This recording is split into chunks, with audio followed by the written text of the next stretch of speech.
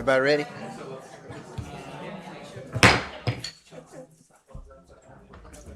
I call this meeting to order. Welcome to our council meeting for August 25th, 2026. Virtual participation in council meetings are available on your computer or smartphone via Microsoft Teams or by telephone. You can learn how to participate virtually by visiting our website, www.clermontfl.gov, and search for 10 council meetings online. In the interest of time, efficiency, and ensuring that everyone who wishes to address the council is given the opportunity to do so, the following will apply to all comments made by the public in person and virtually. Each speaker will be permitted 3 minutes to address the council. In an effort to be respectful during the meeting, please make sure your cell phones are set to silence.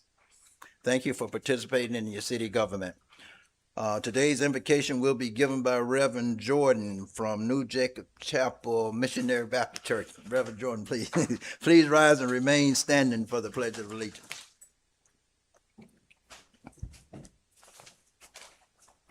Can we bow our heads? Heavenly Father, Lord, we give you honor today. We come with a humble spirit. Lord, we ask that you look down upon every Congress person that's here today, Lord. We ask that you would touch their heart, touch their mind. Lord, give them the spirit of Solomon. Lord, give them the heart of Moses. Lord, we ask for understanding that you can provide. Lord, we ask that you would guide them, strengthen them, and Lord, that they will have the right judgment for your people today. Yes, yes. Lord, we pray for those that are here. Lord, we might not see eye to eye or always come out to agreement, but Lord, we know that the verdict would be just. And we praying, Lord, that everyone that leaves here, Lord, will leave here with that spirit in mind. Lord, we ask that you look down upon the police chief today, Lord, that you would touch him, give him wisdom, give him guidance. Lord, we ask you to look down upon the fire department. Lord, we ask that you would strengthen them right now. We ask you to look down upon the city of Clermont. Lord, we ask that you will bless this city. Lord, that you will prosper this city. Yes, that yes. it be like no other city here in Florida. And Lord, we asking that as we go forth, Lord, we go forth with your guidance. We go forth with your spirit. Lord, we go forth that you will bless each and every household here. Lord, we pray for that and many more in Jesus' name. Amen. Amen. Amen.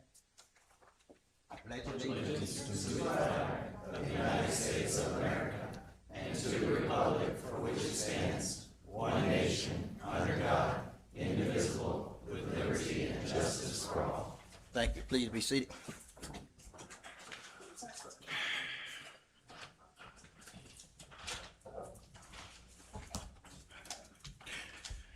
Okay, this afternoon we have a proclamation honoring the life of Alberta May Tony Bell Roscoe. Yes, ma'am. Whereas, Hold on just a minute. Miss Renee, you want to come up front, please? Go ahead. okay. You just stand there and face, please. You'll read it. Whereas Alberta May Tony Bell Roscoe, a beloved educator, mentor, and community leader, devoted more than 30 years to educating and inspiring generations of students and families throughout South Lake County. And whereas Tony was part of the Bell family legacy that brought Bell Ceramics to Clermont, a successful family-owned business that grew into an internationally recognized leader in ceramic and porcelain products, and made a lasting contribution to Clermont's history, economy, and community. And whereas Tony began her teaching career at Mineola Elementary before serving at Clermont High School as a language arts and senior English teacher, yearbook and drama club coordinator, and National Honor Society leader, where students affectionately knew her as Ma Bell, and later served as a guidance counselor at South Lake High School, continuing her commitment to mentoring young people and helping them build the confidence to pursue their goals and dreams. Whereas Tony's influence extended far beyond the classroom through her compassion, humor, wisdom, and encouragement, leaving a lasting impression on countless students, colleagues, friends, and families who considered her a trusted mentor and friend. Whereas throughout her retirement, Tony remained deeply committed to the Clermont community through her service with Beta Theta ESA sorority, Cooper Memorial Library Association, Kiwanis Club of Clermont, Clermont Historical Society, and as a volunteer at the Clermont Historic Village. And whereas Tony passed away on May 16, 2026, at the age of 86, leaving behind a legacy of education, service, kindness, and encouragement that will continue to live in the hearts of many people whose lives she touched. Now, therefore, be it proclaimed that the city of Clermont recognizes and honors the life and legacy of Alberta May Tony Bell Roscoe, expresses its sincere appreciation for her extraordinary contribution to the city, to the Clermont community, and extends its deepest sympathy to her family, friends, former students, and all who mourn her passing. In witness whereof I have hereunto set my hand and caused the great seal of the city of Clermont to be affixed this 25th day of August in the year 2026. Before I come down, let me say that I see a lot of her students and other people, club members and all this out here. And if it's okay, I'm gonna invite you all if you want to come up and take pictures. That come down and present this. But I just want to say Miss Bell was a very inspirational and great contributor to this community. She was my 10th grade English teacher. Okay, she taught me in 10th grade, and I can remember. I don't think a lot of people know, but there used to be some railroad tracks used to come through Clermont, down here doing the one on the front, and one of the properties where the boat ramp is at. Tony Bell and them owned a business there called Bell Ceramics, and I remember many nights the trains just come and drop box cars off there for all the supplies to be unloaded there and everything. So they contributed a lot to this community, and she owned different other properties and contributed. I am a member of the Kiwanis Club, as a matter of fact, and it's because of Miss Bell as well. She had the influence on me to encourage me to join the Kiwanis. So I just want to say it took me by surprise to see her missing. I'm gonna truly miss her, and I invite anyone whose lives she touched base to come up if you're willing and join me in this picture down below. Okay, I see some of the students. I know a few of them out there that she taught, and one young man I know he's here. Probably the first or second time I ever seen him in the council chamber, so I'm figuring that's why he may be here, Mr. Abraham. So please, if you all want to come down, join.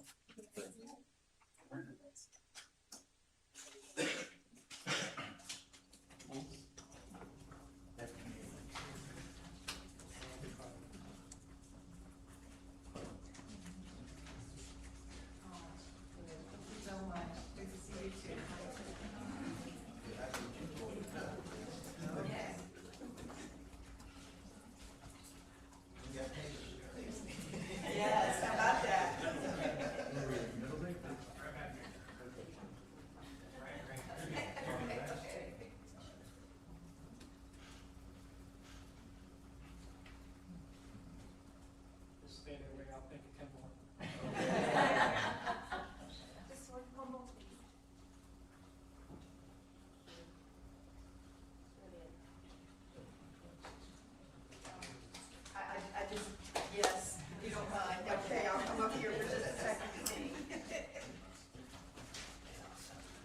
Okay, thank you again.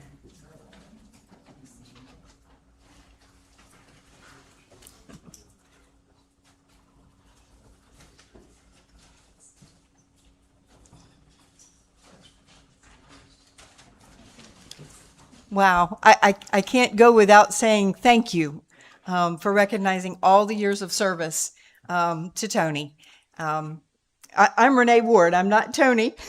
For those of you that in the room that maybe not knew her, Tony was also my high school English teacher, 12th grade, and my next door neighbor for over 40 years, and a very dear friend. So I thank you for bestowing this honor on her, and the family wishes to deeply express their appreciation for this honor in recognizing her for all of her years to this community. Clermont was Tony's favorite place on this earth. Mm-hmm. She would rather be in Clermont than anywhere else, primarily because of the people. But she lived here for over 60 years, or close to 60 years, and just really cherished this community through all of the things she did, from an educator to community services. So thank you. This is She would be well deserved, and I know that the city council is going to miss seeing her sitting on the front row Yes. next to Dieter. Yes. So thank you very much. Thank you.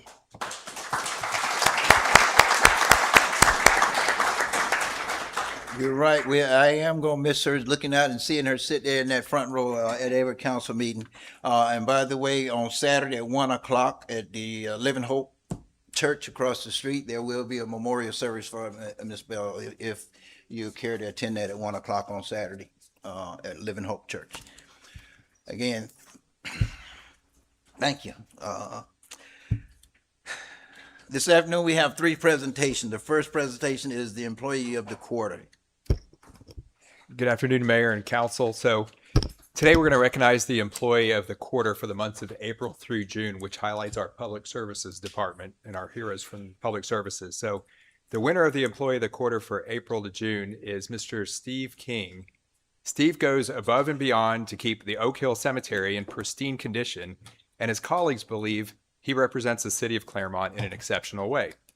A quote from Steve's nomination that we can all strive for is that he shows exceptional empathy by patiently assisting families in their most sensitive times, helping them pick out plots and consistently receiving feedback as the most professional person they've ever met with during difficult times. Congratulations, Steve, for being the employee of the quarter for Public Services. Thank you.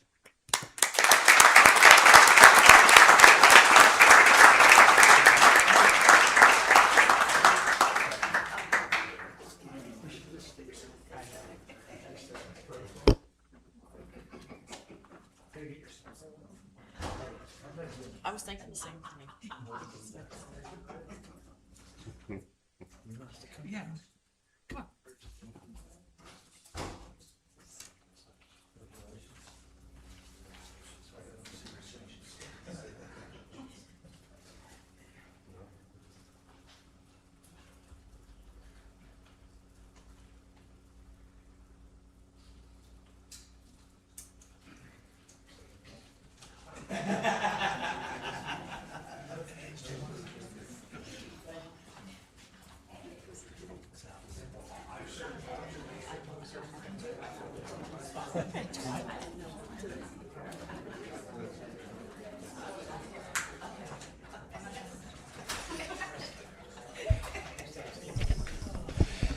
Steve, that is a well-deserved recognition there for all the work you do over there at cemetery. Of course, I go past that cemetery, I don't know how many times a day because I live right up the road from it.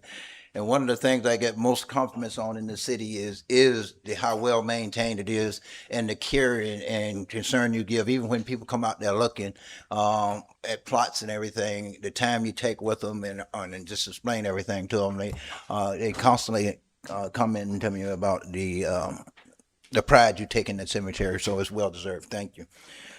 Second presentation is the quarterly budget report. Yes, sir.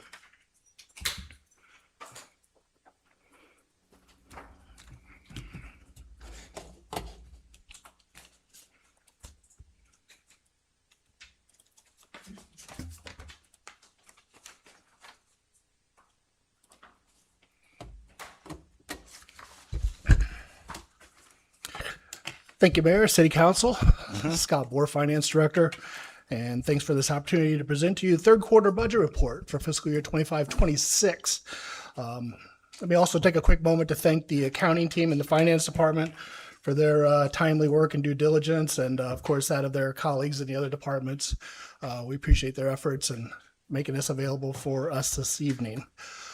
Reminder to the public, this report in a dynamic format is available on the city's website through any of the finance department links and have drill down capability to see additional detail.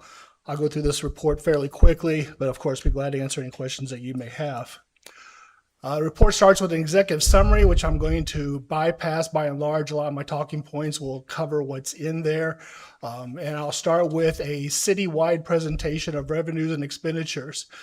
Beginning in the middle column, this fiscal year 26 year-to-date actuals. Again, this is all funds across the city. Our revenues at the end of the third quarter, $109.9 million received, over $88.9 million in expenditures. Both are about $9 million below where we were at the same point last year and well below budget in both cases as well, largely because of capital spending, and I'll speak into a little bit more detail on that, beginning with our next table. This is the same presentation type, but specific to revenues by fund types across the entire city. We now have a percentage in the lower right-hand corner. You'll see that $109 million equates to 74% of our budgeted revenues for the year, year to date. If you go to the top, you'll see in the general fund, we're at 83%, over 75, which obviously is a good sign. And within the enterprise funds, we are also above 75% at 79%. A couple notes on those.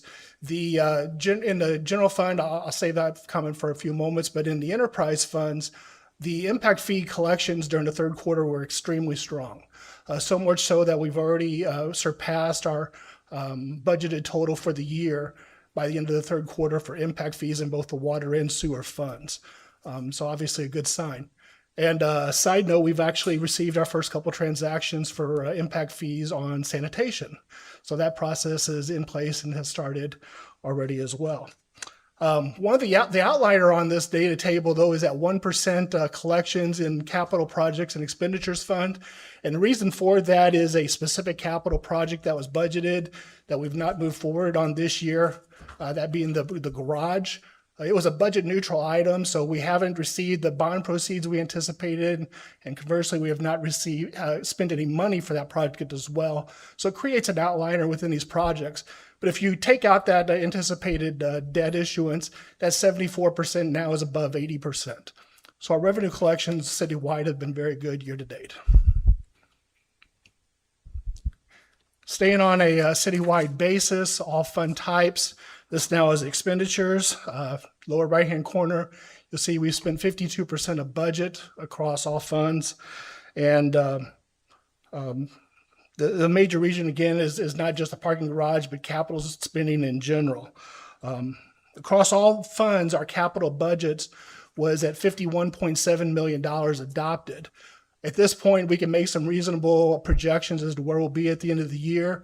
And it's looking like we're only going to spend about 20, maybe slightly below 20 million of that. So that's $31 million that's included on the expenditure side that we don't believe we're going to end up spending this year. In addition to the parking garage, that's projects such as Meet in the Middle, the Heartwood Marsh, road expansion, which have been deferred until next year or a later time.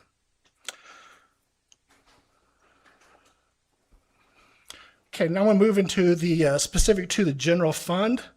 And this first data table in the general fund, again, is all revenues over expenditures. And you can see at the end of quarter three, in this year-to-date column, our revenues are at $51.6 million, slightly about $1.6 million higher than the same point last year. And on the expenditure side, we're at $40.2 million, up from about 37.6 this point last year. So revenues at this point exceed expenses by about $11.4 million. Again, in the name of some early projections for end of the year, it appears at this point that the amount of money we're going to return to fund balance at the end of the year is going to be north of $4 million. Now, four, yes. Don't hold me to that, but I think that's going to be, I can say here today, that'll be a minimal number. We got a lot of activity to account for still. And of course, when I stand before you presenting the fourth quarter report in November, we'll have a much better idea exactly where that looks. But I wanted to give you at least an initial estimate as we go into wrapping up the budget process for the next fiscal year. Next data table is in terms of general fund revenues. Again, at the bottom, you'll see year to date, we've received 83% of our budgeted revenues. And up at top, you'll see our primary category, general government taxes, we're at 90%. Included within that is our ad valorem taxes. We're at 94% of our collections for ad valorem, which puts us squarely in our historical collections for ad valorem with still a disbursement or two remaining. So our ad valorem taxes have looked in line with our historical averages. One thing I wanted to point out on this, it's not readily available, but it is in this drill down capability, is on the intergovernmental revenue line. You'll see year to date, we're at $5.5 million. And that's been buoyed by staff's effort with grants this year. Our grant collections this year in the general fund have been fantastic, and we're pushing the $1 million mark, which is a historically high number for the general fund. And the best part about it, in my opinion, is it's across all of our activities. Obviously, there's a lot of public safety grant dollars in there as well, but our grants manager has really been knocking it out of the park with FEMA, and we're getting a lot of storm reimbursements from prior years coming in this year, and they're a little bit more cooperative right now. Don't quote me on that. But the point is that we're getting a lot of grant money in this year. That certainly is a good thing in helping the general fund. And then finally, in terms of budget numbers, the expenditures on the expense side, or the general fund side, we are at 60% of our spending to budget in the general fund through the third quarter.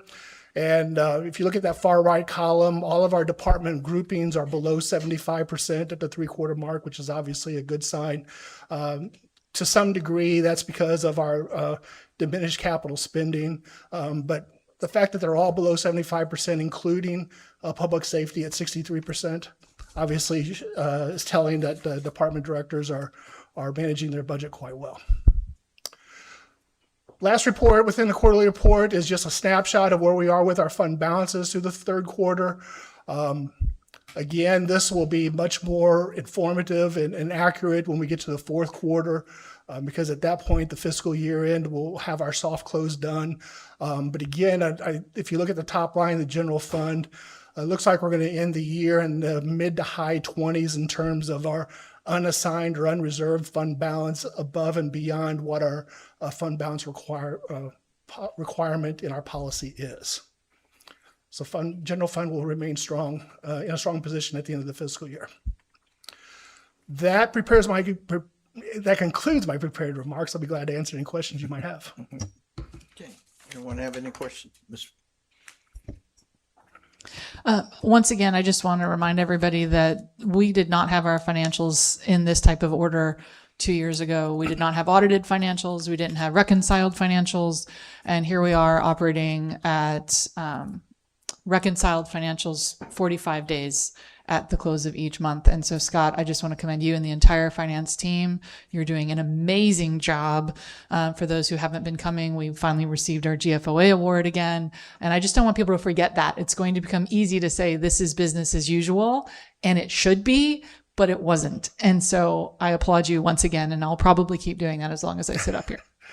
That's very much appreciated by the entire team. Thank you. Yes, sir. Mr. Board, just one question for clarification on the general fund balance. You said roughly 24 million. Is that 24 million total, or is that 24 million above the percentage that we are required to have set aside? That is above the required percentage. So the actual total is higher than that. But yeah, the unreserved amount is in the neighborhood of 36 million. I just want to make sure I was clear on that. Thank you very much. Of course. Yes, ma'am. Thank you, and tell your team we said thank you for all that they're doing for our city. We really appreciate that. Thank you. Will do. Yes, sir. Mr. Peterson. I mean, I did what Councilman Strange said. In the past, we've never had this kind of accuracy on a timely basis, and I think you've accomplished way more than we ever expected. And I'm very impressed by the budget. The budgets that we have now, 35 million. You know, we're 25 million ahead, above what we ever needed. So in other words, this is actually taxpayer money that we collected from them, but now we can actually give that back to them by keeping our millage rate low and anticipating of what might happen in the event that the property tax amendment goes through. As you said, we would only be 1.5 short, I think. Is that what the statement was on a past conversation? I don't recall what my Okay, projections. we'll take that as a yes. What I do But I just want recall. to thank you again for the great job you're doing. Thank you. Okay, thank you. Mr. Scott, as always, and I always tell you, thank you. I can still remember 2, 3 years ago when we looked at putting you in this position, and we talked about transferring, changing over the software so we can get the budget to this point and everything.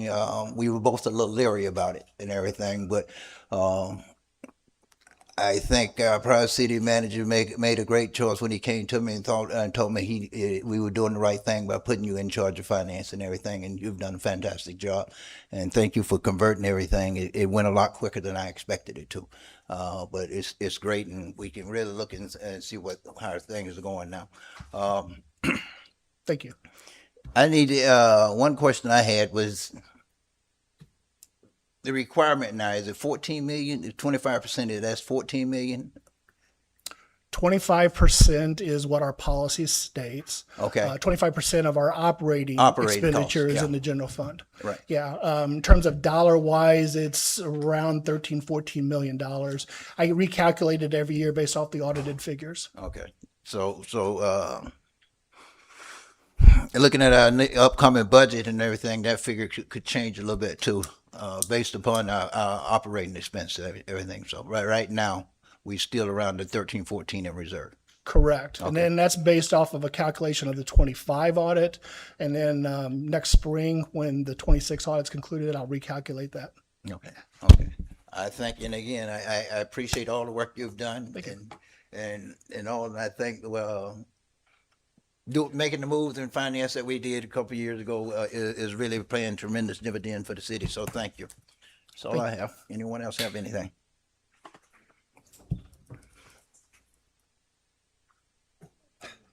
Thank you. You're trying to get out of there. That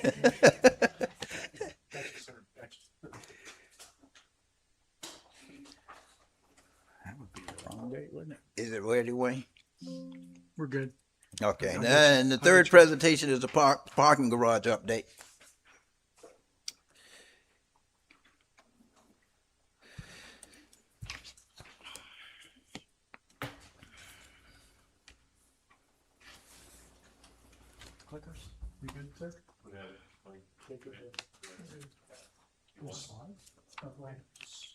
Oh, okay. Nathan Norris, Director of Economic Development. Just to give you a quick update of what the Parking Garage Committee has been up to. As a reminder, we started with 9 committee members. We now have 8 committee members. We've met over the last 2 weeks. And I want to thank Zane Ertel, who's helped manage this process along with me. Those meetings were designed to essentially provide an overview of what their tasks were and to start talking about the individual details that might go into identifying the different concept plans that will be developed for both of the proposed parking garage sites. We've provided them with previous studies. We've had them discuss various things. Earlier this week, we met with the architecture firm that's going to assist, and engineering firm as well, that's going to assist in creating those concept plans for us. That's a group called CPH, led by John Linty. And we met with him and his team through a video conference on Tuesday. No, not on Tuesday, yesterday. Days are flowing together. We met with them yesterday for a long period of time to talk about the process. They modified their schedule to fit our schedule. Our schedule is to provide you with the proposed concept plans no later than the 22nd of September. So it's a short time frame, but they were willing to assemble everything in a way that they could get the job done. We have been meeting on Thursday afternoons at 3:00 here. We'll have our third meeting later this week, where we're going to take a lot of the things that have been discussed so far and try to prioritize what they think is most important, to give sort of the final feedback to the consulting firm so that they can go ahead and get busy coming up with the alternative plans. They're going to be coming up with at least 3 different concept plans for each of the sites. And that's generally where we are right now. Do you have any specific questions? Anybody have any questions? All right. Thank you. Thank you.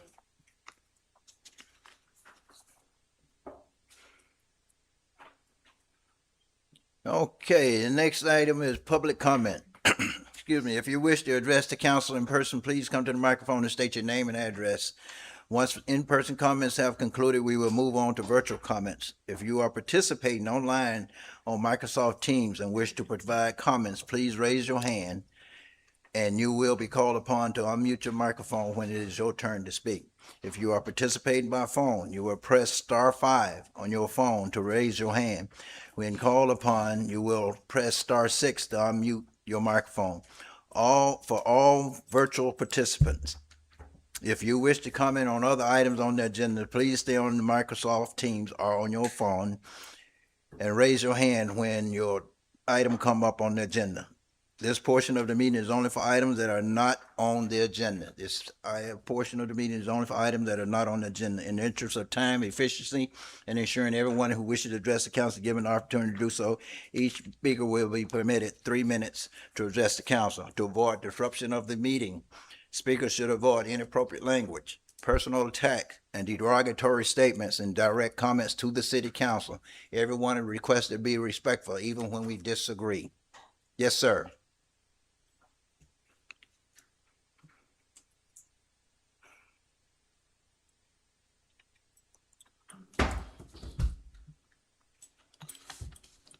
Good afternoon, City Council. My name is Robert Mock. I live at 270 Division Street in Clermont. I'm here today to voice my opinion, and it's to talk about the parking garage. Considering the locations that have been being talked about, the new parking garage, the one proposed location in the existing dirt parking lot, there's a lot of, right directly in front of several businesses. I want to be clear. I'm in support of long-term solutions to downtown parking needs, but I understand the firsthand we need to make that more parking. But where we build it matters. Building a large parking garage in this particular location could mean significant construction disruption, temporary loss of parking that customers currently depend on, reduced access and visibility to the surrounding businesses, and very financial strain on the small businesses located along this part of downtown. It would permanently change the character of this area and open view towards the lake that makes this part of downtown so special. We're going to be sacrificing the charm, the views, local businesses, and a sense of community that makes this city special.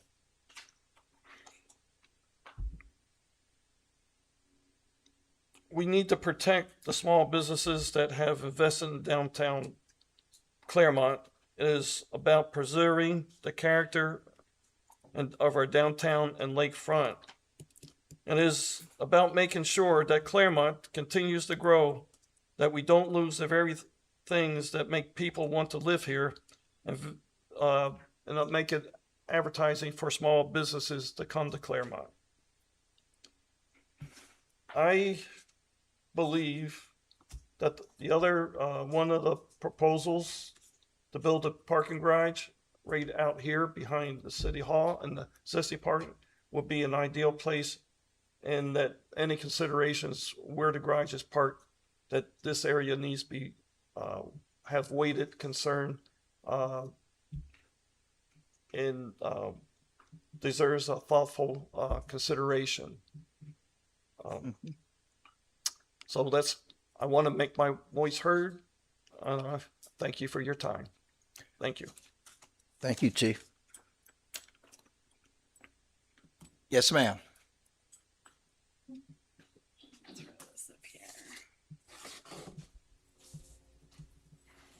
Valerie Shuitt, 931 West Montrose Street. First of all, rest in peace, Dolly Parton. I don't know if you all saw that. Yeah, I just saw that. Just had to acknowledge that. Yeah, everybody loves Dolly. But that's agreeable. I'm going to be a little bit disagreeable now. I don't know if you all have walked the waterfront lately near the boathouse area between Victory Point and the boathouse specifically, but if you did, you'd see some of these things.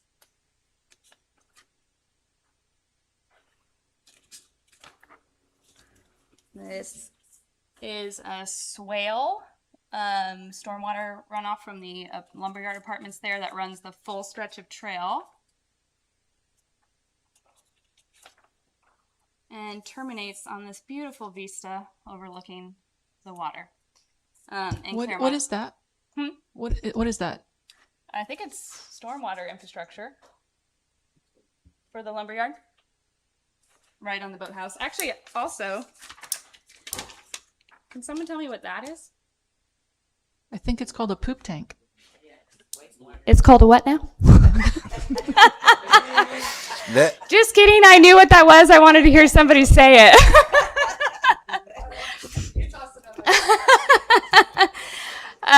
So I believe that our lakes in Clermont are our greatest natural assets. It's a huge part of our charm. And we also have very little public access to our lakes. And this here is on public land, right in front of the lakefront. This, I think there's a residential house right behind the poop tank, to put it in Miss Strange's words. And this is precious, precious land, but I am not here to blame or try to step on anybody's toes. That's the last thing I want to do. But what I do care about is that we do something to beautify this. I think these look pretty permanent to me. This is a decision that has been made. But what can we do now to beautify this stretch of our waterfront is very, I think, important to me. And I have a couple ideas. And there might be better ideas out there, but this swale, it could have maybe been a bioswale. It's not, but what if we made it look like a bioswale? And that's where there's more vegetation and plants that help filter the water. My understanding is this is just a standard conveyance swale. But what if we planted native Florida wildflowers all in the bottom of this and just went chaos garden style and did some beautiful landscaping around it? The last thing I want to see, I don't know where this is going, but the last thing I would want to see is some kind of fence or something like that around there. And then the same thing for this infrastructure here. I think right now a black chain link fence is being put up around it. That's not going to do much to beautify this. So I don't know if we could get something taller with some vines or greenery growing here, or if we could make it a feature with some panels that the South Lake Art League does some art or a mural on. What can we do? That's my question. I'm happy to help and support ideas. I want to see solutions for this. But I would love to see us do something beautiful in both of these spaces and take this featured space and try to make these things a feature instead of some failed attempts at hiding them with a fence or builder grade landscaping. That's all I'll say. Thank you. Thank you.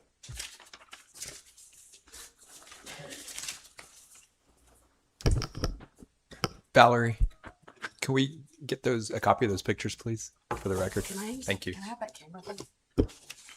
Can I have that camera from the sheet?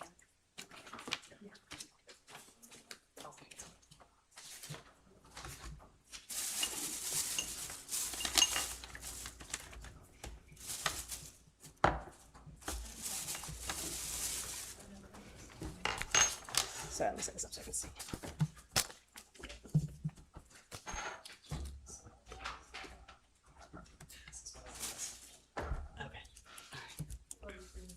I know. All right. Good afternoon. My name is Sarah Jo. I'm a Clermont resident. I am a nurse. I currently work as a nursing instructor for Lake Sumter. I'm a mom of 3. That's 2 of my kids in the back. If I look a little bit disheveled, it's because they changed pickup and I had to sprint to school and sprint back before I missed public comment. I'm here today to talk to you guys about Kratom. It's a designer drug that is currently being sold in 12 different smoke shops in Clermont, as well as 11 gas stations.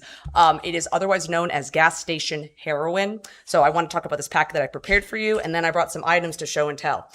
So here is a drug fact sheet from Kratom. Kratom is based off of a leaf that is grown in Indonesia.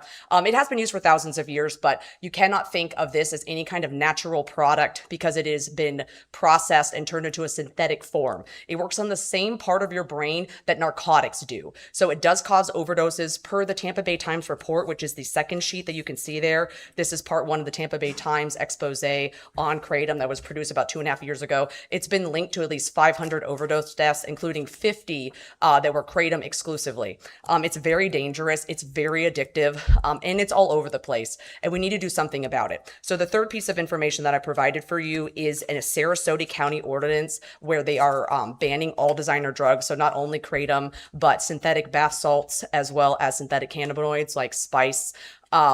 So kratom's been around for a long time, and it's kind of always been in the background. Unfortunately, now that the opioid epidemic has kind of calmed down and there's tighter restrictions, people are turning to kratom when they can't get their prescription pills anymore. And like I said, it does cause overdoses, and it also causes seizures. It's deadly. So I want to talk about some of the products that you can purchase. So I mentioned this previously. This is this is synthetic novelty urine. You can use it to pass a drug test. I talked to an addictions nurse that I know, and she says it does work. So people use this product to bypass drug screenings for their employment. This is a meth pipe. I purchased that. And then this is a THC drink. This was purchased from Circle K. You can get high off of this. It is less than the legal limit. This is a kratom drink. It doesn't even tell you how much kratom is in it. But the last piece I really want to highlight with my last minute here is there's no safe known amount of kratom. Researchers at UF say no more than 40 milligrams per day. Do you want to know how much is in each one of these pills? It's 4 times. So this is 16 times the known safe dose. A 2-year-old overdose, I mentioned that last meeting, a 2-year-old overdosed on 2.5 pills. I guarantee you it was something like this and died. See how small it is? It's smaller than my fingernail. And so I want us to pass a ordinance that bans the sale of designer drugs. We don't need it. It's not a freedom issue. We are allowing drug dealers, legal drug dealers, to profit off the suffering of people in our community, and it's disgusting, and we need to do something about it. And so I would love to speak to you guys further on this. I'd love to review this ordinance with you, but I will be here again at the next meeting to discuss this, because until we do something, I'm tired of seeing people die from drugs, and we need to do something about it. So thank you very much. Thank you.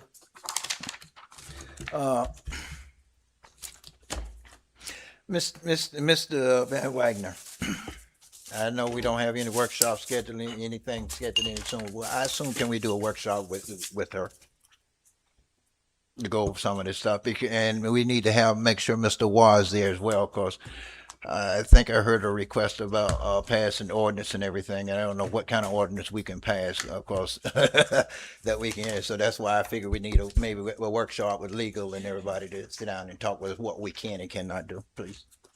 Because I think state regulates all that, right? It does, and there are statutes on the books about this subject. Right. Now, it's my understanding that Sarasota's ordinance predated the state regulation. There's a real question as to whether it's exempted to the state, Okay. or preempted to the state, and whether we can.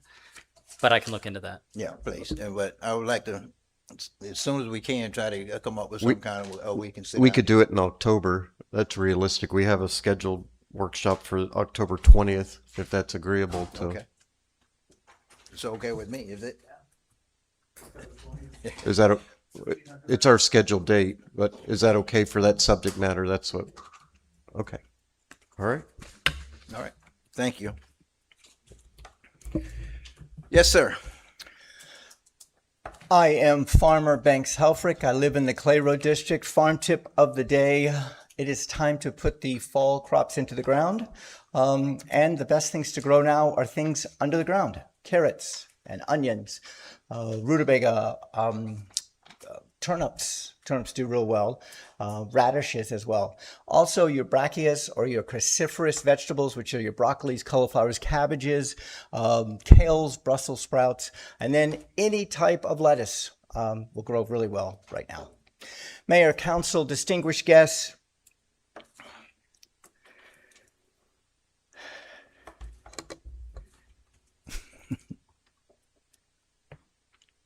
we are in the harvest season. November 3rd, we have a harvest in our country. We get to choose as citizens our next 2 years where we go.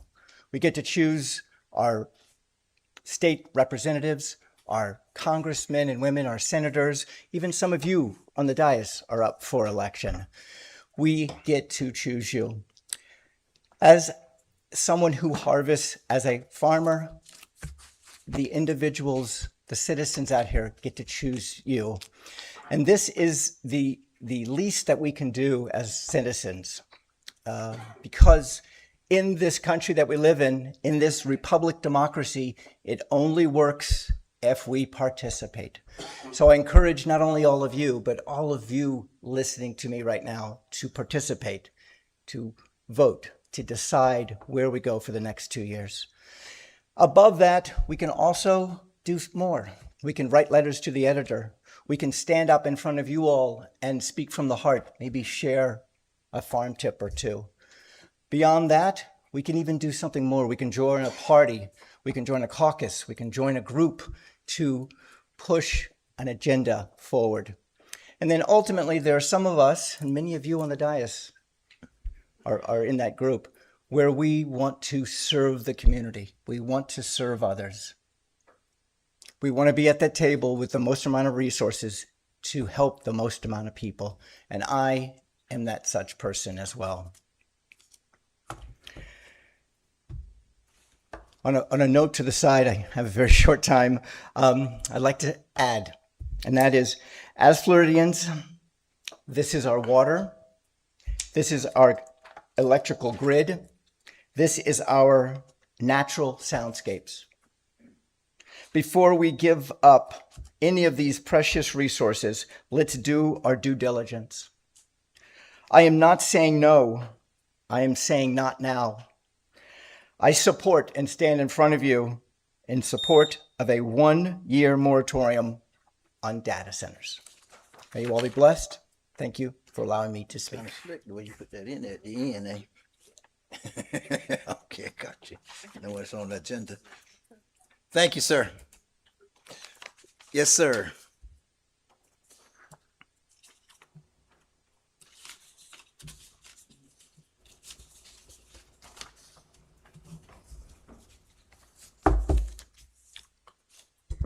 Good afternoon, City Council. My name is Vincent Nemec. I'm here to speak on behalf of myself and an advocate for Hartwood Marsh Road and South Clermont.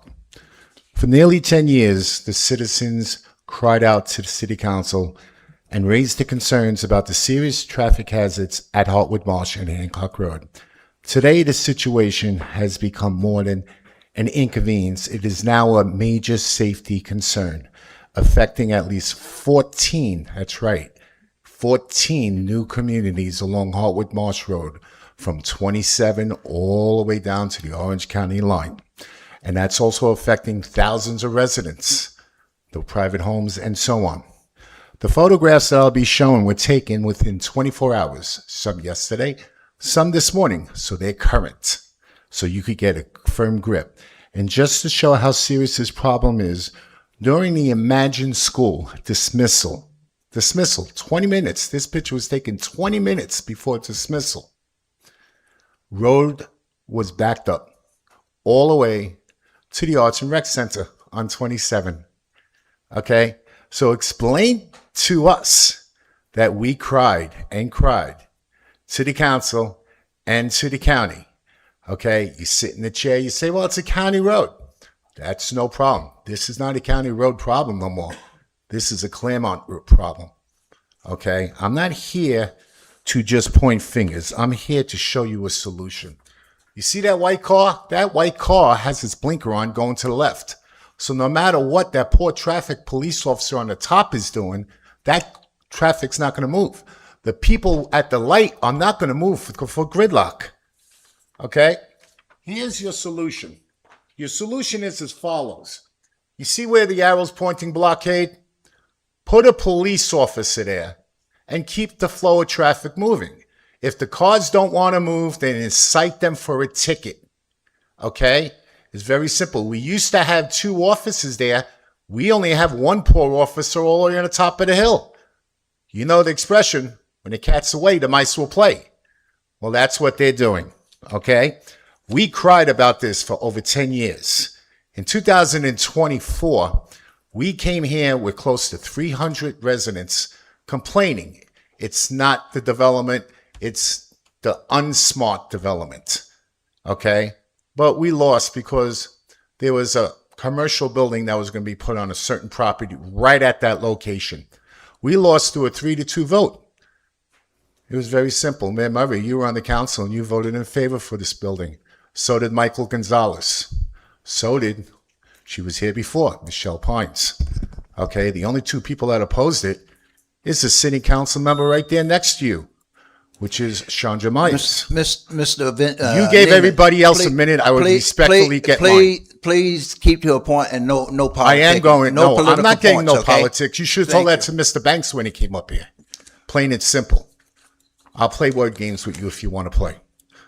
Please don't think this is a county issue. This is our issue. But here's the bigger problem, Your Honor. That's why we're in more of an uproar. See, you don't go down to South Clermont, but we live there. This sign was put up yesterday. Starting September 7th, Hancock is going to be closed. Now, why is that a concern? I'm going to show you the concern. Back to this picture. You see the construction right here? That's going to affect Hartwood Marsh Road. Where are these cars going to go to pick up their kids? Nobody thought about that. And here's another problem. You're going to close Hancock Road. That's against the law. I spoke to the fire chief yesterday. Fire chief says that's going to be a major problem. They didn't confirm with us to close it. It seems like Lennar, who hired another contractor, thinks that they could just close roads. You cannot close a road with two major communities that have egress exit to come in and out. Now you're putting our safety at risks. If we can't get up the road this way, how are we going to get in a road on a closed road? We're very upset about this. South Clermont is really upset. This is going on for too much. We gave you solutions. It seems like it's falling on certain deaf ears. 10 years is enough. Wrap it up in 30 seconds, please. I actually Sure. would like to make a motion to address this item. Well, Miss As a council? Strange, hold on. Let him finish, and I want to address it as well. So, give him 30 seconds to finish up. Clock is running, sir. Oh, I know it is. And I'm just about wrapped up. I'm going to say, Ms. Strange, I reached out to certain council members, and she is telling us she's looking into it. So is Councilman Peterson, and so is Councilwoman Myers. I didn't reach out to Councilman Baines yet, but I was planning to do on later on this evening. So please, it's a concern with the citizens. This is a city safety hazard. Find it in your heart to help us. Thank you. God bless. Thank you. Keep it political. She was told that to Banks. Mr. Van Wagner, Hancock closing. First I heard of it. Why is it? I'm going to get a call into Lane and try to get the details. you didn't know I don't about it know. either? I don't know all these details. Some of these I'm just hearing about. So I'll get with Lane and try to figure out what's going on. Okay. Okay. First, I moved to add this item to the agenda Yes. as the first item after consent so that we can discuss it as a council. I second. Yeah. Okay. Call for a vote? Yes. Mayor, I just wanted to speak into this. This matter was brought to my attention yesterday. Had a conversation with my fire Chief, marshal. we just added this to the consent agenda. At the end of you said at the end of the consent. After consent At as the first consent item. agenda, we'll talk about Okay, it. Again. thank you. Thank you. Yes, sir. We need I to- think there was a motion and a second. We have to vote on it. Yeah. Okay, I have a motion and a second. Go ahead and add this in after the consent agenda. Any further discussion?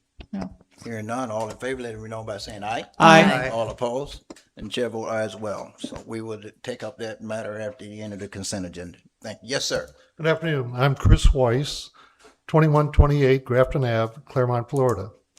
Got a question and a concern, and hopefully could do something about it.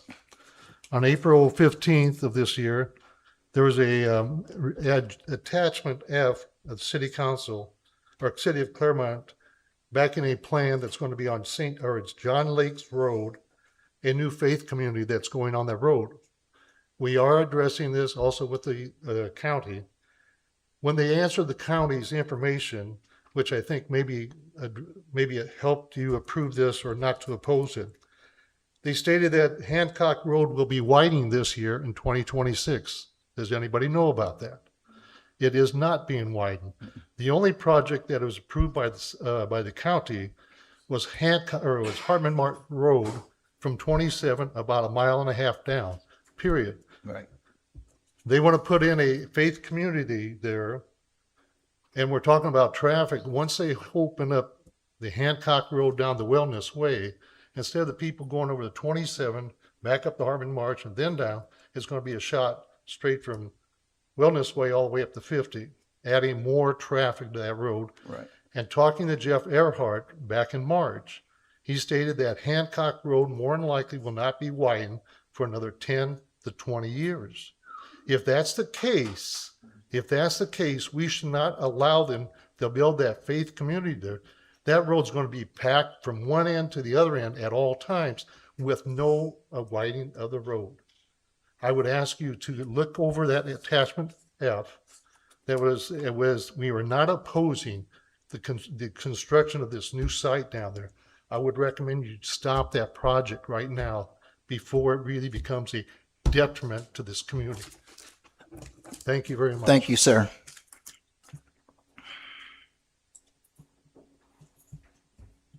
Mr. Van Wagner, I think that is under the county. What he referring to on the corner of John Lake Road and Hancock. I think that's up in the county right now, and I know we've always asked county to send everything back down to us and let us take a look at it before they approve everything. So can you make sure they do that? Please let it come to us before they do the final approval on that. I will make the request. Yes, sir. Thank you. Even though we can say no to them all we want, but they still have the last authority, and I think it's already a building there that they worship out of anyway, but they want to do more there. But I know it's up in the county right now. Okay, thank you. Yes, ma'am.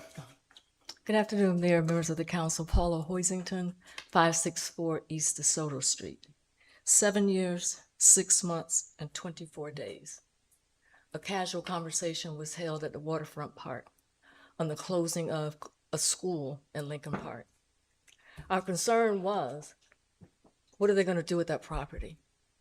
We came to the council to ask for a community center. We went to the school board and explained our vision. We went to the Board of County Commissioners. They supported us and wrote a recognition in support of a community center. We went to the Board of Education. We presented in front of the school board, and our plight was, the school is closing.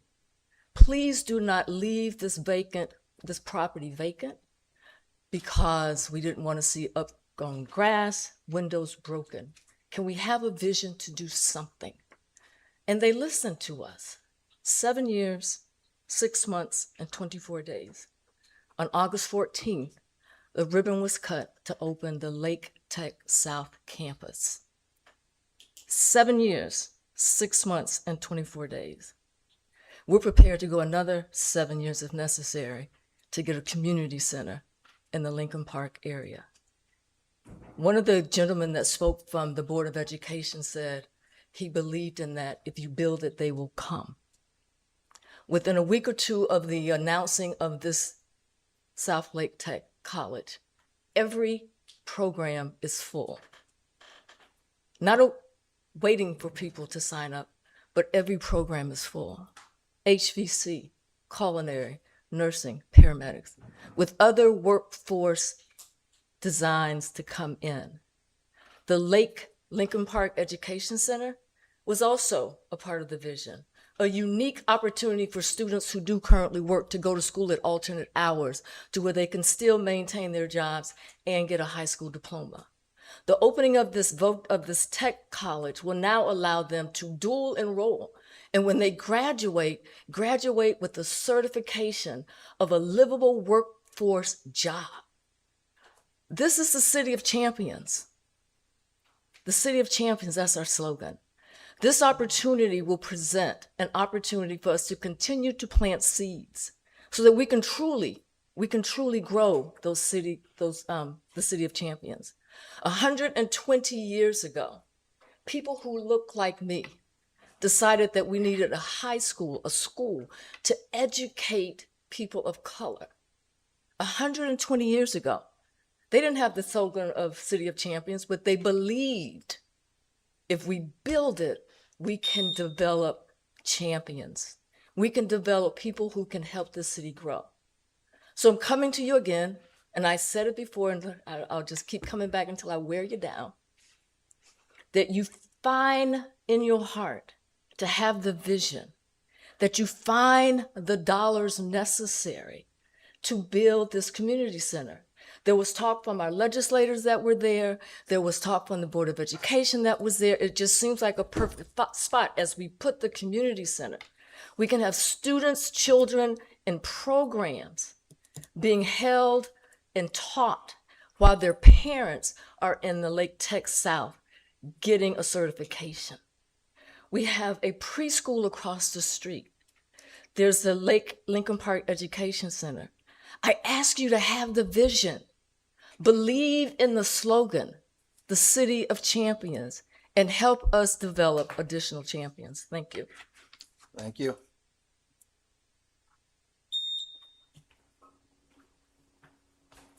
Anyone else?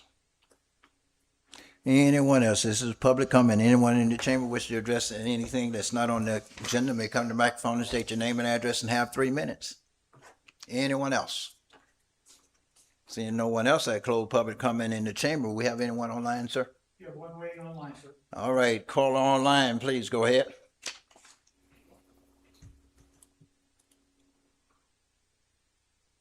It's still there.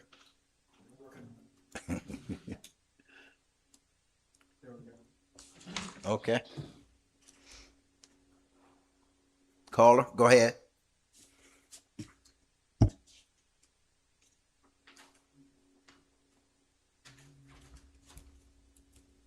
Got him, Wayne?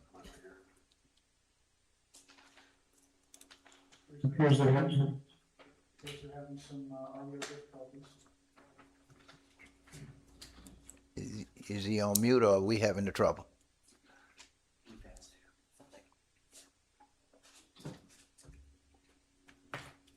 Hello, can you hear me? Yes, I can hear you now. Yes. Okay, it flashed a little message on the screen that I was unmuted, but I wasn't. But per the city clerk, I'm informed that Clermont is using AI surveillance cameras. Our founding father, Patrick Henry, offers some insight these 250 years later. He says, "It is a saying known to all intelligent people that government is a choice of evils. We must choose the lesser evil." In June of this year, the Supreme Court decided a case named Chatry versus the United States. The court held that Americans have a reasonable expectation of privacy in their location history. Police need a warrant before obtaining that data, even when it sits with a private company. Automatic license plate readers like Flock, Vigilant, Axon, and so on create the same continuous location record without a warrant. Between January 25 and July of 26, more than 90 jurisdictions canceled, declined to renew, or deactivated their AI cameras contracts. Cities from Los Angeles to Framingham, Massachusetts, Dane County, Olympia, Washington, and more than 90 more walked away. Some contracts cost tens of thousands of dollars a year. The cumulative rejection signals a nationwide loss of confidence. Right here in Lake County, commissioners ordered nearly 100 unauthorized flock cameras removed in 2021 and passed an ordinance banning surveillance devices on county property and rights of way. That local stand matters. Meanwhile, police officers have repeatedly abused this system. At least 50 documented cases show police using AI to stalk romantic partners or family members. Outcomes have included forced resignations, firings, arrests, and criminal charges for misconduct in public office. False stolen vehicle alerts are also common. One Los Angeles audit found 160 incorrect hits in just 2 months, a 32% error rate. The amount of errors is now so large that the Institute of Justice has created an online searchable database about it. I'm incredulous. When a camera misreads a plate, the result is often a high-risk felony stop at gunpoint. Innocent drivers have been detained, jailed, lost jobs or their homes. For example, Lindsay Isaacs, a 23-year-old woman was wrongfully arrested after an AI camera misread her plate, linking her vehicle to a triple fatal I-4 hit and run. Florida Highway Patrol impounded her undamaged vehicle, then arrested her 6 months later. She spent 13 days in jail without bond, faced eight felonies, lost her job, and was fully exonerated. She is now suing Florida. 6 figures. Those mistakes violate the Fourth Amendment because they seize free people without reasonable suspicion. AI cameras do not merely catch stolen cars. They secretly map who visits a church, a doctor's office, a gun range, a political meeting, or any place where citizens have a reasonable expectation of privacy. This is not public safety. This is a permanent surveillance state of our private lives. Council members, the choice of evils is clear. Choose liberty. Reject or cancel those LPR cameras here in Clermont. Thank you for your time. Thank you. Caller, before you hang up, I didn't get your name and address. Hi, my name is Mark Preston, 381 Sky Valley Street, Clermont. Thank you. You got that, Tracy? Thank you. Next caller, go ahead. Yes, hello, this is Jenny May, 4062 Greystone Drive. I'm here today just to ask in regards to any status of the joint planning agreement. I was under the understanding, based on speaking to a county commissioner, that Clermont is currently working or negotiating on the JPA, but we never really hear from the council or from someone in regards to the status of that. Because it's very important that the citizens need to know about the JPA, especially with all this new development and sprawl that's happening around us. Especially with the gentleman that came up in regards to Hancock. You know, the JPA, we should be, as part of the JPA, we should be coordinating with the county in regards to the new roads and public services that come with all this new development. I'm seeing another development that's happening on Hancock, which I have not seen any sidewalks or any trails being put in front of it. So I think that, you know, if someone can let us know, if, you know, what the status is, who on staff is working on it, you know, when do they meet? And, you know, and being a planning and zoning commissioner, I would like to know as well, because it would be easy, you know, it'd be great for us to even know if there's an ability to, you know, attend any of these meetings as well. But if anybody can provide us a status report on that, because I understand it's being updated or negotiated. Thank you. Thank you. Anyone else? That's it, sir. That's it. Since there's no one else on the virtual, we will close virtual public comments, and we will close down public comment altogether and bring it back to council. Mr. Van Wagner. I can't even remember the last time we had a meeting on JPAs with the county. I can't. Is anyone scheduled anytime soon that you know of? We've had some discussions with a vendor. Okay. That they're using to bridge the gap, if you will, but it wasn't a direct conversation with the county. It was more of a template that we were going through in the discussion. Mm-hmm. So I would say there needs to be a lot of work done with the JPA, but we did have some conversations initially and need to have some additional conversations with them about it. And there was talk about us allowing them to have more rights in the Green Swamp and us having more rights towards Wellness Way. And we had talked to some of the commissioners about that, but we didn't get an overwhelming sense of support that they were wanting to move forward with that one way or another. Mm-hmm. So, but there was discussion, because we let them know our concerns going on in Wellness Way, that we see it again and again. So Mr. Mathis and I talked with him, and I have not seen any, unless he knows of a meeting I'd missed recently when he was in Tavares. That's the extent of, we have not heard from him since we had a conversation with him individually. Yeah, we have not had any direct, we've talked about it in the managers and mayors meetings, Right, and things like that, but there's been no meetings that I'm aware of, Kurt, unless you know of any.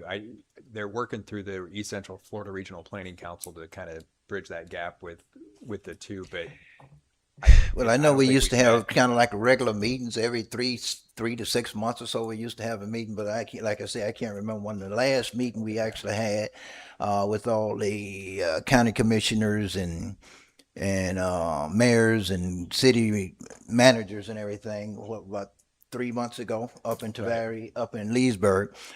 It wasn't really about JPA too much. Okay, No, so it was about TDRs. yeah, about and TDR. JPA a little Yeah, bit. it was mostly about Yeah, TDR. So right. if we can get with the county maybe and see where we stand with JPA, I think Groveland completed theirs, and I think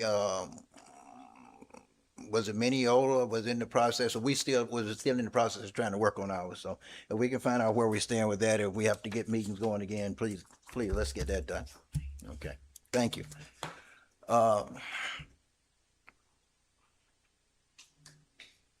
That was public comment. So before we go any further, are there any changes to the agenda, Mr. Van Wagner? Item number 17 was a citizen's request from Ms. Forth. She's asked to be moved to the end of the agenda after item 21. Okay. Mr. Well, do we need I prefer that you do. a motion? Okay, okay. I'll move to move item 17 after item 21. Second. I have a motion and a second for, to move item number 17 to the end of the agenda after item 21. Any further discussion? Hearing none, all in favor, let it be known by saying aye. Aye. All opposed? Chair vote aye as well. Any other changes, sir? No other changes. All right. Okay, the next portion of the meeting is the consent agenda, which contain items that have been determined to be routine and non-controversial. If anyone in the audience wishes to address a particular item on the consent agenda, now is the opportunity for you to do so. Additionally, if staff or members of the city council wish to speak on a consent item, they have the same opportunity. Consent items tonight are items 1 through 17. 1 through 12. Okay. Are there any items anyone wish to have pulled? I would like to have item number 7 pulled. Item number 7. Any others? If we're pulling item number 7, I'd like to pull item number 3. Item number 3. Any others? I want to pull item number 12. Any others?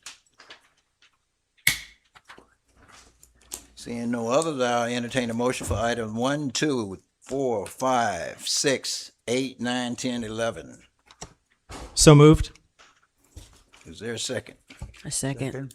Have a motion and a second for approval of consent agenda items 1, 2, 4, 5, 6, 8, 9, 10, and 11 as presented. Any further discussion? Hearing none, all in favor, let it be known by saying aye. Aye. All opposed? And the chair vote aye as well. Motion carries 5-0. Item number 3, yes, ma'am. Mr. Mayor, I move to hear item number 3 after item number 7, since item number 3 incorporates or assumes approval of item number 7. Okay. Item number 7. Was that you, Mr. Peterson? That's me. I mean, we've had discussions about the flock cameras. I'm not prepared to call this system an invasion of privacy based solely on the information that's in this agenda pack. However, I'm equally unprepared to tell our residents that their movements are protected. The packet did not clearly explain whether the underlying GPS and vehicle telemetric information is fully autonomized, how the data is aggregated, how long it is retained, or whether the individual trips could ever be construed or linked to a particular vehicle or driver. If the city receives only anonymous aggregated roadway statistics, this system is less intrusive than a license plate reader. But an individual vehicle identifier, precise GPS points, and timestamps, trip histories remain accessible, then this creates a serious privacy problem. Before approving this contract, council should require written answers explaining where the data comes from, whether the motorist consented to its use, or whether any person or vehicle can be identified, and what contractual protections prevent this data from being retained, shared, sold, or used for another purpose. Until these protections are clearly written into this contract, I cannot support this proposal. Okay, thank you. Yes, sir. Deputy Chief McMaster, Mayor, council members. I want to take a minute and give you some information to hopefully alleviate your concerns, sir. And also have, when I'm done, if you'll allow the two representatives for the company, I think once they speak, you'll have a very good understanding, and it's going to alleviate those fears that you have. Currently, we rely on temporary monitoring equipment and limited historical data to evaluate our traffic conditions. These methods only provide a snapshot of roadway activity at a specified location and time.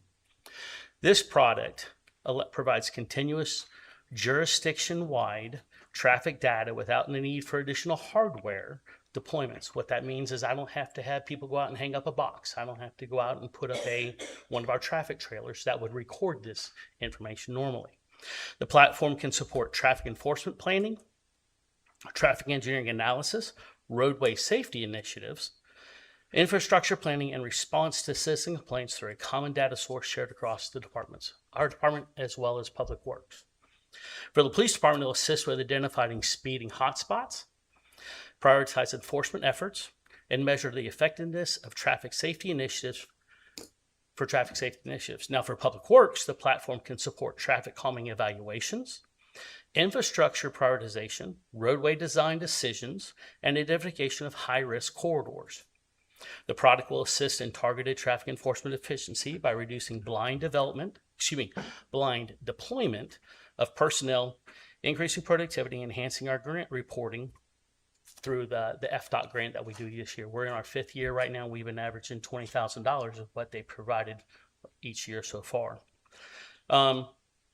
We will also be able to provide a quicker response to traffic complaints raised by citizens.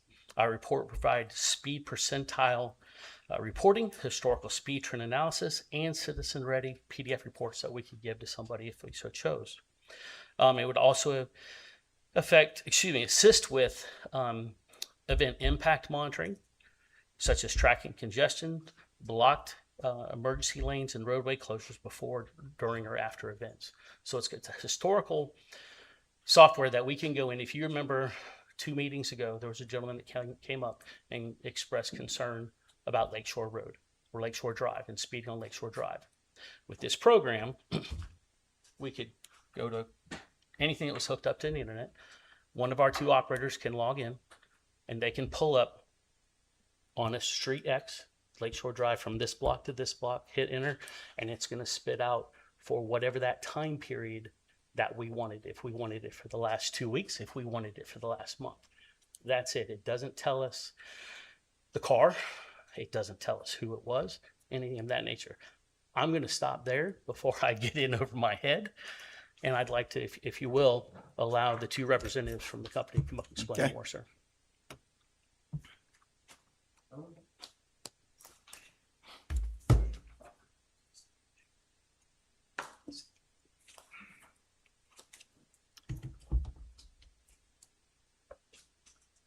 Thank you, council members, for giving us the time this afternoon. So as Deputy Chief McMaster stated, traditionally, I think a lot of agencies have been performing traffic studies through manual counts or temporary equipment deployments like setting out a speed trailer. That obviously provides very limited historical data sets. And as he outlined, those methods are very time consuming and labor intensive, and they're only giving a snapshot of traffic conditions at a single location. This is where a lot of agencies have been partnering with Urban SDK to provide access to consistent citywide traffic data. So we have a handout in the folders that we just passed along that outlines some of the 50 plus agencies throughout the state of Florida that are partnering with us today.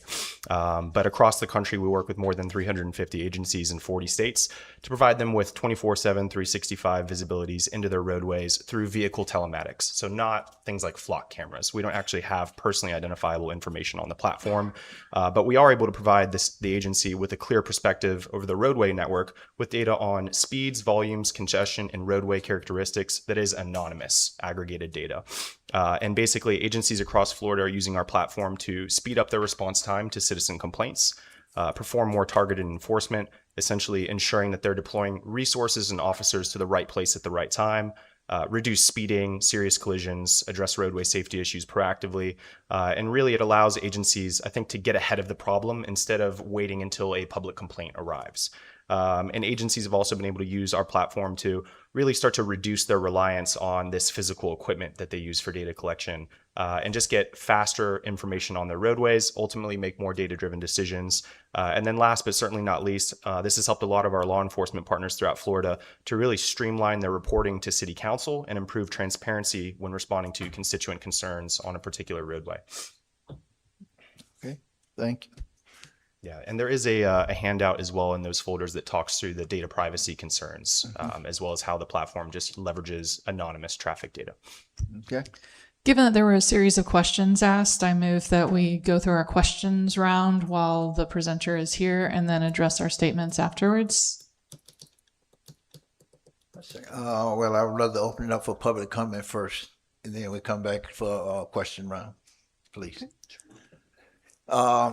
Yeah, partner back there, he's saying anything? Just here to help with questions. Okay, okay, just have a question. In that case, I'm gonna go ahead and open up for public comment. Anyone in the public wish to address the item may come to the microphone and state your name and address and have 3 minutes. Anyone in the chamber wish to address this item may come to the microphone, state your name and address and have 3 minutes. Seeing no one in the chamber, anyone online, sir? No one online, we're gonna close public comment and bring it back. Yes, ma'am, Ms. Strange. Just point of order, are we following our rules by rotating who goes first? Yeah, I got to go first last time. Sorry, I'm not trying to be stickler, but I'm just trying to make sure we have get into the groove of it so that we can provide for our meeting efficiency that we all agreed to try to implement. Do I support that, or what do I do? Yes. So I don't know who's speaking first tonight, what the rotation is, but Go ahead, Mr. Bay. I'm happy to. Thank you. I just want to clarify, this data collected is anonymous and is not tied to a specific vehicle, license plate, driver's license, make, model, color of a vehicle. That's exactly correct. So there's no personally identifiable information on the platform whatsoever. It is all broadly aggregated, anonymous traffic data. Okay. Question for our CPD staff, please. Yes, sir. The data we collect currently from those boxes or the trailers that go out, Yes, sir. is that anonymous? Yes. Does that get tied to a specific make, model, or vehicle of a car, a person, a driver's license, No, any sir. other identifiable information? No, sir. And the benefit, if I heard correctly from you, is that by utilizing this system, we would be, if we got a complaint at this meeting, if we had this in place, whoever you have identified, one of those two people could go in and say, give me the data for XYZ road for the last 1 week, 2 week, 2 months, and we would have it instantaneously, as opposed to deploying the box or the trailer tomorrow and collecting it for 1 week, 2 week, 2 months, whatever. Okay. That's correct. Thank you very much. Ms. Myers. You have already taken what my question was about the data, which was said in the agenda review. So again, as you said, it helps with congestion and it helps with tracking the information of cars speeding through here, but not, oh, this belongs to Johnny, this belongs to Susie. None of that is on there. So I'm fine with it. Thank you. Thank you. Mr. Peterson. So basically, you're taking a snapshot of a whole, let's say, all of Clermont from space? Is this where it is? Is it a satellite-based system? Essentially, from vehicle telematics, yeah, So GPS basically, and like all navigation the cellular systems. towers then? So you're getting a position from that? Is that what it is? We don't use cell phone or Bluetooth data. We find that you can get, false positives if you have multiple phones within a Right. car or, a pedestrian on a motorized, Right. So we really just rely strictly on the vehicle telematics, but it's all anonymous traffic data. Okay, so I mean, basically, this is the same thing as when we had the two wires across the road and you were doing a speed. Exactly. We give them that same readout, but at a much faster pace so that they're not having to wait multiple weeks to be able to get an answer on a roadway.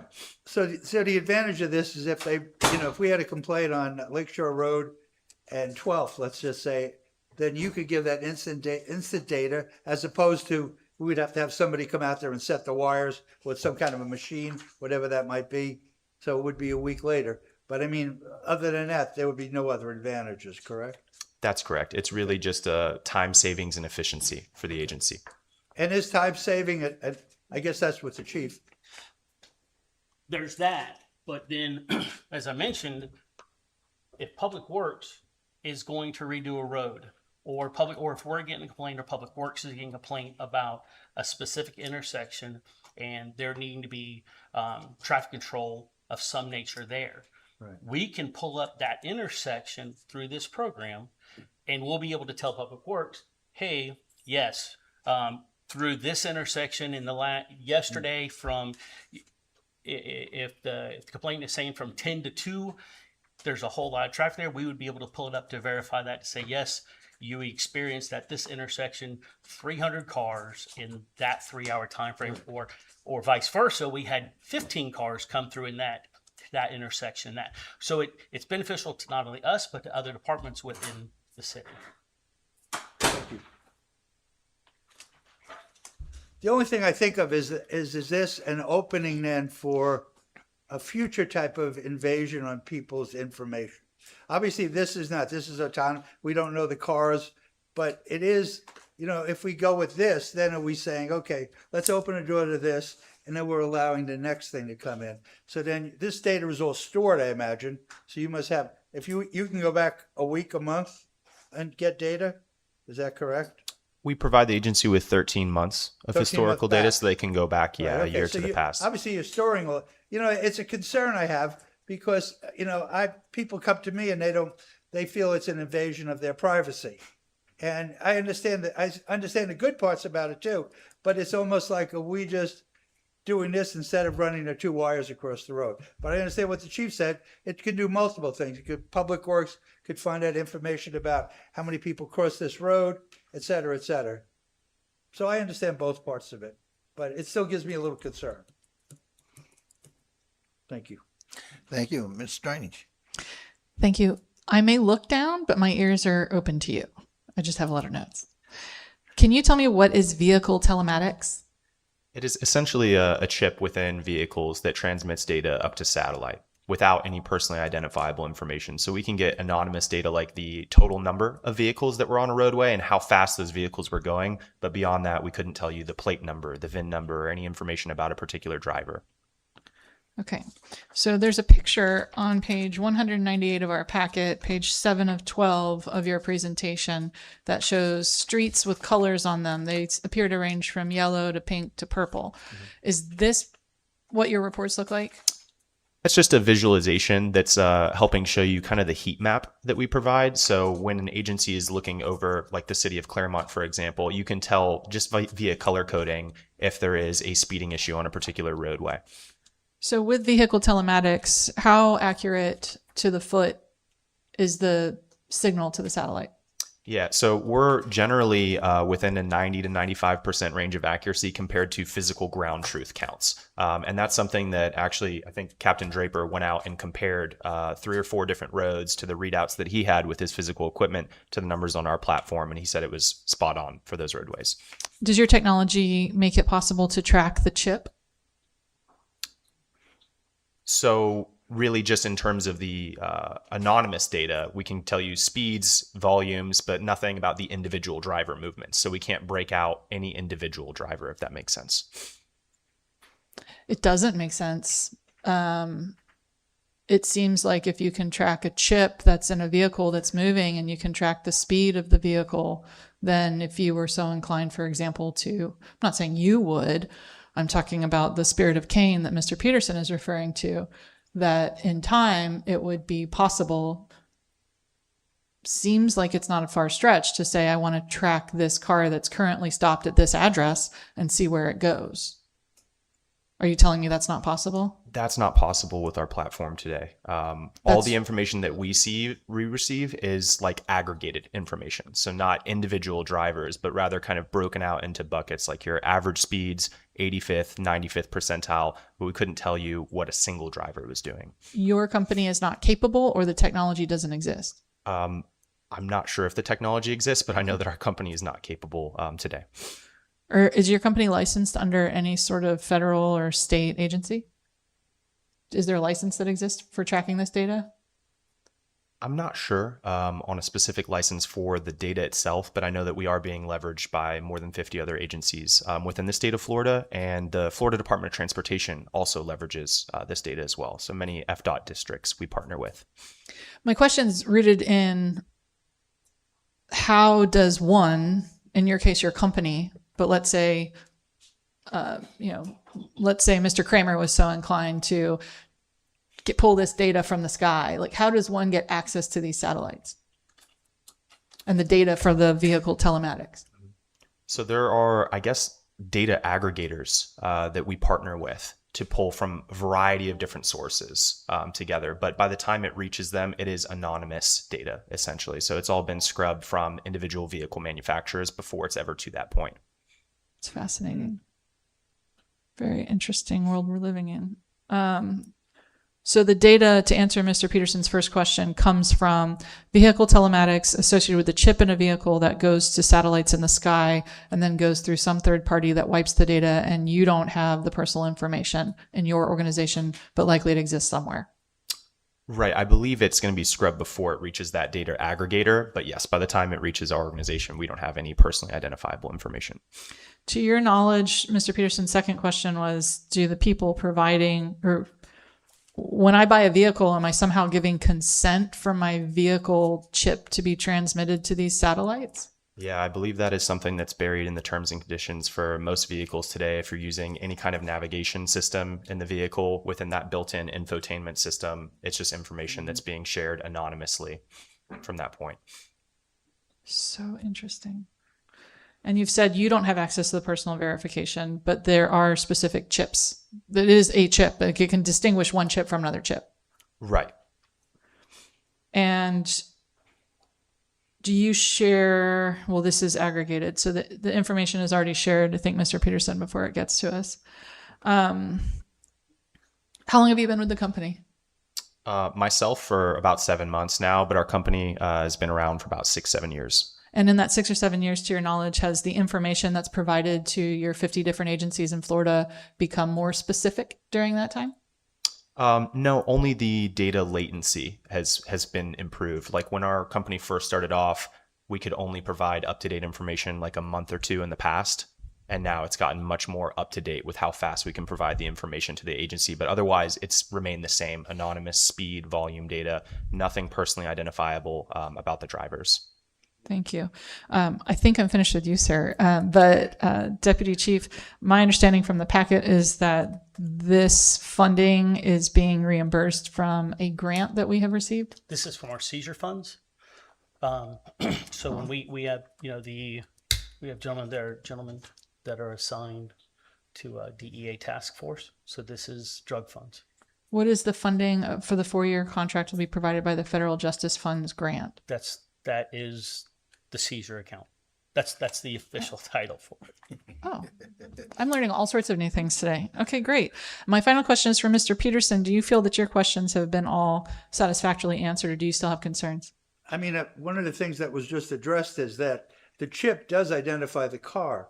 So when it gets up and then it gets scrubbed, so you don't know the car, but somebody knows the car that's moving, right? So that's what I'm saying. So if we opening this up, I mean, now that you don't know it, but somebody is tracking that car then right now. We don't even know who it is. So you're getting this data from a secondary system, and you're like buying that data from them, and they're scrubbing that. They're just giving you the basic information. It's a vehicle, it's a motorcycle, it's whatever, and it's going X amount of miles per hour over a certain geographic place. Is that what I understand? Yeah, and I believe it would be from the vehicle manufacturers as Right. well, right? So when you sign off on those terms and conditions, or you're using the Right. navigation system in your vehicle, that the consumer has already consented now for that manufacturer to I share that. understand that, sure. We gave up our rights. You know, after 9/11, we've given up a lot of our rights. But to it's get the public manufacturers safety. that would make And, sure you know, that it I is understand that. anonymous. Well, you led me to another question. It's for our attorney. Am I getting legally accurate responses from the company? Or is there anything you think I should know, knowing me the way you do? I don't know. I mean, I have no reason to disbelieve the information that's been given. I've identified no legal issues with the information we've been given. I think it's analogous to all kinds of information transmission that we have and relationships we have. I mean, if I hear a conversation about a breakup and my wife asks me the questions about what happened, it's going to be scrubbed from interesting information and I won't remember anything. So it happens. I mean, but really when you think about it, there's a lot of information transmission like this. And I'm very comfortable with it with the city. There are some issues with the contract, but we can talk about that.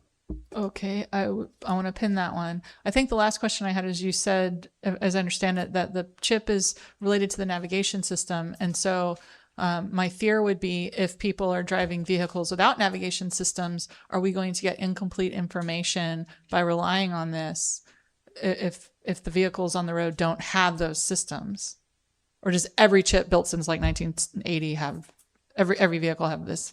Yeah, so it's around for the last 22 years. So around 2004 to 2006 timeframe is when this technology became a lot more ubiquitous. But what we do see frequently is that even vehicles that are individuals that have a vehicle from the 90s, for example, they will typically perform some kind of upgrade on that vehicle or replace the radio or infotainment system. And at that point, they more than likely end up with a telematic chip. So we do see pretty broad coverage from our sample size.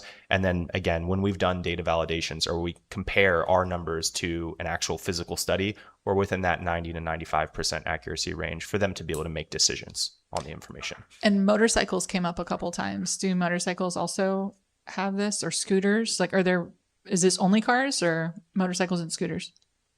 Yeah, I would say only cars. Primarily. Yeah. Okay. All right. Those are all my questions. Okay, thank you. Thank you all.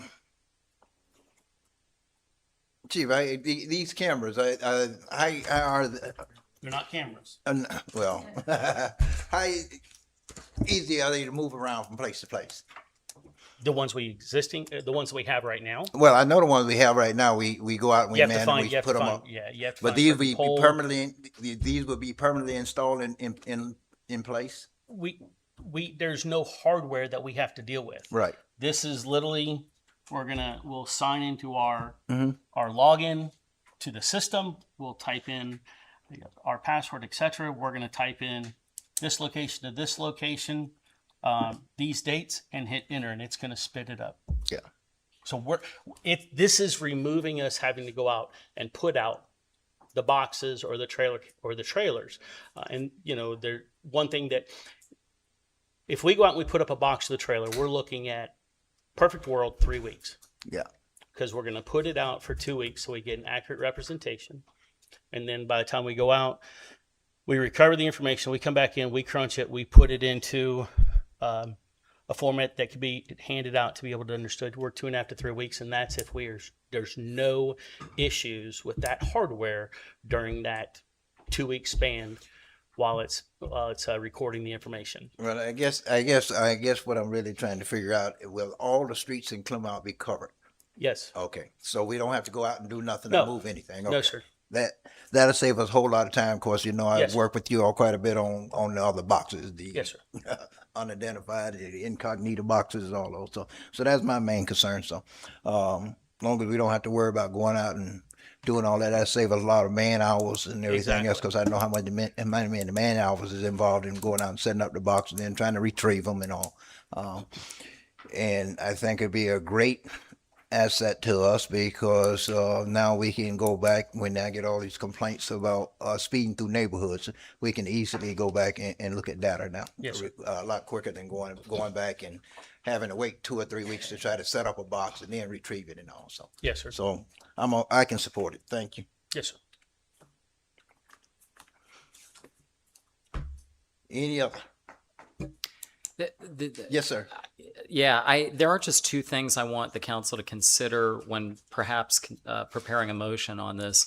The first is what you have before you is a general proposal, and then it links to the terms and conditions. And I've reviewed them, and by and large, they're fine.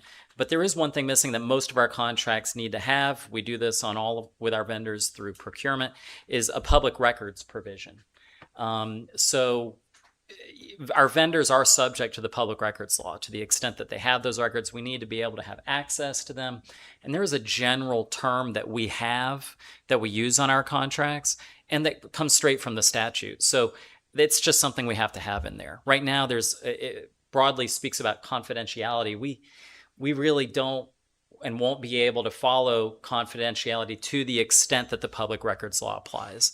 That's number one. Number two, there is a provision that limits the liability on both sides to the value of the contract, which in this case I think is fine. However, there's also an indemnification provision.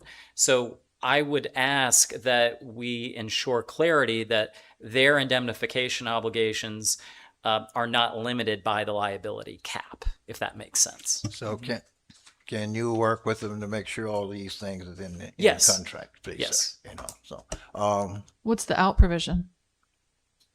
What's the out provision? Yeah, termination. Well, in the termination clause, it's essentially for cause. I mean, if there's a breach of the agreement, then 30 days notice. Otherwise, it's 4 years.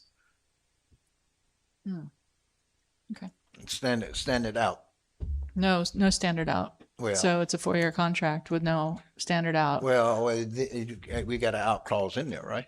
There is, if there's a breach. And honestly, the services provided are fairly simple. And on a lot of our contracts, we do push back on that kind of provision. But here, it's essentially software. So, and it's covered. The cost is covered. So we're not worried about that. Okay. Any other questions? I have a question, sir. Mr. City Attorney, if we are going to move this, would moving it with the following two statements suffice what you brought forward? One, move approval with the conditions that the public records provision terms gets included, and two, addresses the limits of liability and the indemnification provisions that you brought forward. It would satisfy me. Okay. Yeah, good. Before I ask for a motion, Ms. Strange, you said item number 3 was, do you want to go ahead and vote, do a motion on this one and before we go to 3? Yes, I do need to know the outcome of this one so I can determine my vote on 3, but we still need our comments. Okay, go ahead. Mr. Bay. Thank you. My only comment would just be that I recognize the privacy concerns associated with conversations relative to technology and recording devices. I think this one doesn't necessarily fall into that same category. This is collecting the same data and the same information, just in a different way that the ropes across the road, or the little box on the speed limit sign, or the big trailer that gets put out at a location. In terms of what we get back from that is the same data. And so the provisions that I like about moving forward with this, if we can include the language that the city attorney brought forward, is that it would allow us, as a resident comes forward at a council meeting, to literally that night or the very next day have the data that we need, and if need be, address that item at the next council meeting rather than waiting a month or two to get to that point to be able to do something. I also appreciate the fact that it could have public services, public works effects as well, in terms of being able to understand traffic and what to do for planning for our roadways. So I think with those provisions, I'm comfortable moving forward at this time. Thank you, Ms. Myers. I echo what Councilmember Bain said.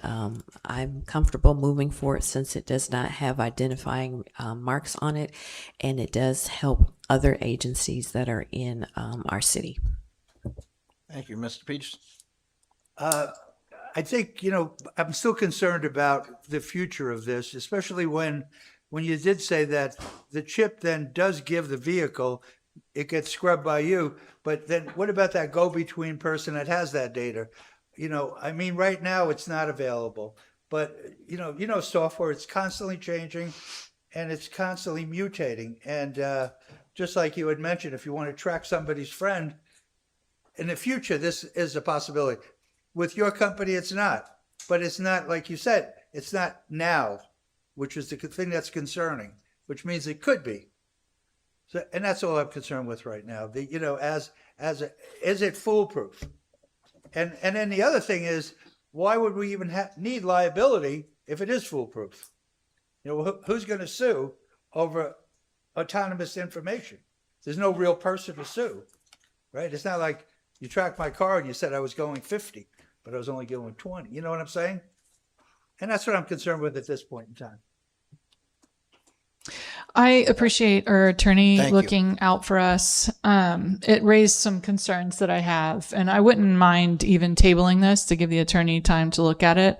I appreciate the value of this to the police department entirely. And so my comments are as follows. One, we're working on a software audit, and having a 4-year contract that we enter while we're working on a software audit is something that concerns me. So I would not... Can you stop my clock? The chief wants to interrupt. This will replace my 2 other softwares that do the same information. Are we saving money? Mm.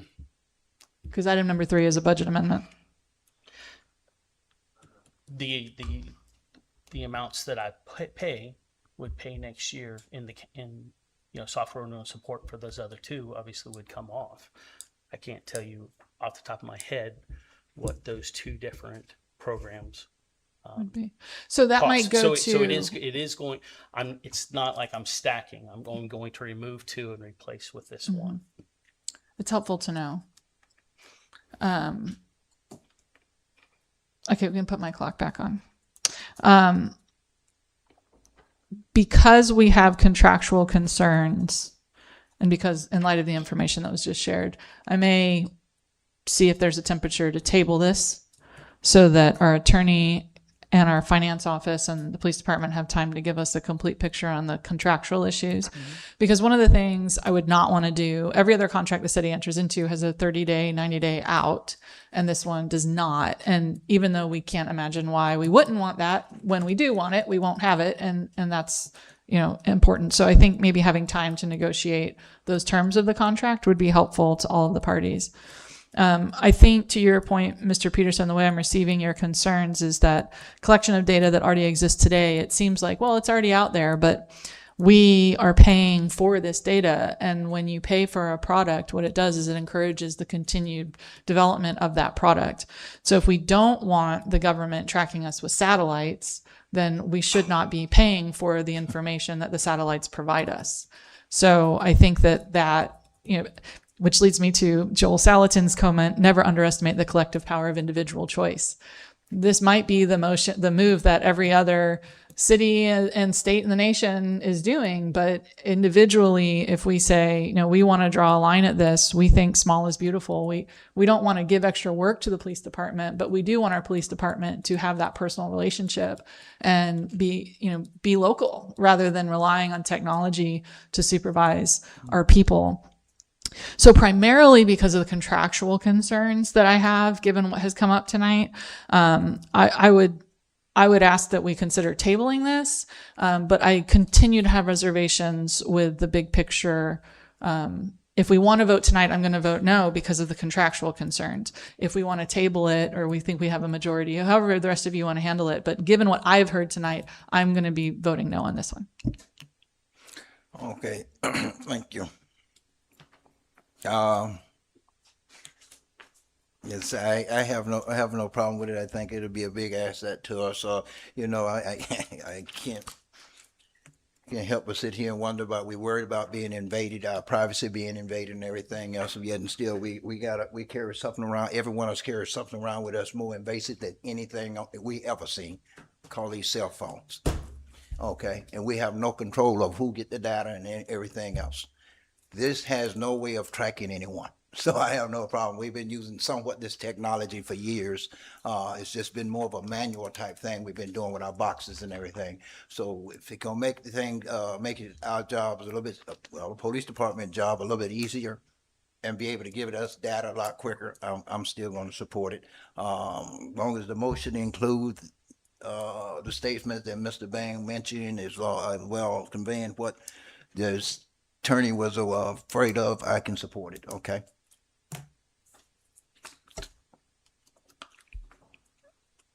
Mr. Mayor, I do have a question Yeah. to kind of get to Councilmember Strange's comment about tabling, and this is for the city attorney.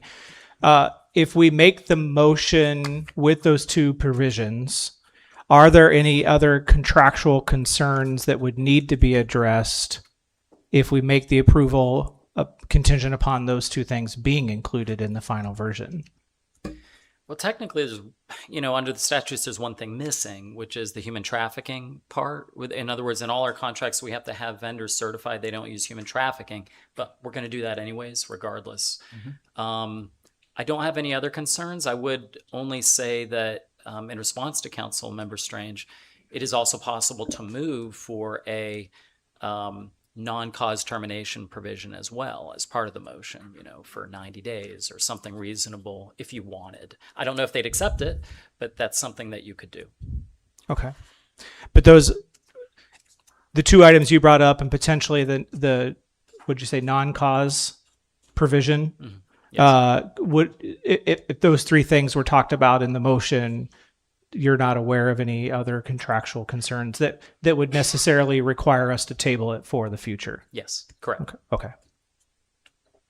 Okay.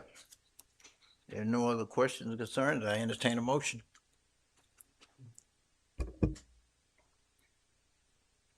No motion? I mean, based off of what the city attorney is mentioning, I think we might be able to address this without having to table it by asking or by essentially moving. So I'll move to approve with the public records provision term inclusion, the limits of liability and indemnification information inclusion, and remind me again what the final term is. The non-cause termination 90 of days. 90 days to be included in the final product for approval. I second. Okay, have a motion and a second to approve item number 7 with the stated provisions, 3 provisions, I think it was. Okay. Any further discussion? Hearing none, all in favor, let it be known by saying aye. Aye. All opposed? Nay. And the chair vote aye as well. I think I heard you say aye, Ms. Strange. I said aye. Okay, motion passes 4-1. Thank you. Thank you. Okay. Item 3. Yeah, I pulled item 3 because item 7 was included in it. That was it. Okay. I would vote for it at this point. Anybody, Mr. Bain? Is it Ms. Myers, Ms. Pleasant, this is a public hearing. Anybody in the public want to, not here, anybody in the public wish to address item number 3 on the consent agenda may come to the microphone and state your name and address and have 3 minutes. Anybody in the chamber wish to address this item? Seeing no one, I close the chamber comment. Anyone online? No one online, so bring it back to Mr. Bain. I have nothing. Ms. Myers, Mr. Peterson, Ms. Strange. I move to approve item number 3. Second. Okay, I like that. Easy. so I don't get a comment. That's good. You're certainly welcome to comment. I just figured I'd put it out there. No, I didn't have no comment okay. anyway. So. Okay. But I'm just saying, you got the procedures. Okay, did I have a second? I have a motion to second to approve item number 3 as presented. Any further discussion? No, sir. All in favor, let it be known by saying aye. Aye. All opposed? Chair vote aye as well. Motion carries 5-0. I pull item number 12. I'm a little concerned with this, this item. This is about selling piece of property, city piece of property, of course, as I've always said. I look at this, I know some of it should be sold, but I still don't understand why we carve out this one little piece of property out of out of a whole stretch of property running along that quarter there, the surplus it. Okay, don't understand. But the main thing I'm concerned with, Mr. Waugh, when I went back and looked through this package over and over and over again last night, I did not see an appraisal. So how can we be selling a piece of property without an appraisal? The city ultimately, there's no requirement that a city has to have an appraisal before selling property. Well, I can remember the comment you made to me once before when it came up about selling property, that we have to make sure when we sell a piece of property, we don't sell it less than appraisal value. As a best practice, you should try to maximize the value that you get. So if we don't have appraisal, how we know what value that is? You know, when I research this issue, basically what they say is under home rule, you have discretion over your procedures and what you'll accept for the sale of real property. And the bidding process is acceptable as long as it's properly noticed. So the issue with this property is really that it's I think it's in the development area, 163.380. So, you know, it has to go out in an ad. It's not in development area. Oh, then we don't even have to follow that procedure. Well, I don't know. Did we put it out in the newspaper? Yes. Yeah. So we did follow the procedure, and an abundance of caution. Look, I mean, ultimately, it's your discretion as to whether you think this is acceptable or not. If the price is acceptable, if the procedure was acceptable, but from a legal perspective, it's not. It's under your discretion. Well, that's what I'm saying. How can I determine if the price is acceptable when I don't know the value of the property? You know, some people believe that you establish the fair market value of a property by putting out for bid or auction, so to speak, and you have one bid in front of you. But from look, all I can really say is legally, I don't have an objection. So that's saying basically, if I decided I wanted you put the building across the street, for example, off for sale, I come in and give you a bid of $100,000 basic. I'm the only bid, I get the building, even though it may be of much value than that. If you vote to approve that, it would be legal. So, whether it's a good idea or not, whether it's proper stewardship, is another question. Well, that's it. That's what I'm trying to prevent ourselves from opening ourselves up to. People just walk around here just throwing out bids and for a piece of property, what they think the property is worth. Okay, I truly feel like we need to go back and get an appraisal on this. Even the bidder, maybe, I don't know who need to, but to know what the fair market value of this is before we decide to sell this, take the first thing that come to me. Suppose the bidder had just offered $1. You know, it's in real estate. It's like it's like corporations. When you have a corporation that's owned by like 10 people, and one of 10 people wants to sell their ownership interest, even though the company might make a lot of money, that 1/10 ownership interest isn't 1/10 of the company, because you still have to deal with 9 other, and so it's called a closed interest discount when you value it. And it's the same thing kind of with real estate. If I own a quarter acre and I was going to sell 0.05 of my quarter acre, it wouldn't be 1/5 of the value of my property, because who's going to buy that little garden square on my yard? I'm not trying to argue. I mean, it's just, I think from the legal perspective, this is why it's not objectionable legally. Whether it's a good idea or not is for you to decide. Well, this is a tiny little piece of property. We're not talking about acres. We're talking about something 10 feet, maybe by 100 feet. And this way the city has to maintain this property now. So we're giving it to somebody that will maintain it as part of their property, right? And then the city how does the city even have access to this property? Do they have access? No. The city we own, the city pretty much have access, and that's the other problem why I don't understand why we carved this out, is because if I'm not mistaken, we got utilities that's an easement for the city, and we still have to have access to that easement. So why are we selling a piece of property that we have easement on and need access to it, and we just carving out this one little piece of property? And then we want to sell it without any appraised value. I have never sold or bought anything in my life without knowing what the value of it is. And I cannot support this if I don't know what the value of the piece of property. I don't care how small it is or how big it is. I still feel like we need to go back and get an appraisal on We it need public and figure out comment what first? it's all about. Any, Public comment first. yes, Mr. Bain, you had anything? Okay.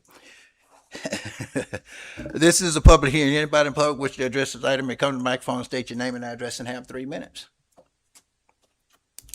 Vincent Emick, Regency Hills. I hate to say this, but I do agree with you, Your Honor. How do you sell something without knowing what the value is? And that's all I want to say, because we're sitting back there and we're listening to this, and we're all shaking our heads. How do you sell a piece of property because it's not in procedure, not knowing what it's worth? Because if you ask me, that's not a good answer. Thank you. Thank you. This is a public hearing. Anybody in the public, in the chamber wish to address this item may come to the microphone and state your name and address and have 3 minutes.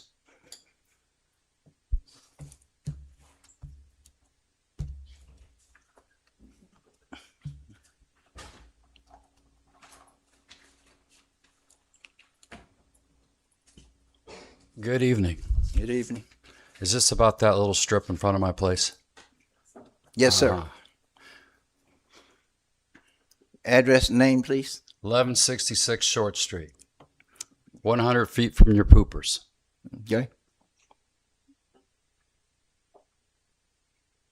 That little strip, and you're talking about land. Not only did they try to take 13 feet of my property, but they took all the way down through the trail. And you didn't say a word about that. And you let Pendler put poopers 5 foot on the trail. But you don't want me to have that piece of property to fix it up, to recover from this. That's going to buy you a lot of trouble. That's what I said. I asked you to come down twice. I asked the rest of you, do this. Let me tear out the rock and the concrete and fix it up, mow it, and take care of it. If you don't, it's a bad idea. And you treated Pendler better than you treated me. Thank you. Thank you. This is a public forum. Anyone in the council which chamber would like to address this item may come to the microphone and state your name and address and have 3 minutes. Anyone else? Anyone else? Seeing no one else, I close chamber public comment portion. Anyone online?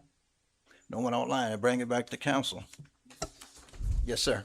Thank you, Mr. Mayor. Can I have someone from city staff who can speak to this? I don't know if it's Mr. Van Wagner or, but I have some questions on if they can put up the picture of the surplus property location.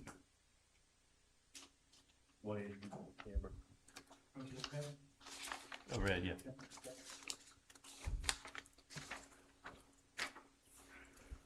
So just for reference, location-wise, sorry, Kurt Hensel, Development Services Director. Before you is the red area here represents the parcel in question. So you have the trail just to the north of it. This is Mr. Hess that just spoke. This is his location here. He now currently owns this parcel as well to the south of it. Right. If you're looking for more specifics, this is more of the specific. Actually, the other one is. Okay. Yep. So what my question was going to be, because I want to make sure I keep this questions and not make a statement on it, is just the triangle that's underneath this proposed surplus property, the red strip. Previously, this council voted to approve a surplus sale to Mr. Hess that included that triangle, correct? That is correct. And it's my understanding that this strip was an inadvertent mistake, or it was inadvertently left out of what was supposed to be conveyed when we voted to convey the triangle that's underneath the red strip. Is that correct? That's correct. Yeah, it sits between two fences. It'll sit between the lift station fence and Mr. Hess's current fence. Okay, so what we're doing here, I guess, for lack of a better phrase, is this a cleanup from what we previously did in terms of adding this strip into what staff had intended to include in the surplus sale? That is correct, yes. Okay. All right. Thank you. That's all the questions I have so far. Thank you. Ms. Myers? Kurt, do you have a picture where you can, like a better picture where you can actually see, I think you had showed me at one time of what it actually looks like instead of just the drawing, for people to have a better view of it? Not actual view other than No. the survey? Yeah, other than the survey, like an actual picture. I thought we had an actual picture of it. I don't recall. Didn't we have an actual? Like from of the what trail view? Yeah, on the trail view, yeah.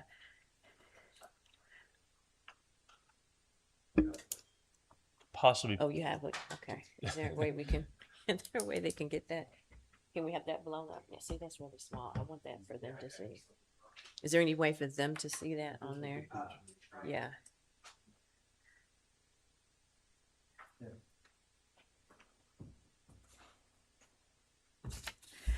Because I would like everyone to see what this actually looks like, because a little drawing doesn't help. I mean, an actual picture, I think, would give better reference to this, and where it sits at in location. I went out there and saw it. It's literally a strip where you can't do anything with it. So I think the value is based upon the person who wants to purchase it, because there's nothing you can do with that. But I want the public to be able to see what it actually looks like instead of just a drawing, if that's possible. Yeah, we're going to try to pull it up real quick. Okay, thank you.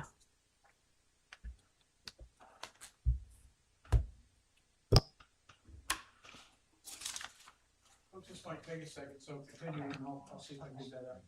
Well, I just want the public to see that to give them better reference. If you want Bill to go. All right, 'cause Mr. Peterson, we'll come back to Ms. Myers. I think what Curtis said is this is just completion of what our initial, give to Mr. Hess.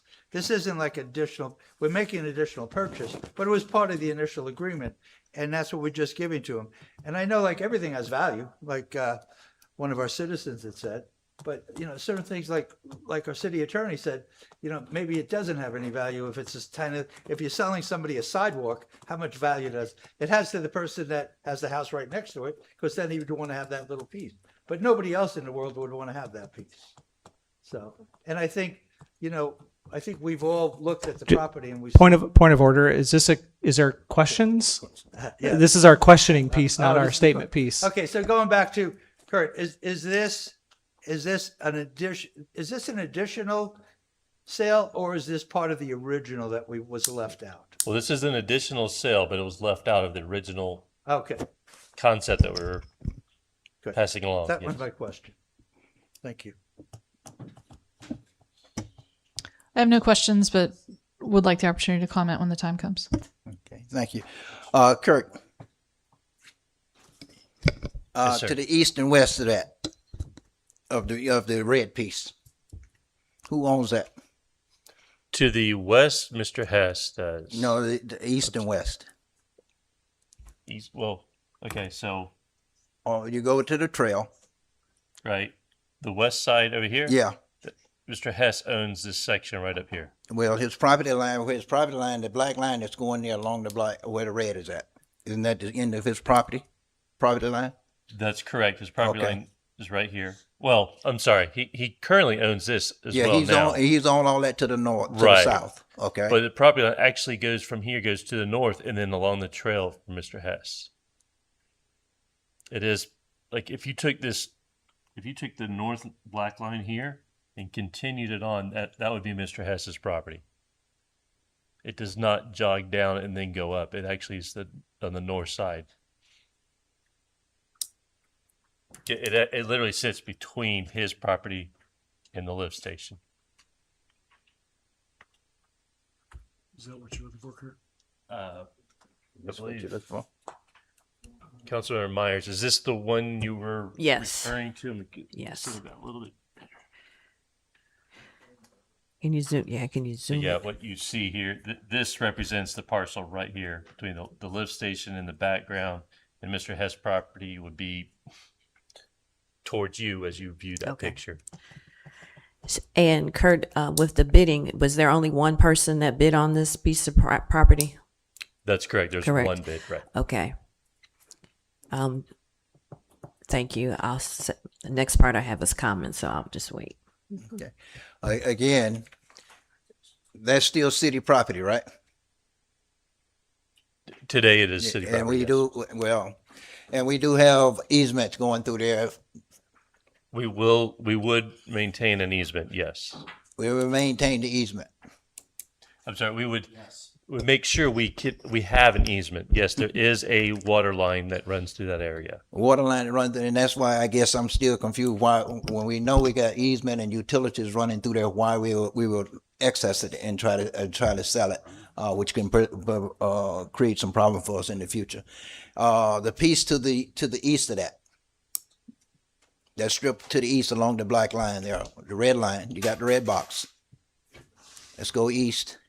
Right in this area here? Right to there. Who's on that? That's the city's. That's still the city. Yes. So why aren't we selling that? That's part of the lift station. Huh? That piece is actually part of the lift station itself. There will be a fence around that It'll section. be a fence. Yeah, we're fencing that all in. Okay. Right. And then, okay, I still disagree with it. I'm done. Go ahead, Mr. Bain. Thank you, Mayor. With regard to this parcel, I actually hadn't thought about the appraisal requirement, and I think it's actually a pretty good idea to include to have something on the books for the city to require an appraisal. But I don't think we should apply that retroactively to a situation that really, this is not a new surplus item. This was intended to be included. And so I don't view this, or I guess I view this differently than a brand new surplus item coming before us that we maybe have never talked about before. I think,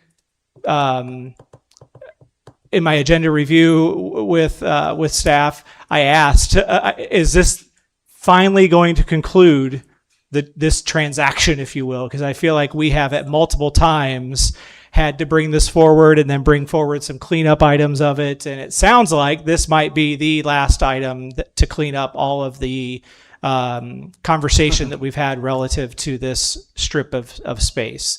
And I have been out there, I have visited, I have seen it. I supported the original surplus sale. I'll support this surplus sale because it really honestly was to be included in that. But I would encourage us as a council and for staff to consider, and for us to consider instructing staff to bring forward a resolution that would require appraisals for any future surplus sales. So we know what the value is and we know what kind of situation we're doing so that we can not only justify the sale, but also maybe justify the price of the sale. But I don't think it's something that we should do to put this on Mr. Hess at this point in time in this transaction. And I encourage approval of this item before us so that we can close this chapter. Ms. Myers. I was going to say something similar about can we make a motion to approve this? That's where I'm at. Mr. Peterson. I mean, I'm in concurrence. I think we've given Mr. Hess a lot of, there's a Jewish word, soros, about this all this time. You know that word? I mean, because, I mean, he's been very faithful in, dealing with not only us, but the surroundings about him. And I think since this was part of the original agreement that we kind of messed up on, I don't know why we're even saying anything. But as Mr. Bandit said, maybe for future use, whenever we're going to surplus a piece of property, maybe we should come up with an assessed value from someone to get, so you don't have to just throwing a number out in the blue. As a matter of fact, I think this number probably, we shouldn't even charge anything because why are we even charging $500? Let's just give it to them. I don't think the city's going to make or break anything over a $500 sale. Other than that, up to you. Well, I'm happy to take the money. So I think that I love it. I am. I guess in that way I should be serving on government, right? I'm just kidding. It's the wrong. Sorry, too soon. So I fully support having appraisals for the future. I don't want, for purposes of staff's notes, I don't want it to be a minimum or to require us to accept that because I think there are other conditions. But I do think that one of the boxes we should check is getting an appraisal on any property. I might be more creative than others, but I'm not of the opinion that nothing could be done with this property. I think that something could be done with this property. What I like, because I didn't love this to start with, I like that staff went through the process of getting with the consultants and finding out what they could see as part of our comprehensive plan, our downtown master plan. And the consultant said, nah, it doesn't really have value to the city. They don't see something that would fit in alignment with the master vision. So I'm okay with that. I don't need to be right on that issue. I think that where there may be tension on this is that the real issue comes around some heated emotions around the lumberyard project, and that perhaps we are projecting some of that onto Mr. Hess. And that's not just for us to do that. We really do need to look at this as this particular property, this particular transaction. And our duty is to the people, our duty is to the businesses of Clermont, but our duty is also to the land. And when you have a piece of property that creates a, almost like a flag lot where you have this like weird spike of land that's owned by one entity, in this case, the city, that is weird. It's not appropriate for property to do that. We have laws against that in Florida. And so I'm perfectly happy to entertain an easement for the same reason I'm happy to take the money. I mean, if Mr. Hess is willing to pay and he's willing to maintain the land and we still have an easement and public right to it, that sounds great to me. So I think whatever the saga that might be behind this, I agree with Mr. Bain. It's time to put it to an end. This did go through the public bid process. Anybody else who wanted it or had a creative idea had their chance to participate in this process, whether it was at the last hearing or in the bid, and they chose not to. So I'm happy to put this to rest. I'm not the last one, so I won't make the motion, although I'll have a question on that later. So I'm done, Mr. Mayor. Okay, thank you. Question, I hear everybody keep saying this was a part of the original land deal. So if that's the case, one of the questions I have is the fact that why didn't we, why did we bring it back as a surplus land sale instead of just bringing it back as a correction in the last deal? Okay, this was not a part, to me, the original portion of land that we sold him didn't include this portion. Okay, this is a whole new portion. All right.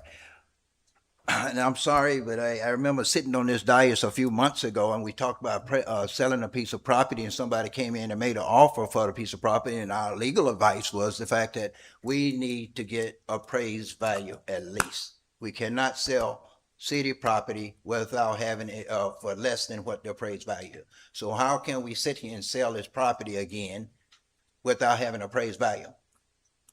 We even had one resident come in here and actually went out and got a second appraisal on a piece of property and made an offer to us after that.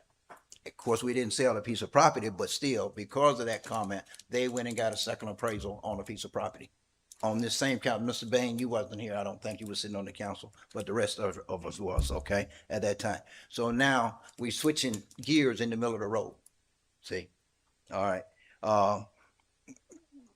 And I've been involved with this long before, even before the lumber started, and it had always been city owned. That was never, as far as I'm concerned, that was never part of the original contract to give the land to, which I oppose that as well.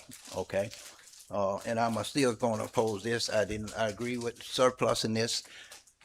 Because I still think we're gonna find ourselves in down the road in a little bit of problem by selling this piece of property when we have an easement there. We got utility running through there. Something happened. Goes back to what Mr. Wall was saying earlier. Liability, responsibility. Who's gonna be there? Are we gonna put something in the clause that say, hey, we can't be held liable for any damage done to the property if we have to go in and do something with the utility we have there? And that's all I have to say. I will not support it, period. Entertain a motion. I'd like to make a motion to accept item number 12, the surplus property sale on Carroll Street. I second. Can I ask that the motion include the conditions that are in the staff report, namely that certain development cannot occur on the property, and also that the city retain an easement? Okay, I'll make that amendment. I want to accept that with the additional amendment that we can have easement rights on the property, and you can't develop any properties on that property. I still second that. Have a motion and second to, for approval, of item number 12, sale of a surplus, property at Carroll Street, with the added stipulation as presented in the package. Any further discussion? None, all in favor, let it be known by saying aye. Aye. All opposed? Chair vote nay. Motion carries 4-1. All right. Unfinished business, ordinance number two. Excuse me, Mayor, I think are we doing Hartwood Marsh and Hancock before? Yes. Is that where we put the Hartwood Marsh? Yes. We did. Okay. I'm sorry, yes. No, that's okay. I would have I only remember because I made the note. Can we maybe take a 5-minute or 10-minute recess before we start into the additional items? 5:19, want to start back at 5:30? That good? What time? 5:30, 10 minutes? 5:30, that's fine. Yeah, 5:30. Thank you.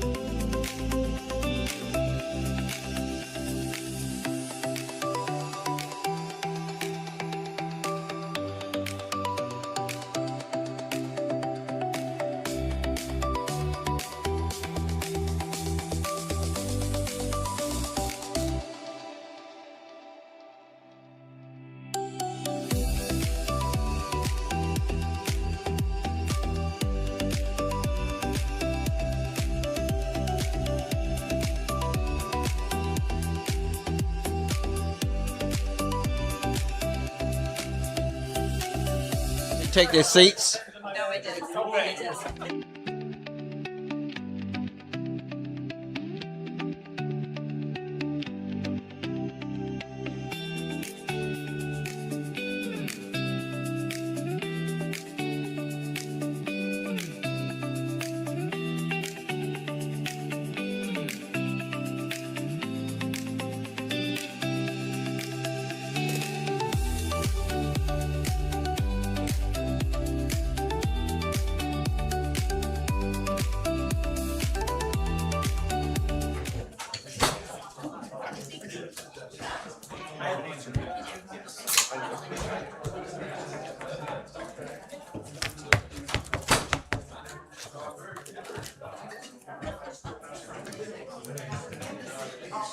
All right, if I can get everybody to take the seats.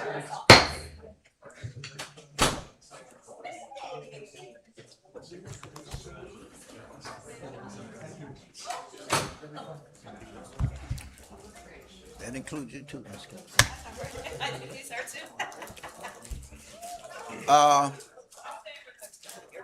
I think at this point, we're supposed to be going over Hartwood Marsh Road. Mr. Van Wagner, I'm gonna turn it over to you, please, sir. Thank you, Mr. Mayor. I'm going to turn it over to our Chief Azell. He just had some conversations that I think will be very important information to find out. Good evening, Mayor and Council. David Azell, Fire Chief. This was brought to my attention yesterday around 5 o'clock by Mr. Nemec. I had no knowledge that there was any planned closures of the secondary access into, I believe the one is Hartwood Landings and Regency Hills. So I asked my fire marshal to start looking into it. He's been making some inquiries throughout the day. Planning and Public Services didn't know anything about it, so it was kind of unknown to the city. What I have found out in like the last 90 minutes, I had a chance to speak with Lane Register over at Lennar. When I first talked with him, he had no knowledge of it. He made a call, got back with me after a few minutes, and turns out that one of his subcontractors has been working with Lake County, and that's where the planning was being done for the closure. And I guess they put signs out today that starting on September 7th, they were going to be doing a 3-month closure of both of those entrances into the community, 3 months. So I explained to Lane that that is our secondary means of access into both of those communities. I've shared with him that we had a situation a couple of weeks ago. We had a water main break along Hartwood Marsh that fouled the entrance going into Regency Hills, and we were reliant on that secondary access off of Hancock Road, and it was utmost importance that we maintained some sort of stabilized access for emergency vehicles to be able to get in through those entrances.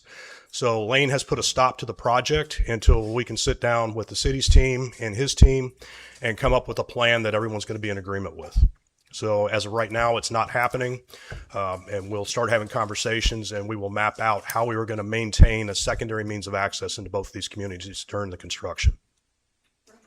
So Chief, what was the purpose of closing that at that point? I would assume that it's tied in with the final construction of extending Hancock down to Wellness Way. But I thought most of the Hancock extension down the Wellness Way was already complete past up until that secondary entry from Regency. I think this is the last piece there that's just south of the church property, which is involving, where those entrances into those communities. So the one going into Regency Hills is gated. The one on the other side of the road is not.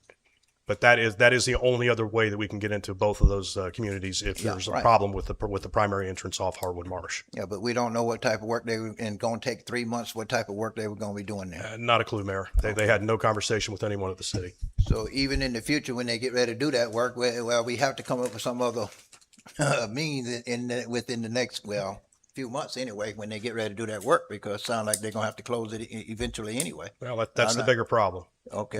They need to get me to a yes. Okay. Well, get me to a yes. I don't know what they're doing because, like I say, I thought that road was complete all the way up past the secondary entrance to Regency Hill. So. Can we use cardinal directions? So they wanted to close south of the western entrance to Regency Hills. Is that what I understand? I'm not even completely sure what the entire closure was going to be, just that it was going to impact both of those secondary entrances into those communities. Okay, but I still don't know. Well, yeah. Mike, the reason why I'm asking is because I have an idea for how we can help at Imagine Charter, which is item number 2. I'm out of turn. I'm not sure how we should Go ahead. handle this. Because we own the property south of the Baptist church, and potentially that could be a staging area for families that are going to Imagine Charter. Just a concept and idea. And my question is, if Hancock was to be closed, would we no longer have access to that property, or does that property remain available? Because there's 2 issues: closing Hancock and accessing Imagine Charter. And without knowing the scope of what the closure that they were planning, I can't give you an answer on that. Okay. I guess I'm just really trying to figure out exactly where they were going to close Hancock at and everything. So, Can we find out where the sign was? Because there would have been there was a sign posted well, I somewhere. think the sign was posted on to the north of Hardwood Marsh Road. And that's what I'm asking. If it was posted to the north. Come on. Yeah, please. Answer all your questions. Come on. 2 photographs. Come here. If you have a photograph of exactly where they was going to close.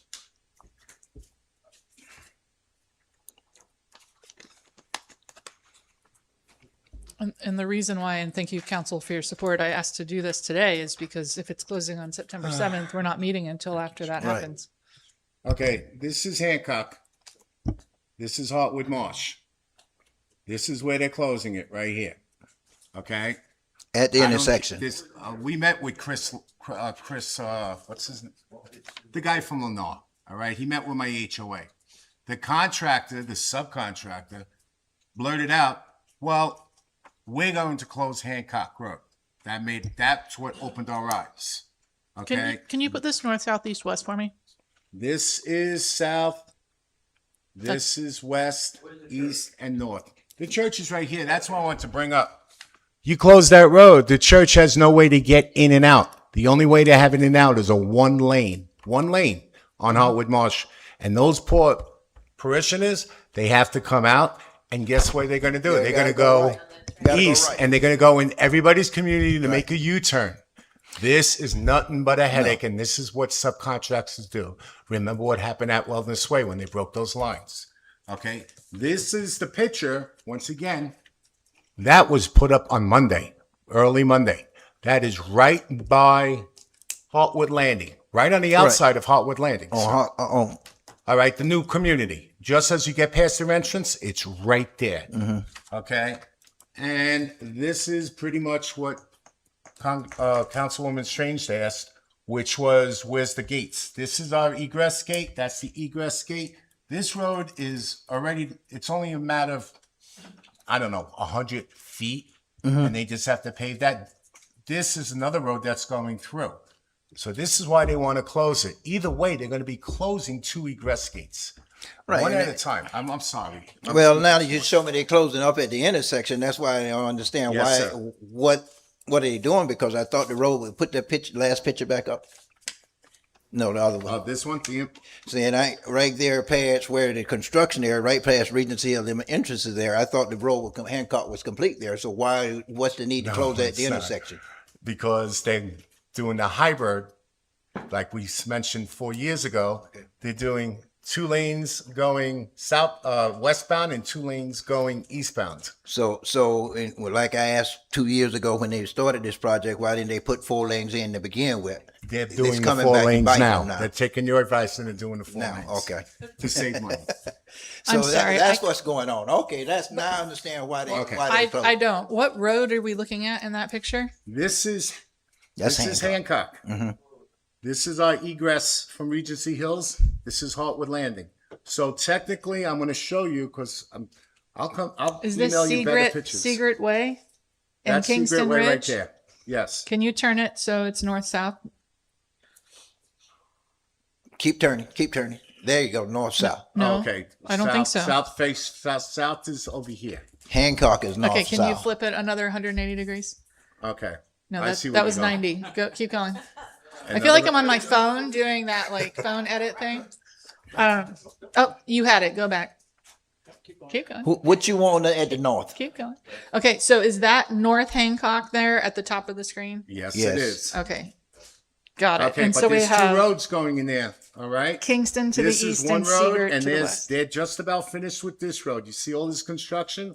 That's 2 lanes. So it's going to be 2 lanes on this side, 2 lanes on this side. Oh. That's why it's going to take 3 months. 3 months without an egress. That ain't happening. 3 months without the First Baptist Church be able to get in and out. You're going to fill this room up with people complaining about that. And this is because the second vendor, subcontractor, okay, said he wants to do it. Well, like I Now, said, now that's not our problem because that's a county problem. no, well, Hancock, well, it's still somewhat our problem, but of course, put the picture back up there again, please, for me, the last one. Like you say, with that new construction there, the new road, and I thought when they did this road, and I questioned that, why didn't they do 4 lanes to begin with and get away from this headache later? They was telling me, I thought they told us that the way they design everything, they'll be able to add the other lane without having to shut the road down. Same thing with Wellness Way. Correct. Okay. Just like they did on And Schofield 27. Road, all that's supposed to be designed with 4 lane capabilities, and when they do get ready to do them the way they design them and put them in, they're not supposed to be able to shut them down. So now why are they coming back shutting them down? So I don't know. Mr. Van Wyk, I guess we need to But we need to get with county and try to figure out what's going on with this. Well, we have an agreement as of today not to move forward without Okay. staff being in agreement. That's what Lane's told us, according to Chief. Correct. Thing. So we will do that. Top priority. And I was still, when you're talking to the county, I was still trying to convince them to do the 4 lane, all of it 4 lane right now, rather than waiting another year down the road, because it's going to only be a few months before they have to 4 lane it. Okay. And Mr. Mayor, yeah. Can I ask a question? Sure. With regard to the entrances and egresses? I understand Hancock Road is a county road. However, those secondary egresses and ingresses to Regency Hills and Hartwood Landing are private within the city. Correct. Do we have jurisdictional ability, as in the fire department, being able to say what happens on a county road when it affects entrance or exit to communities that are in the city of Clermont? And if we can't answer that question legally right now, can we get that answer, please? The answer is yes, but it depends on what kind of jurisdiction. So, for example, I could envision a scenario where if the county closed and deprived us of access to these roads, then I could seek perhaps an emergency temporary injunction if we needed to maintain the status quo for the city to get accommodated. I asked that question because I want to make sure we have all means available to us and we know what those means are should we need to implement one of them. But it sounds like for the time being, nothing's happening until we come back to the table. Yeah. Functionally, we have it right now. Okay. Thank you. And as Mr. Van Wagner said, they've agreed not to do anything until they can sit down and work it all out. But tell you, and I'm sorry, and Mr. Van Wagner, maybe emphasize with the county when they're doing things like that, they need to let it know. Because like I said, I never heard anything about it. You telling me you didn't hear anything about it. They come in and make all these things, and we left out hanging. So we need better communication with the county. Lennar was equally surprised. Huh? I said Lennar was equally surprised as well. Oh, and Lennar is building the road. Wasn't they building part of that road? And they didn't know nothing about it? They did not. Okay. Okay, thank you. Appreciate it. Everybody okay? Wow. Okay, with that done, we'll move in item number 13. Before I go to 13, I know we have voted to move item number 17 down to after 21, but I saw Ms. Forth come in. I don't have no problem if it's okay with council. Can we go ahead and go ahead and take her so she can get out if it's okay with council? I move to. Yeah, I think so.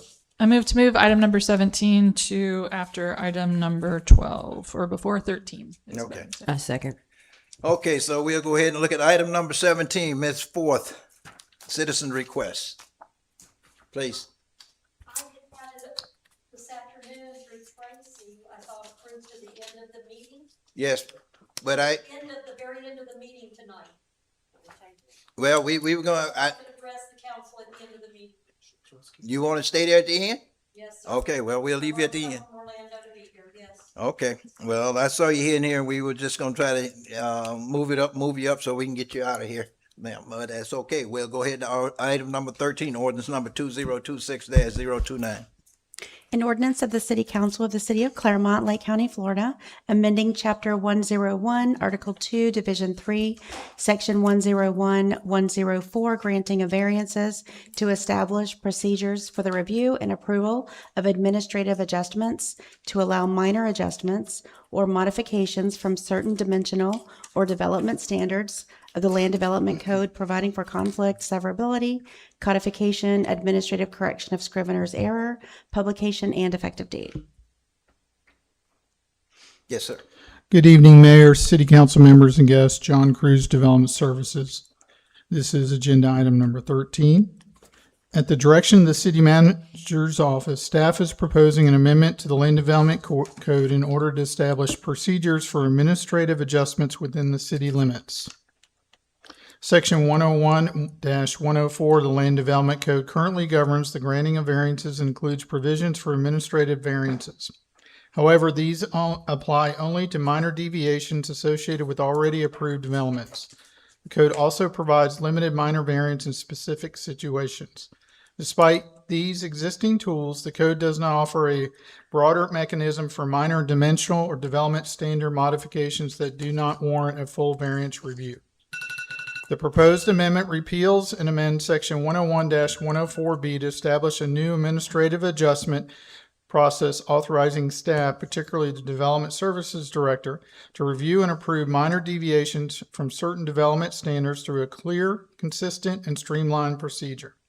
By establishing administrative adjustments, citizens will have a more efficient path for resolving small site-specific issues without requiring a full public hearing before the City Council. In addition, this improves customer service through a time and money savings, while ensuring all modifications remain consistent with the intent of the Land Development Code. This type of procedure is used in other municipalities, such as Seminole County, City of Maitland, Miami-Dade County, and occurring in many more jurisdictions. The ordinance establishes criteria, submittal requirements, and parameters for allowable administrative adjustments, ensuring the flexibility provided remains predictable, fair, and consistent. Adjustments would be limited in scale and may only be approved where they do not create adverse impacts, do not substantially alter the character of development, and are in harmony with the intent of city regulations. 6 review standards are incorporated into the process, in which all 6 must be satisfied with the substantial evidence. Failure to meet any one of these standards will result in a decision of denial.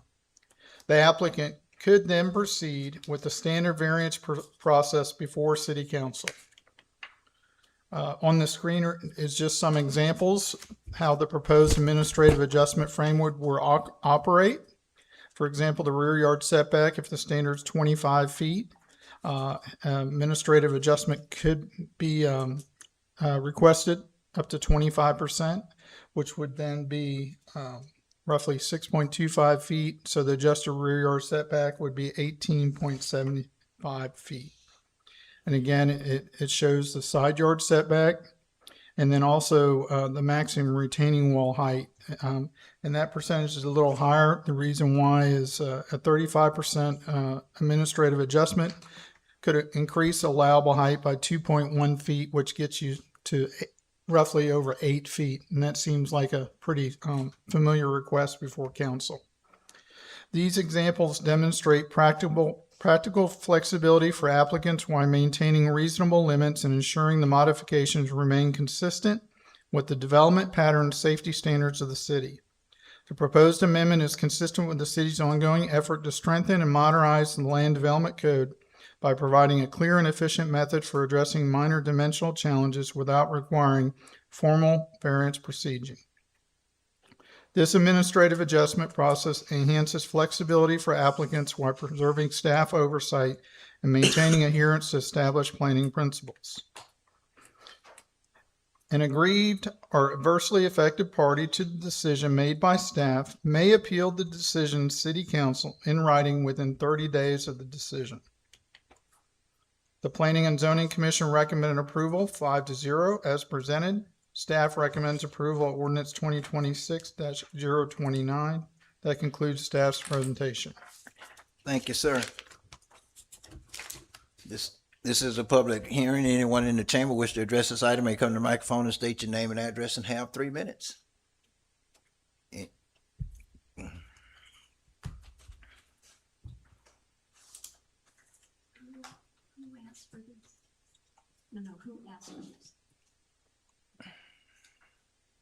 Before the time starts, who was it that asked for this? Council. The council asked for this to be done? Y'all had it at a workshop? He's going no. Yeah, council asked for it. We had several items coming before us that seemed like they could have been addressed at the staff level. So we had conversations publicly on at least 2 But occasions. is that who asked for this to change this where these minor things you don't have to go before the council and it can be done? Right. And that was done in a workshop It was done in a public hearing. up here? Mhm. Okay. So I lived this 20 years ago. Tim may remember this. And this was the good old boys, the developers. And that's all real nice and good if it's some of y'all that are decent and nice and honest. If you're not, that's exactly what the state of Florida didn't want and wanted its citizens to have it to go before the council. Now you got to go for an appeal. Now you got to put the neighbor through that. If they don't like it about a setback, it is so anti-rights of the public that it isn't funny. This is what they do. I mean, you may have been, I don't know who started it, whose idea it was, may have been well-intended, but that can go very bad wrong. And I mean very bad wrong. And we stopped it 20 years ago. I know I was on a panel when we had the dream team up here. So it's something you better think about because you don't need to take people's rights away to be, I know some of you don't like to be down here. You don't like to be here 2 and 3 hours or whatever. I've been here for 25 years and it didn't bother me. So everybody needs to get over it, I guess. But this can be problems. And I was just looking and I stepped back there. Something stuck out to me too. This 6 foot can go to 8 and 10 foot. You don't do that automatically. A lot of places and law enforcement doesn't do that because if there's 2 guys running, one can, I know Tim's going because they can hoist them up over the thing. That's why we have a 6 foot limit on people's fences and things like that. So see, all of this is just so subjective. It's really, really bad. But I know you remember this, Tim. It's the good old boys and the developers will love this. Just absolutely love it. You think they're minor, but what you guys think is subjective, what's minor. You're a lawyer, so you know subjective is never good in the law world. That's whoever sees it. So I hope you turn it down. I know you looks like everything's just going through, but the people have a right. Y'all really need to think hard about this. This is not good. That's why we stopped it. And you know, I heard that what'd you say, may lend this and that. We're back to that. I'll be talking later tonight. I don't care. Who cares who the other people are? We're different. We've always prided ourselves to be different and protect the citizens. So anyway, it's a very deadly, dangerous thing. Thank you. Anyone else?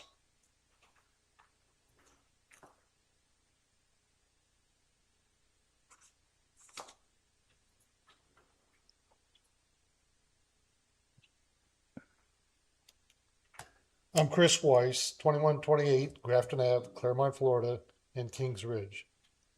A year ago, we came in front of the council, and thank you very much.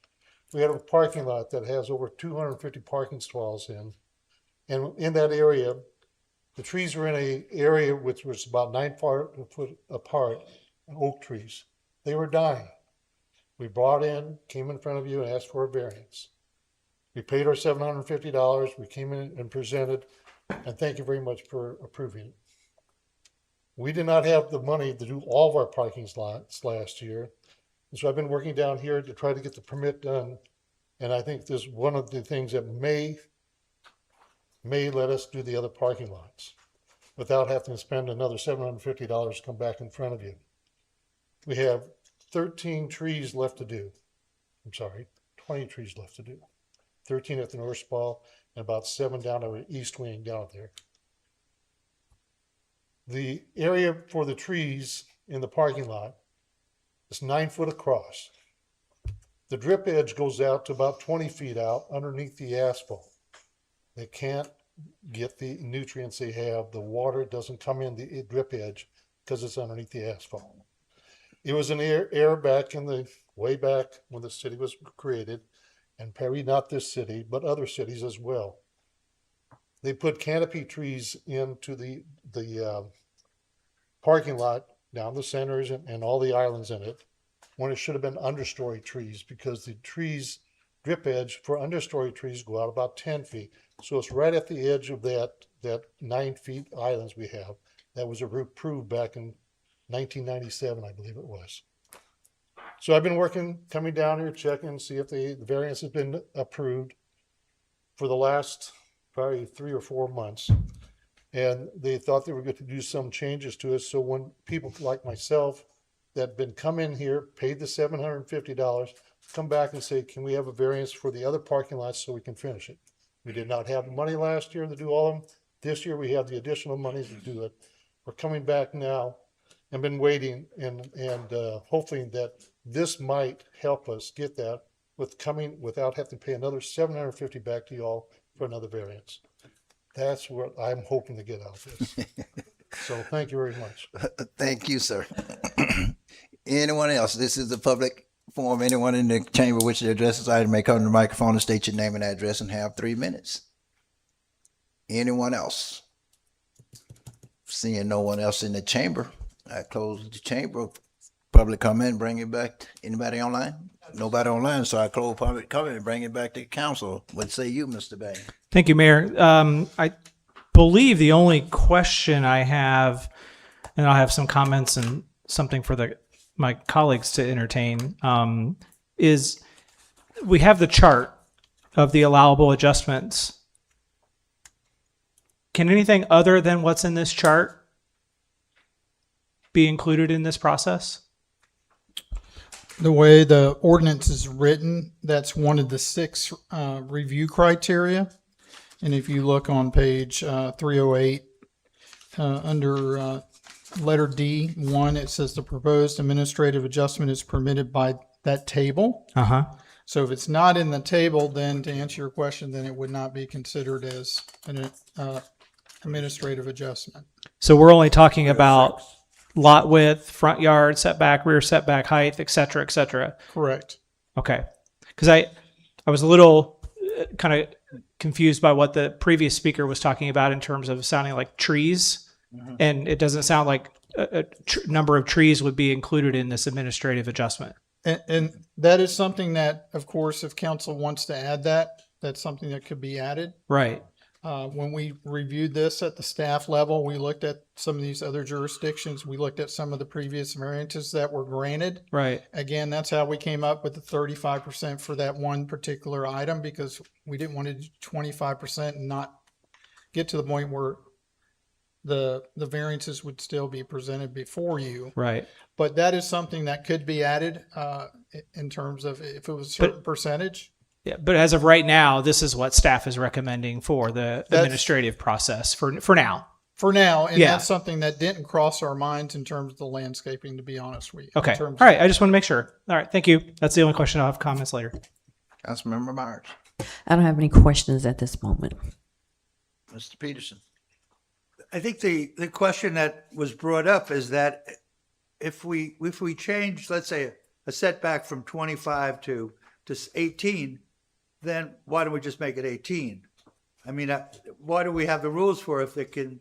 So what you're just trying to say is you don't have to bring it to council anymore. You can take care of it yourself. So you have like a 25% leeway that you can do. Like in the event, let's say that they put this property and they said, okay, we're going to do an 18 or a 5-foot separation between houses. Planning and zone, you could approve it then. Is that correct? It really, it depends on if it's within that percentage on the setback. And if it's not in that percentage, then they come before you for authorization. Right. So in terms of the example that was giving in there, if it's 7.5 feet, they can ask for administrative adjustment. and it would bring it to roughly a little over 5.5 feet.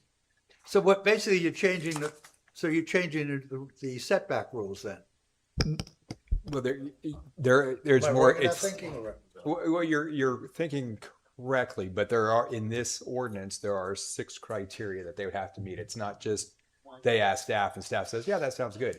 They have 6 specific criteria they have to meet, and part of the application process, they have to work with the immediately adjacent properties that this affects and get letters of no opposition from them.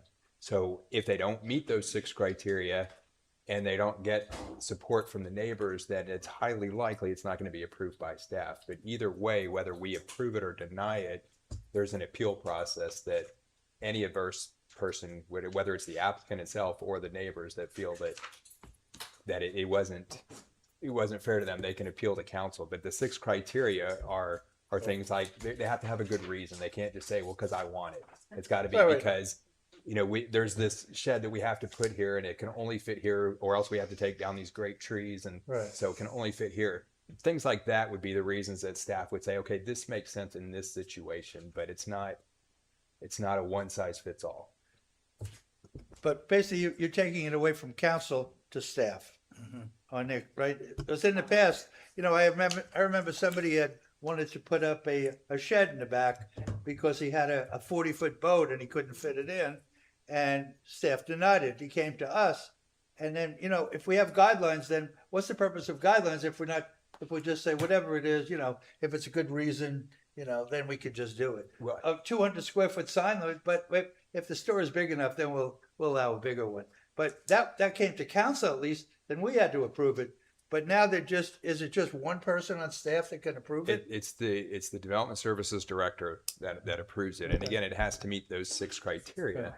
So and that's within this threshold. If it's outside the threshold, they can still come to council for a traditional variance. Okay.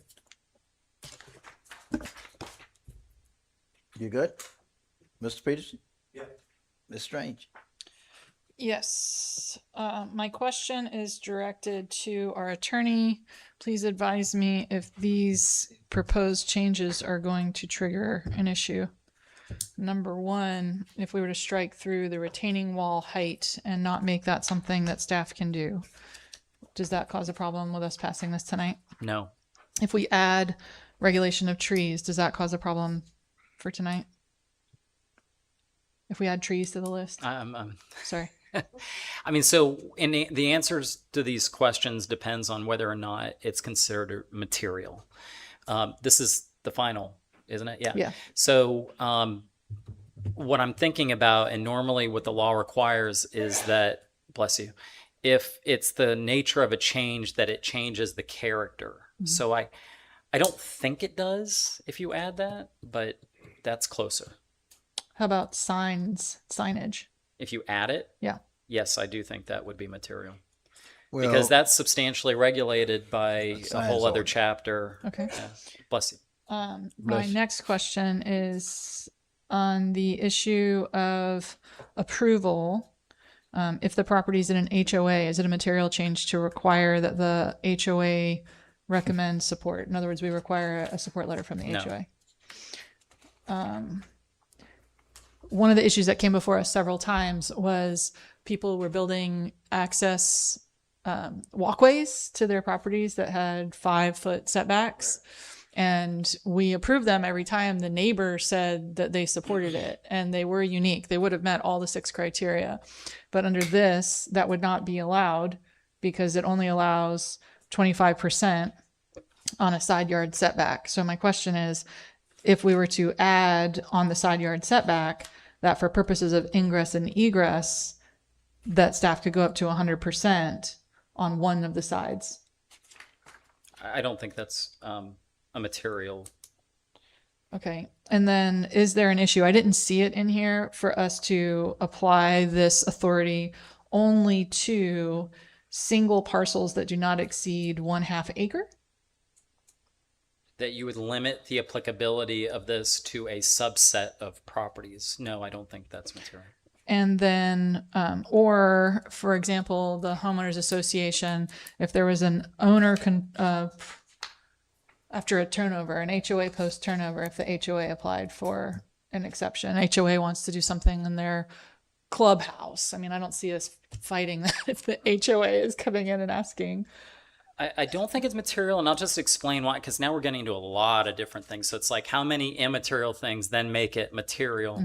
But the thing is it's still all within the scope. So if you limit the scope, if that's what you're doing, Yeah. you know, if the universe of possibilities from here is smaller than what came to you tonight, I think that's probably okay. And then is it acceptable? I did not notice it in here. Okay, so where it says the city manager or the city manager's designee, would it be appropriate or prohibitive for us to say that it must be signed off by the city manager? I recommend against it. Legally, you can do it. Why do you recommend against it? Because we have all kinds of situations where the city manager might not be available or might want to delegate the general operations. In other words, we have a lot of codes. We have a lot of ordinances in our city code that allow the city manager's designee to handle things. You passed one recently about residential recovery centers where the city manager's designee. And that's because sometimes also we want one department to handle it, and then maybe we decide another department would better be able to handle it later. So that gives them the flexibility to do that. So the reason why I'm asking these questions is because my concern is for the example that Ms. Forth brought up, that developer comes in and they're doing a whole new association. If someone on staff can say, well, we're going to modify this by 25%, that could apply across an entire parcel, 250 homes. And I think that would be abusing the intent of this, which is to help. My understanding is the intent of this is to help property owners enjoy their property, maybe small business owners, to not have to go through a cumbersome process over little things. So that's number one. But number two is, and so help me come to a good conclusion here, the city manager reports to this council. If we say, okay, the city manager designates someone else, then no disrespect to anybody in the dais or in the room, but it allows for finger pointing. Well, the Versus city manager is accountability. responsible, for your city operation, and on behalf of the department heads, when Captain Kirk stood trial in Star Trek VI, he said he's responsible for the actions of the crew under his command. And I mean, I think that's inherent to your city structure. I mean, that's fair. But in real life, there's. Whoa. I don't disagree with you. That's the history of the future, if anyone cares. But yeah. Okay, that. Let me make sure. Those were the questions I have a reserved comment. No question? Okay.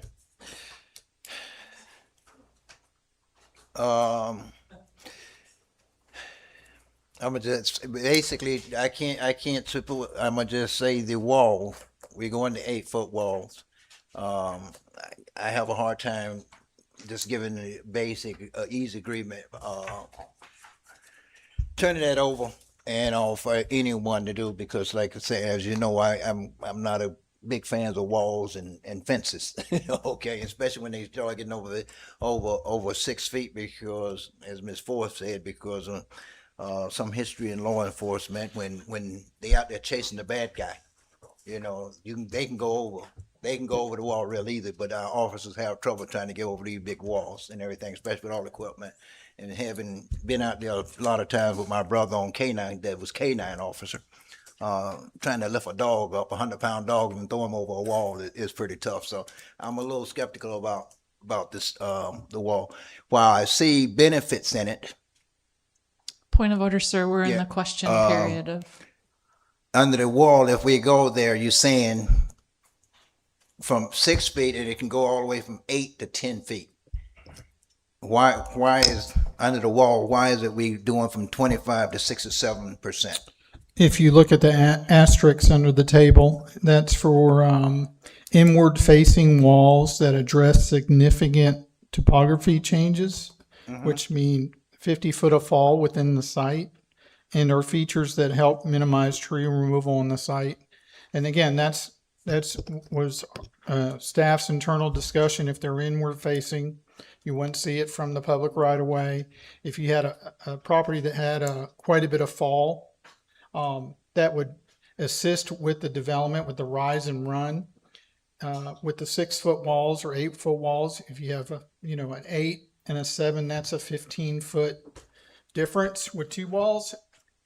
But if you went back to the 6, you would need 3 walls. So that does expand the horizontal distance, and in terms of when you build walls. So that's why staff was looking at, and that's where the 50-foot topography change came in. But we're open to any idea or removal. We just wanted to get this before you to get direction. On the wall, how would that, with this measurement, how would that interact with our ordinance that says you can only do 10 feet grade or 10% grade? So if they were to come in and want to put a wall in there, will that create less need for grading? It does soften the grade because they can take up more grade by the wall height instead of running horizontally. Because when you build these walls, you have to leave separation between the walls. So if you can get your grade change in 2 walls instead of 3, it gives you more room to compress some of that horizontal changes. Okay. Mr. Mayor, if I can add to that, this portion of it came about because a couple meetings ago, maybe, there was a wall variance in front of you. And I think they were asking for 15 feet. And council denied the 15, but would accept it at 10 foot. This was in that industrial park area where the Hook Street extension was going to go. Well, we heard from the county that they cannot do that Hook Street extension. They cannot pave it unless that wall is there at that height, because they can't make it work without having that retaining wall there at that situation. So that's why we added this one caveat about the 67% in certain circumstances, because in this case, they're going to actually be having to come back to you for another variance, because either that or we're going to have to decide whether we don't want the Hook Street extension moving forward. So in certain cases, we see it something that is these are the one-offs. These aren't the everyday someone's going to get a 67% increase on their wall height. Well, that's a wide variance there from 25 to 67. And everything else said at 25. Okay, yeah, that's a big caveat, and especially on walls. So that's why I've been trying to, like I say, I'm not a real fan of these tall walls and everything else, but I'm also not a big fan of grading our hills down either. So if it can help, that's fine. But I just think that's too much of a variance there on the walls. And I just reserve everything else. That's the only real question I had about it. Okay. So, yes, sir. Thank you, Mayor. I do appreciate the fact that there is an appeal process for any aggrieved party, whether it's the applicant or a neighbor. I think that we have to have that if we're going to implement this. One of the suggestions I was going to make, if we are going to implement this, is to consider it like we did with the original golf cart ordinance, where we put in a one year ordinance. And in this case, I was going to also suggest, if we do this, to have it sunset in a year and also require quarterly reports to the council during that year to find out, is this working? Is it not working? How many times is it occurring? What kinds of variations are being done that are not coming before us? And if we like what we see, we potentially continue it. If we don't like what we see, we put a stop to it right there and we bring it back to where we have it now. It does sound like there are some concerns relative to what's included in the chart. I have some of those. I share some of those concerns. I think that rather than Frankensteining the ordinance, and I mean that honestly with no disrespect by anybody, because I think Councilmember Dr. Frankenstein was brilliant. Yeah, I think Councilmember Strange has some areas where she might want to see some modifications. I too might want to make some modifications to this based off tonight's conversation.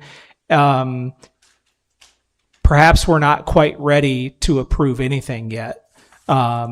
And that's where I'll leave that as a statement for now, just to make sure that we can all get on board whether we want this or not.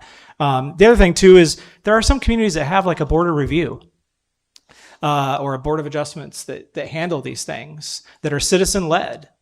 that's like code enforcement does code. Well, this board hears these types of variances. There's criteria for that, and it's engaging the citizens, and it removes it from staff and it puts it in the hands of the citizens to make decisions for the citizens. That's something we could implement if we wanted to create this board. I'm not saying we have to do that right now, but it might also alleviate some of the concerns we have relative to this coming out of the public domain and going into a staff domain. Thank you. Ms. Myers. Brian, you're giving me a lot to think about. You made some good points about having a committee. I'm thinking maybe we should table it. Mr. Peterson. I'm in agreement with that. I mean, I think it would be something, if we do implement this, we would have to be then we would have to get reports about what's letting go through on, let's say, a monthly basis, so we know what kind of things are happening. And then if we feel like wow, this is going way beyond what we envisioned it, then we can stop it. So I don't know if we have a sunset, or can we stop it on a monthly or quarterly basis if we find it, it's not pleasant to the council when we find out that they're subverting our authority in these type of things. So at least we could try it out and see how it works, and then we could eliminate it if it's working fine. If it's something that we would do the same thing, then it would be okay. And then secondly, as far as like the tree ordinance, if we already gave a variance to use single trunk crepe myrtles, does that cover then the whole parking lots? Does it carry over to in a development? So this way, I'm just trying to say, does he have to spend $750 to do part two of the parking lot? In that particular case, it was very specific area that was presented to the council. It was that part of the parking lot. I believe now they'd like to go to a different area for the parking lot that was not addressed as part of the variance. Yes. That's the issue with the. But would this be something, it's not in the table here, but if it was a previous variance given and it was approved, would be then, so we say, then that would be like handled by staff. Yeah, you can get it done without. Mr. Peterson, that isn't a part of what we're I know, looking it came at out, here. but So, it really- now I want to address that a little bit later myself. So, Okay. yeah, but anything else? That's it. Ms. Strange, Councilmember Strange. I'm all for tabling this. I will say I would not support any retaining wall height variances or administrative support. I was against that. It might have had council support overall, but I definitely think that I was against it. I don't want to see 3 retaining walls, quite frankly. But I don't think the citizens want to see our hills knocked down and flattened. I think that's really important. So I'm going to stay firm on that issue. But I do think that tabling it to give staff a chance to take another stab at this is good. I think, Mr. Bain, you bring up a really interesting point about a board. And I actually wonder if, I'm not going to ask a question because it sounds like we might be tabling it, but I think that perhaps this could be something that, if staff think it's appropriate, could go to planning and zoning and get the blessing of planning and zoning, because they deal with planning and zoning and we rely heavily on them, or code enforcement maybe, but I think planning and zoning is more in the creative realm. So just something to expedite the process, get it moving quickly. I don't like hearing that things go on, including myself, but really the process for purposes of the individuals and the businesses. I would like to see it ultimately limited to single family homes or properties less than a half an acre. And I think that will avoid the abuse, but still serve the purpose of the intent. But beyond that, I'll wait, but I'm for tabling it. It sounds like we're going that way. If we don't want to table it, I do have some Frankensteining that I'd like to do. You're done? Okay, thank you. Let me say, first of all, I'm totally against the whole thing, and in one main area is the wall. I think that 25 to 67 is a little too much for me to deal with right now. And plus, the other issue that really bothers me about this is the side setback. And I don't think anybody in this chamber or anything that's been here a while know that I have a problem with going below 7.5 foot side setbacks, okay?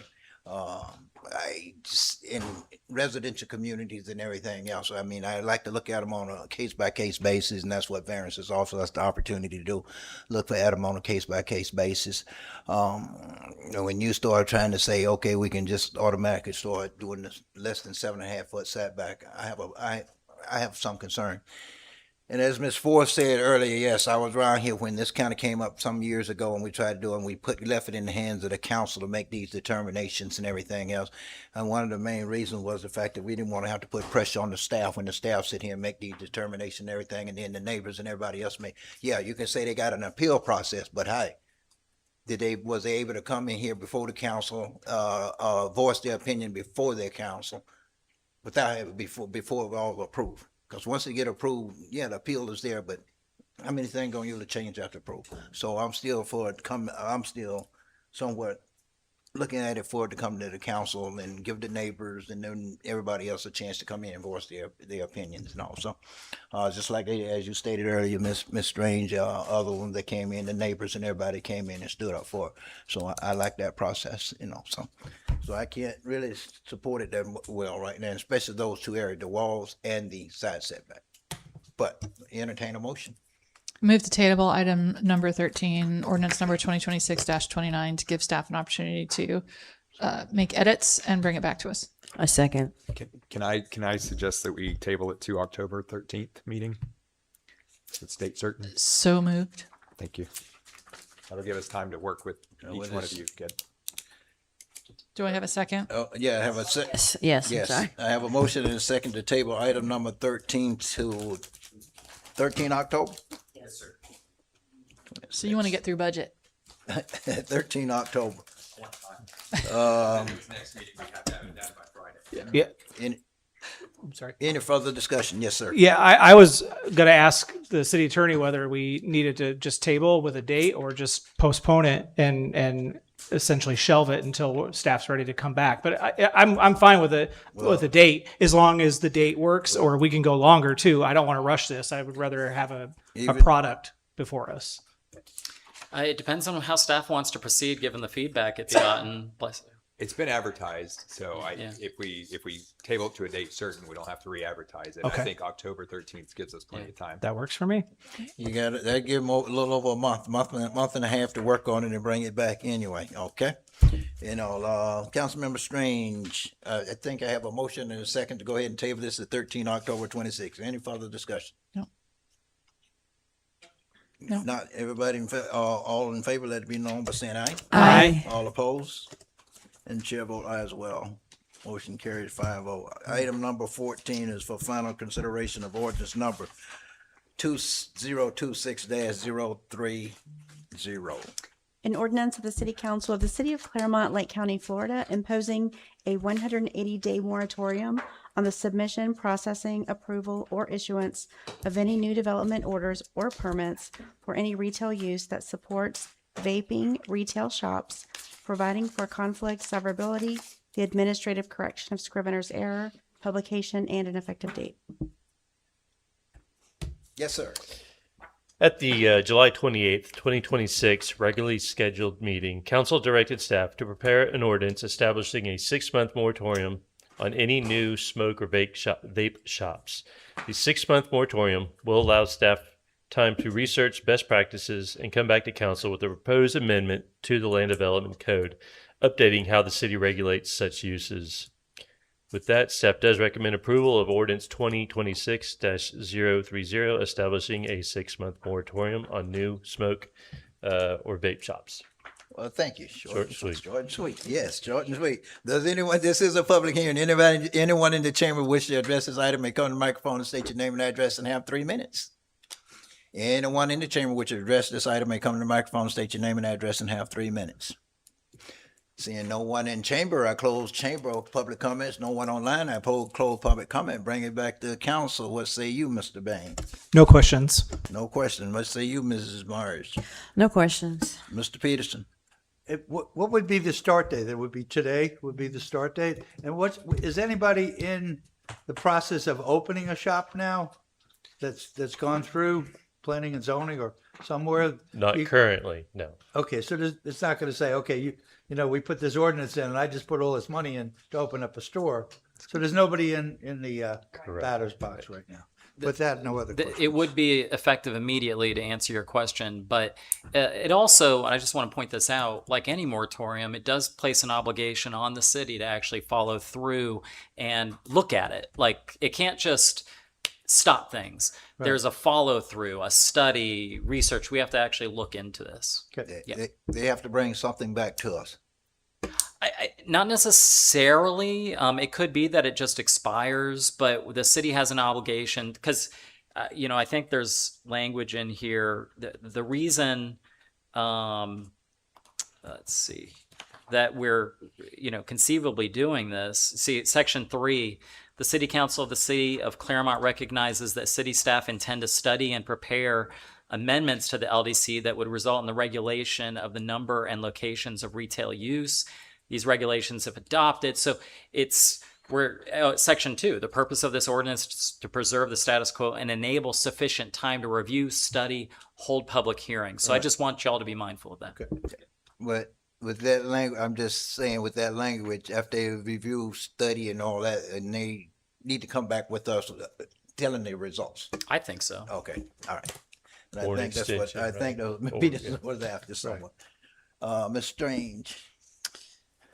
I don't know if this is a question or a direction, but I'm wondering if we can put a workshop on the calendar tonight so that we can not get caught in oops, we didn't do our 6-month review, something like 4 months from now, where we could schedule a date to address the moratoriums. We have 3 on the agenda tonight. Well, I don't. And to give the public a chance 4 to months speak. would be Christmas, so that sounds like a great time to do it. Well, Thank you for looking out. Maybe we say 4.5 months, January. Well, this is something, Mr. Ward, this is something that the staff ordinance that the staff gonna be working on to bring back to us. I don't think we need to really look at a workshop just yet until they give us something to look at first, okay? It's not, Well, we do need to have public input, and I think at least creating an opportunity before staff brings us. I'm simply saying I'm not sure that I agree with that statement because I am interested in what the public has to say, regardless of what. Not that I'm minimizing staff. I just think it's 2 different groups with 2 different opinions. So I just don't want to get caught where we missed it. So I know workshops fill up quickly. So that was my only real question. Okay. Staff is basically is written here for staff to go out and do the study and everything, bring it back to us. Of course, at that point, when they come back, if we need a workshop, we can open it up to the public anyway at that time and get feedback from them and go from there. There's also the opportunity if we had to extend it another 6 6 months. months, right. We have a total of 18 months to 18 do months. this. Right. You We're can just do up- starting with 6. If you'll know if we need more time, we'll let you know. Okay, all right. Okay, I just so then my question to the attorney is, and here's where I'm coming. I'm trying to look out for the city on this one. Is it does say under purpose that we will hold public hearings, and with SB 180, if we do anything to change our code, that makes it harder for a business to adopt, to open a business like this, then it could be arguably. I don't want an opinion on it tonight. Actually, there's an argument to be made that it could be struck down. And so what I want to make sure we do is that we follow the process and also hear from the public, because if the reason we're not hearing from people is because they're excited about the moratorium and they're like, great, you're doing what I want, so I don't have to say anything. We need them to come to a public meeting and say that so that we can rely on that for purposes of a future potential challenge. So that's where I'm coming from. I don't even know if it's worth arguing about, but I don't want it to get lost in the process is where I'm saying. So I guess maybe it's more for Mr. City Manager to make a note. I'm done. All right. Well, I'm gonna ask the same question I asked in staff review. Why didn't we do 12 months instead of 6 months? This was me, Mayor, and the reason why is sometimes other cities do 12 months. I have concerns with the constitutionality of a moratorium that goes 12 months. I think it's more reasonable that it goes 6 months and you have the option to extend based upon a reason. There are some cities that have extended year-long moratoria into like infinity, that's just not legal because that is a permanent, you know. Right. Now that said, if you chose to, I would defend it. You know, if you chose to 12 months, honestly, I'm not telling you it's illegal. I'm just saying I have concerns about it. I think it's easier and more legal to renew something that's 6 months at a time, but that's the reason. I just didn't want to put staff under that kind of pressure under this here, and especially as Ms. Strange says about the SB 180. Okay, give us time to work through it, and 6 months I think gonna be a little tight trying to get this all done. Okay, especially with SB 180 ain't lingering over our head out there, and so that's why I just say in 12 months, and I'm with you. I don't like moratoriums to begin with, and I know they're somewhat illegal, and going past 12 months, 6 months is usually a problem. 12 months, but legally you can go to 18 months. But that's my only question really. So, Mr. Bain. Thank you, Mayor. I too asked the question about 12-month, and I think it's just because we hear a lot about moratoriums and they come in the 12-month form. And I would worry at this point, based off this conversation, notwithstanding our city attorney's abilities and skills, but I would hate to have called into the courtroom and him to have to defend staff saying that we can get this done in 6 months. And then we turn around and put the moratorium in 12. So I think we might have potentially painted ourselves into the 6 month at this point, and then need to justify, if need be, that the work can't be done in 6 months. We need to go another 6 months. So I think we are where we are on the 6 month thing, but I would have supported 12. I think to Councilmember Strange's point about workshop, I think we could probably avoid potentially some of the situations we find ourselves in on second readings, particularly of ordinances, if we did workshop them, or I'll say this one again, a committee of the whole, where we could talk about different resolutions and ordinances as a body without any action. And it wouldn't necessarily be a workshop per se, because we're not actually workshopping it. They're presenting something to us, and we're just giving the feedback before it comes to us to vote. I think it's worth having that conversation, because it then potentially alleviates some of the some of the Frankensteining that we have to do up here, because we're just now trying to put all our thoughts into what we want to see based off of what we've digested, what staff's proposed. So I would support workshop, committee of the whole, whatever we want to call it. But I think when we talk about bigger items like this of ordinances, it might be worth having conversations before they get even at an intro level at a council meeting. But I will support this item tonight. Thank you. Ms. Myers. I support this item too. And Mr. Peterson. I understand the workshop process, but I think what we really need to do is come up with an ordinance. You can't tell somebody that they can't have a business. And there's people that want smoke shops. That's their business. They know that business. But we have to find an ordinance where you're going to place that business. I know at SB 180, we can't infringe on some property owner's rights. But on the other side, if we make an ordinance that these have to be in an industrial park, these have to be, away out of the public site. If people want to go to a smoke shop, they'll find a smoke shop. If they want to go to a dispensary, they'll find where to go. It doesn't have to be on a main road in front of a Publix or in front of a daycare or in front of a high school. And I understand a lot of complaints about this in the past, that we have a 500-foot ordinance. That might not be sufficient. And maybe staff can come up with a more stringent way to do that, where you can locate these type of businesses. Eventually, we're going to have to say, okay, you can open up a smoke shop. We can't put the moratorium on forever, because that's an infringement on somebody's right to do business. And just because we find his business distasteful, or some people find it distasteful, it is somebody's business. So I think that's what staff really needs to do. Come back to us within 6 months. Look at other municipalities, how they came up with solutions to this, because we're not the first people that are trying to figure out a solution to this type of problem. Other municipalities in Florida and other parts of the country have come up with the same thing. So I think we can glean on them and find a reasonable answer to come up with a solution to the problem. Oh, Ms. Strange.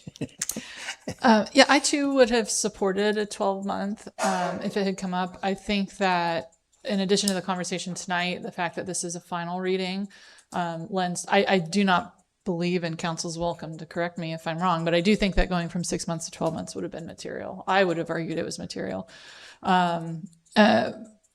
So my real comment is going to relate to on each of these ordinances tonight. We really kind of did things the old way with these ordinances where we kind of rushed through the intro. And I think a lot of these conversations should be had during the first reading so that the second and final reading is actually the one that doesn't have as much conversation, because now we have a tabled item and we have another item that we maybe could have done better if we had this conversation and treated the first reading like it's the most important reading.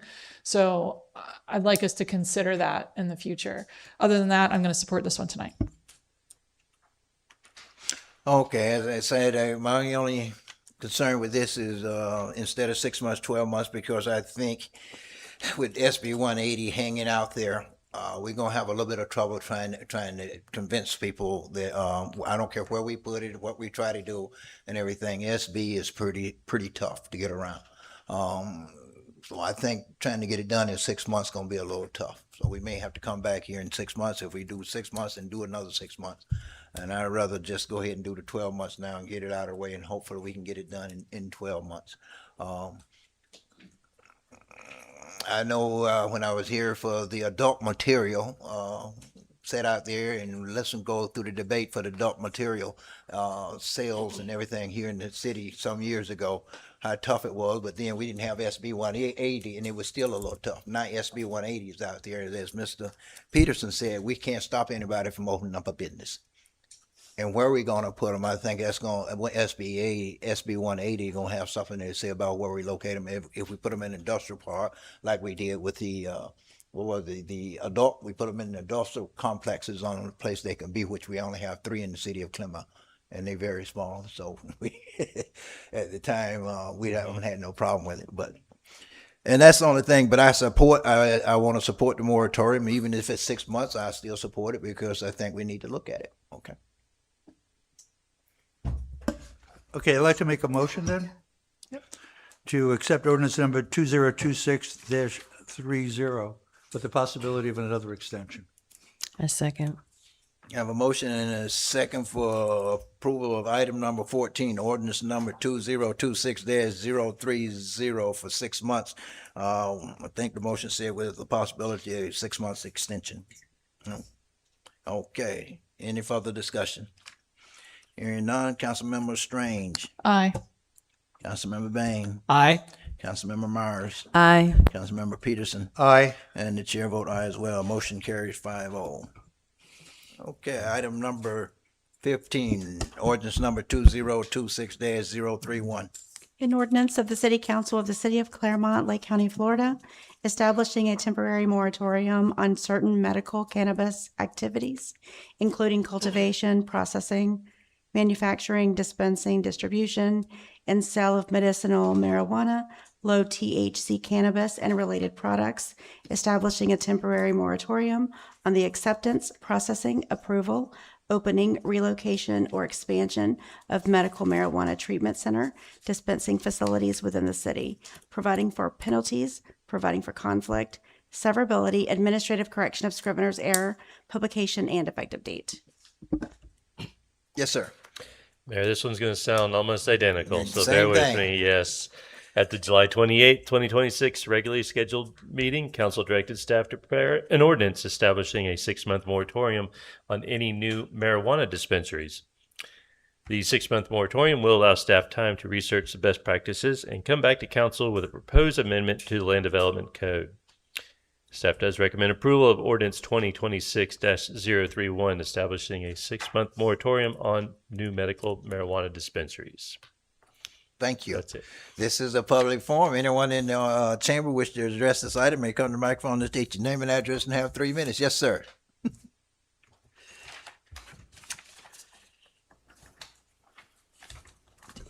Bob Farrell, 421 Bramble Way, Mineola, Florida. I spent the last 50 years of my life working with children, teenagers, and young adults. either through training, coaching, leadership, Boy Scouts and Girl Scouts, and different sports. The reason I did this is because we were trying to keep drugs from finding the kids and the kids finding drugs. I lost a brother to drugs at the age of 17. If you okay this, then you're letting the people of Clermont know that you're thinking about letting a drugstore open up here in Clermont. And eventually, it trickles down to the children. I know that they got all kinds of things, but kids always find a way to get it. There's no better salesman than somebody that can get it and sell it to the kids. I'm asking you to take this thing and throw it out the window. Don't even think considering it.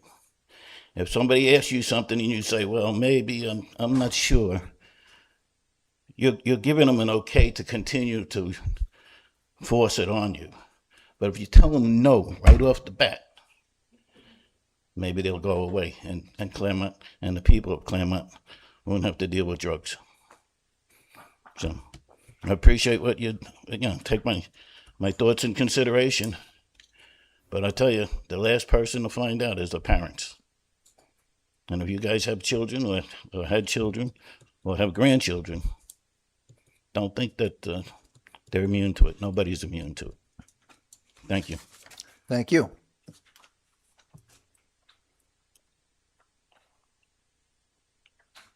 Yes, sir. Vincent Emick, Regency Hills.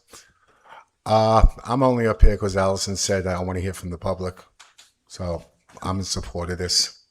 Maybe the gentleman was a little confused back there, but if you don't vote on it, they still go through. This is just put a moratorium on it. So I want to be clear to that gentleman that he knows what he was saying. Okay, so I'm in support of putting a moratorium for 6 months. Actually, I think after seeing the vote, you should go to 12 months on this. But that's up to the council to decide. Thank you. Thank you. Anyone else? This is a public forum. Anyone in the chamber wish to address this item may come to the microphone and state your name and address and have 3 minutes. Anyone else in the chamber? Seeing no one else in the chamber, anyone online? No one online, so we close public comment, bring it back to Mr. Bain. What say Bain? Mr. Bain? No questions, Mr. Mayor. What say you, Ms. Myers? No questions. What say you, Mr. Peterson? I think this is the same as the previous one. I think this is a little bit stronger. This is medical marijuana, and we have to make a tough decision. Do we want to have additional dispensaries in Clermont? Is that something that, the public will tolerate if we pass that? There's probably a percentage of the public that's utilizing these things. Just like we say, back in the Prohibition, let's eliminate alcohol. I mean, it was a tough decision, but it had a larger population. This population that uses these substances is getting larger and larger. And what can we do as a council? That's the real question. What can we do? We have businesses already in town. Can you go knock on the door and say, we're closing you up? We can't do that, can we? So the moratorium is all we can have right now, but maybe we could do the moratorium not 6 months, but maybe 2 years. No? If that's the question, it hasn't, to the best of my knowledge, been legally tested, but it wouldn't be my recommendation. I think you can get away with 12 for sure. 12. Oh, okay. 12 is a little tough, but but they've been done. You done? Yes. Mr. Train? Yes, the extension, does this one have the extension? Oh, this one is 6 months. So the last one didn't have a 6-month extension. The last one, what was written in is that it can be extended by resolution. I actually didn't limit it, Right. the number of extensions. But this one has a limit. And again, I mean, that is something that can always be changed. Is it acceptable in a final reading for us to use the same extension language as we did for the last actually, one? no, I don't have a limit in here. Section 3, temporary moratorium. At the last sentence, the duration of this ordinance may be extended by resolution for periods of 6 months per resolution. Am I looking at the same thing? Section 3. Yeah, 15, section 3. Last sentence. For periods of 6 months. Yeah, Mine says plural. 6 months. Okay, but we could extend it for 6 months and then come back again for 6 months. So the point is just that we have to keep addressing the 6 months. Okay. But the other one didn't have the 6 months. It did. Yes. Oh, I read it the wrong way though. Okay. Even Well, the I'm okay with 6 months and continuing to address it. I think that when we're talking about, especially, oh, that's comments. I'll come back to that. I'm done with questions. Okay, Mr. Well, on this one, my question was, we do 12 months. Somewhere within that 12 months, staff bring us back something and we're not happy with it, say at 11 months, can we do another 12 months? Well, when they bring us stuff in 10, 11 months, Yeah. that we show progress of trying to work with it, we just haven't been able to come up with it. I think you can. I mean, I'll say this, that back when the state passed the enabling legislation to allow medical marijuana dispensary centers, was it 5, 6 years ago? Maybe longer. A lot of cities and counties passed moratoria like this, and a lot of them kept them going for up to like 3 years. Yeah. I remember, I don't think that's legal, but up to 2, an extension, maybe, Mayor. Here's what I would say. It's much more likely to be legal if we have a record to justify it. If based on the technical reasons. So, for example, a moratorium to develop a comprehensive plan could and generally can be sustained for 12 months because it might be more technical. It requires more input, if that makes sense. But if it's something which I consider more simple, then it'd be harder to justify that. So the answer is probably yes, based on the technical difficulty. Okay. That's the only question I have. Yes, sir. Thank you, Mayor. I would support a 6-month moratorium with the ability, as it's written, to extend if need be.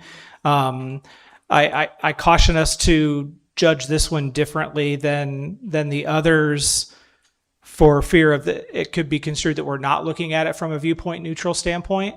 That we're imparting a judgment saying this is going to take longer because we don't like it versus this is going to take longer because it will take longer.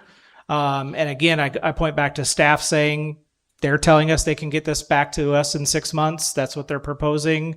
And barring anything new relevant here, as much as I would have supported the 12-month up front, I think we are where we are with the 6 month, and we see where we are with an actual new ordinance that could get presented in front of us. And if it does take another 6 months, then we deal with that at that point in time to address it. So I recommend approval. Thank you. Ms. Myers. I agree 6 months is where we're at, and I agree with approving this as quickly as we possibly can. Mr. Peterson. Yeah, I'm in favor of the 6 months with the additional 6 months if staff can't come back with a reasonable explanation so we can continue it. Obviously, we're going to probably get lobbied by the dispensary industry, hitting us that, we're preventing people from doing their business. And I don't know, I guess that's more legal. What are we allowed to do? Can we make it more difficult as far as like making locations where they can operate? Is that an infringement on their business? And if it is, can we get around it? That's it.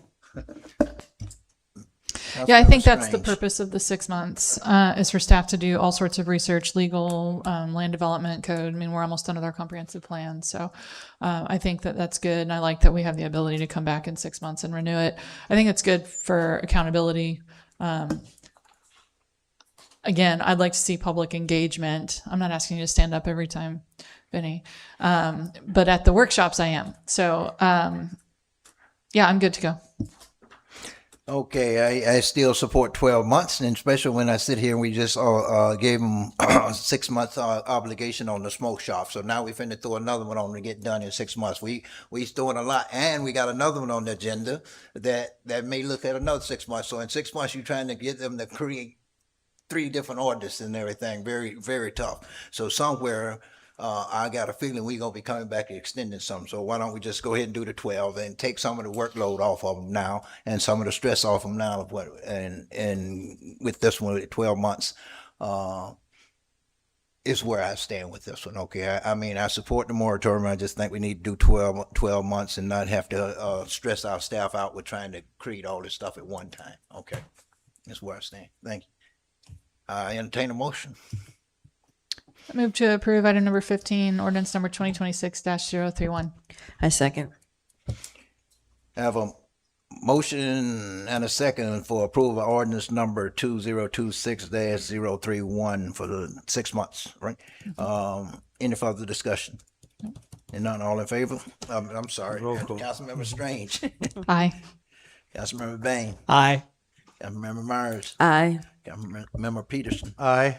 And chair vote aye as well. Motion carries 5-0. Yes. Item number 16, ordinance number 2026-032.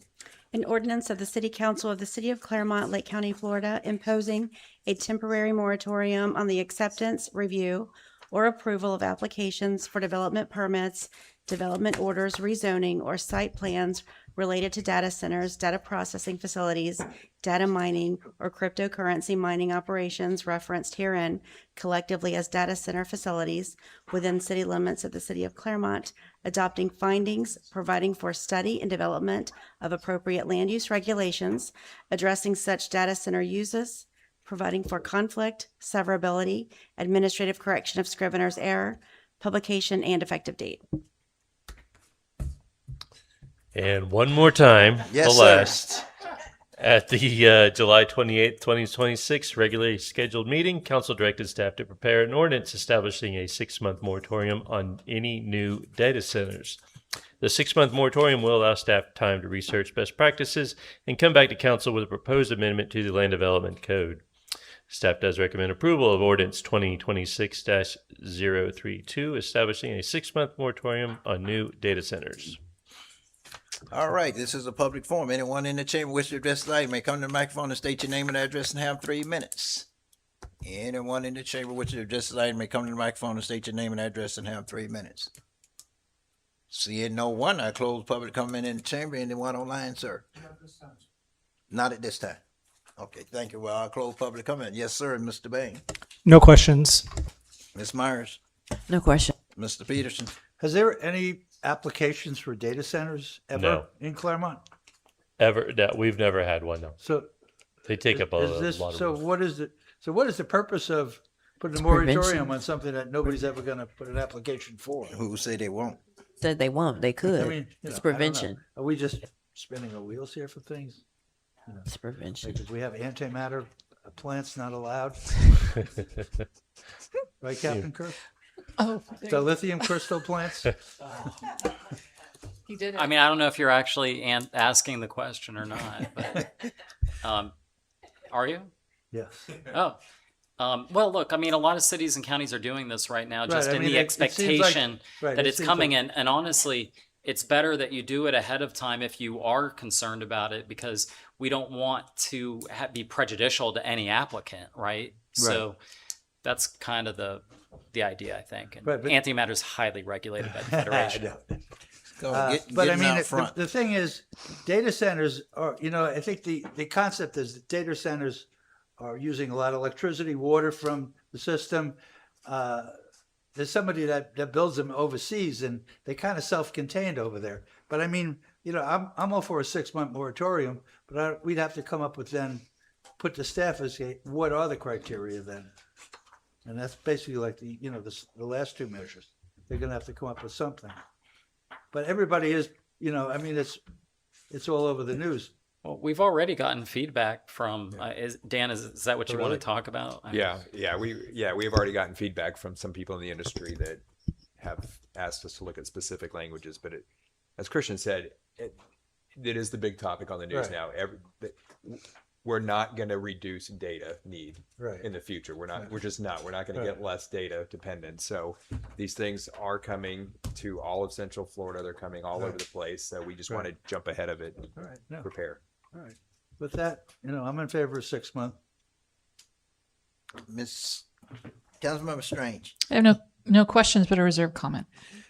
Mr. Bain. No questions? Okay. So I support this. In fact, I actually will make a motion to make this a 12-month as opposed to a 6-month. And here's my rationale for that. SB 180, I believe, expires in October of 2027. And so in order for us to coincide with what Lake County is doing, I believe Lake County just approved their moratorium for 1 year today at their Board of County Commission meeting. Our neighboring community in Mineola is also addressing this at a 1 year level. I think partnering together to create some synergy and some information sharing as a community, because realistically, if you do any research in this new emerging for our area and the emphasis on this, it affects not just people within boundaries. These centers and their effects do not stop at the boundary at which the city stops and then moves to a different city or the county. And so I'd like to see some synergy and some creative thinking with relative to working and partnering with the city of Mineola and Lake County to address these concerns. And I think the city attorney in Mineola kind of summed it up really well. And he said, this is what he would typically call a legal timeout. That is saying that we don't have anything in our code that addresses data centers specifically or large load customers like this. So it's a pause on any approvals while we investigate and put together the appropriate ordinance for it.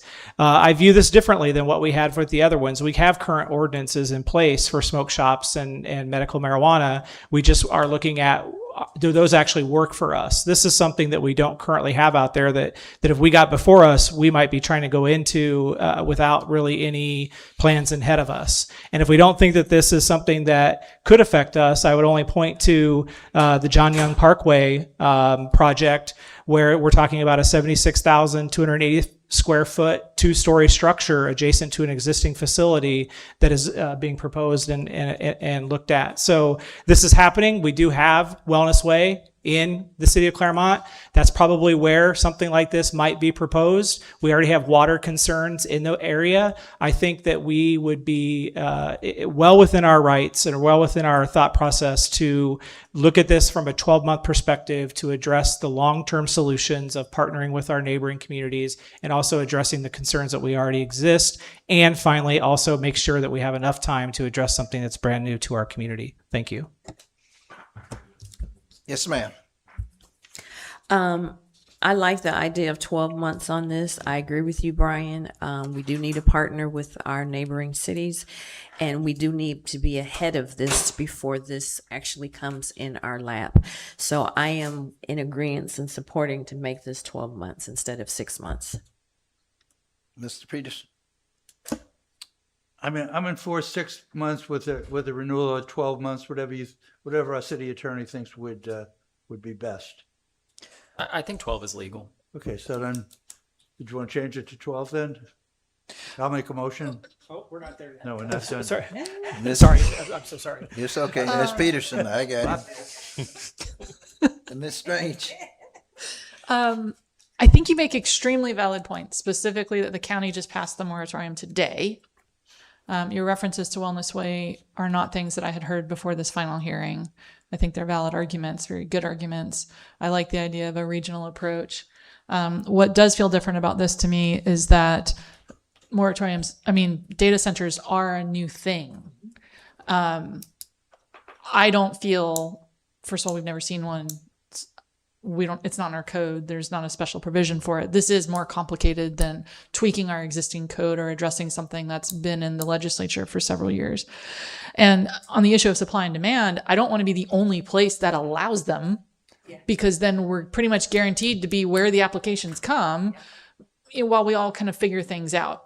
What I would encourage us to consider, unless our attorney tells me to stop, is if October 1st of 2027 is when SB 180 expires, If we do a 12-month moratorium, we're only going until August of 2027.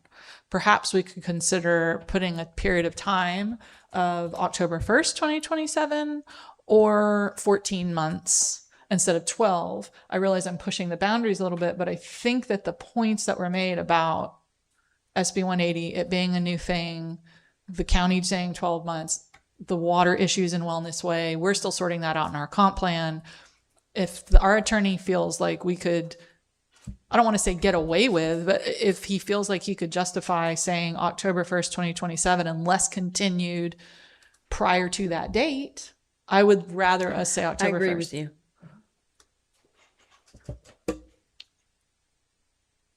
I'm open to it. You can defend. Yeah, You feel like yeah. you could defend I'm not it? going to stop you. No. Okay. Okay. It's the mayor's turn. I'm done. I entertain a motion.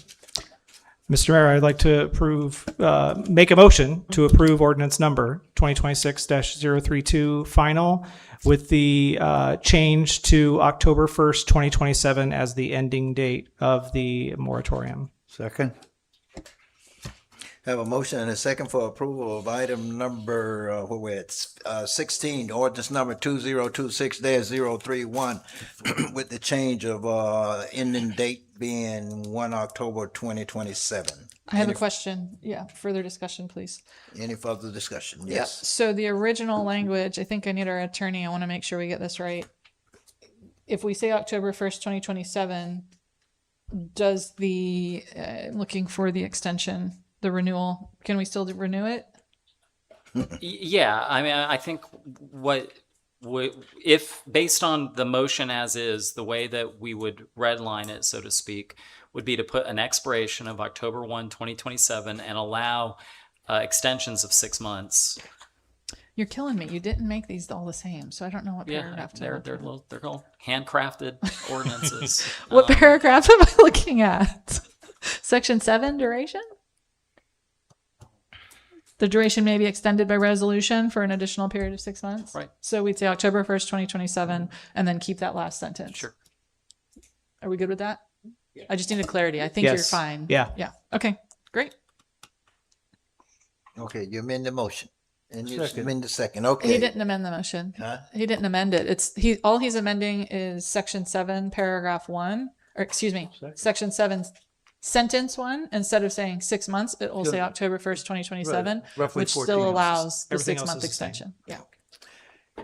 Okay, if there's no further discussion, Councilmember Strange. Aye. Councilmember Bain. Aye. Councilmember Myers. Aye. Councilmember Peters. Aye. And chair vote aye as well. Motion carries 5-0. Item number 17 is off Skyr. You have 17, go to the end of the agenda. Item number 18, resolution number 2026-026R. A resolution of the City Council of the City of Clermont, Lake County, Florida, granting a conditional use permit to allow for a veterinary clinic to operate within the M1 Industrial Zoning District uses, providing for conflict, severability, administrative correction of scrivener's error, publication, and an effective date. Good evening, Mayor, City Council members, and guests. Nick Gonzalez, Development Services. This is agenda item 18. The applicant, Elite Veterinary Specialist, is requesting a conditional use permit to allow a veterinary clinic to operate within the M1 Industrial Zoning District. The subject property is located at 235 Hatteras Avenue, Suite 100, within an approximately 0.7 acre parcel. The subject site is located within an established industrial office area. It is surrounded by compatible uses typical of M1 zoning. Elite Veterinary Specialist is proposing a specialty veterinary clinic that will provide advanced medical and surgical care beyond general veterinary services with a specific focus on ophthalmology. The clinic will operate entirely within the building and will be limited to small animals only, consisting of canine and feline species. No large animals such as horses, cows, swine, or other livestock will be permitted. The clinic will offer appointments and surgical procedures, but will not provide boarding of animals.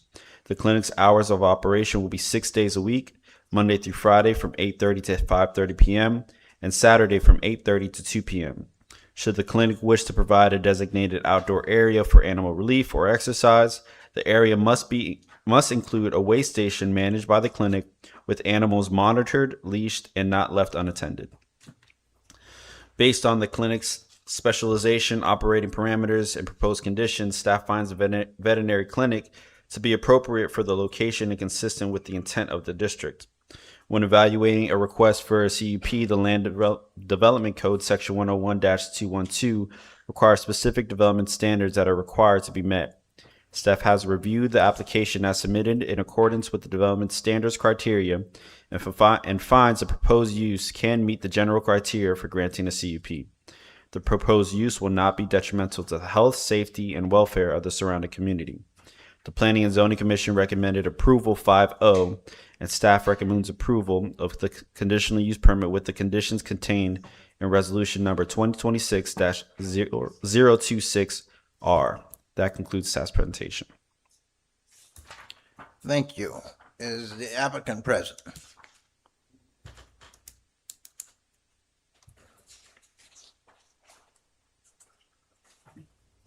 Good evening. Good evening. Thank you for that break earlier. I've been mourning Dolly Parton all afternoon. So my name is Angie Langley with Langley Consulting Group in Clermont, Florida, representing the applicant. They did a great job with the presentation, so I'm going to keep my comments brief. The applicant is here today, as well as the owner of the property. So as mentioned, elite vet specialists are leaders in the very specialized field of ophthalmology. And they only serve canine and feline patients for appointments and consultations and surgical procedures only. So there's no boarding, no overnights, no grooming, or anything like that. We would like to thank the Planning and Zoning Commission for their unanimous support of this, and Kurt Henschel and staff for their support and recommendation for approval. Also, they've been great to work with and helpful with our application process. So we are here and happy to answer any questions you may have. And if we have any question, we will call you back up later. Thank you. This is a public forum. Anyone in the chamber wish to address this item may come to the microphone and state your name and address and have 3 minutes. Anyone in the chamber wish to address this item may come to the microphone and state your name and address and have 3 minutes. Seeing no one, I close down the chamber portion of public comments. Anyone online? No one online, I close down public comment. What say you, Mr. Bain? No questions, Mr. Mayor. Ms. Myers? No questions. Mr. Peterson? So this center is just for ophthalmology, is that what you're saying? Yes. So it seems like such a unique practice. Is that the only ophthalmology veterinary clinic in the area here? I mean, Well, I know that they currently are here operating in another facility, so Right. they've had this market for a while, but he can, I'm not sure. I never checked their competition. no, it's such a great thing. I mean, people love their animals, and it's a great thing to be able to preserve sight for an animal. Yes. So my name is Gerald Swinger Vargas, and I own and operate the practices. We have many locations in South Florida, and here we have a location in Castleberry, which we have been operating for almost 2 years. There's other competitions around the area, and we are currently operating out of Kinetic Veterinary Specialists as well. But we have our grounded practice. We're leasing space from them, and we're looking to expand our own operation in our own building. Thank you. Yeah, all we do is ophthalmology eyeballs. Right. That's it. Councilmember Strange? Yep, I have a couple questions. I'm curious why this application needed to come to council. What is it about this that is, it's in a commercial district? Ordinance. Yeah, so in the M1 industrial zoning, it's a conditional use permit for any veterinary clinic. Okay. Has to have a CUP. Yep, And correct. it's in our ordinance that any veterinary clinic has to have a CUP, so it has to come before the council, basically. Stay there. Yes, ma'am. Is a pet pig considered swine for purposes of prohibited customers? I'm not an expert in swine, but if I'm not sure what the operator. Do you guys? I feel like this is going to be the chicken ordinance. We do, but we do it. It would be the blind pig. Okay. He only cats and dogs, They right? they do, but they only do it at the barns. So the only animals that are coming into the facility are canine and feline species. Oh, you're okay with that restriction? Yeah, but we don't. Yes, we're okay with that restriction. Okay, I just didn't want. No. I went to school at Stetson University. We had the blind pig pub, and so that is funny that you said that. For me, no one else got it. It's not a funny joke. It seems to me, and I don't want to make a thing that doesn't need to be made, but there's a number 7 says if the parking is deemed inadequate, then the applicant agrees that it has the right to amend or revoke the conditional use permit. And normally I'm the one asking about the human friendly nature of a project. In this case, I'm asking about the animal friendly nature of a project. And it seems to me that there's an awful lot of parking on this site. And if the applicant wanted to create an outdoor space for animals to relieve themselves, that might be more humane than having them go on a parking lot. Is that something that we're really concerned about? Is the parking here, or could they make that modification if they wanted to, so long as parking remains adequate? We believe the parking is adequate on the site. That's usually standard language that we add in all the conditional use permits. As far as the area, I know in the planning and zoning, they mentioned that the rear of the property would be one of the locations for animal relief. But if they did decide to put it in a different location, they would go through the site review and will, as long as parking wasn't affected, then it could be accommodated. I mean, does the code have, I believe the answer is yes, a certain number of parking spaces that they must have? For It's a that number. building, yeah, there's a number based off of the uses. Yeah. As long as that they don't go below that number, then we're good. But there's an adequate number of parking spaces. Okay, so I just want to make sure we don't worry too much about parking spaces if the animals need a space. Of course. That's all. I have a dog and he goes where he wants to go. So You need to train him. I like hounds and they are stubborn. So if anyone wants to help, I will take it. Otherwise, those are the only questions that I have. I really have no questions. Okay with Mr. Bain. I will support this. It's a specialty service, and it's an investment in our community. I see what you're doing there, and I appreciate it. Oh, that was a joke. It was. That was funny. I see what you did. You're on it tonight. Ms. Myers. I support this item as well. I think this is it's a nice, unique product that you're the first one in Clermont to offer this. So I think it's a real asset to our community that we're doing something like that. It's strange.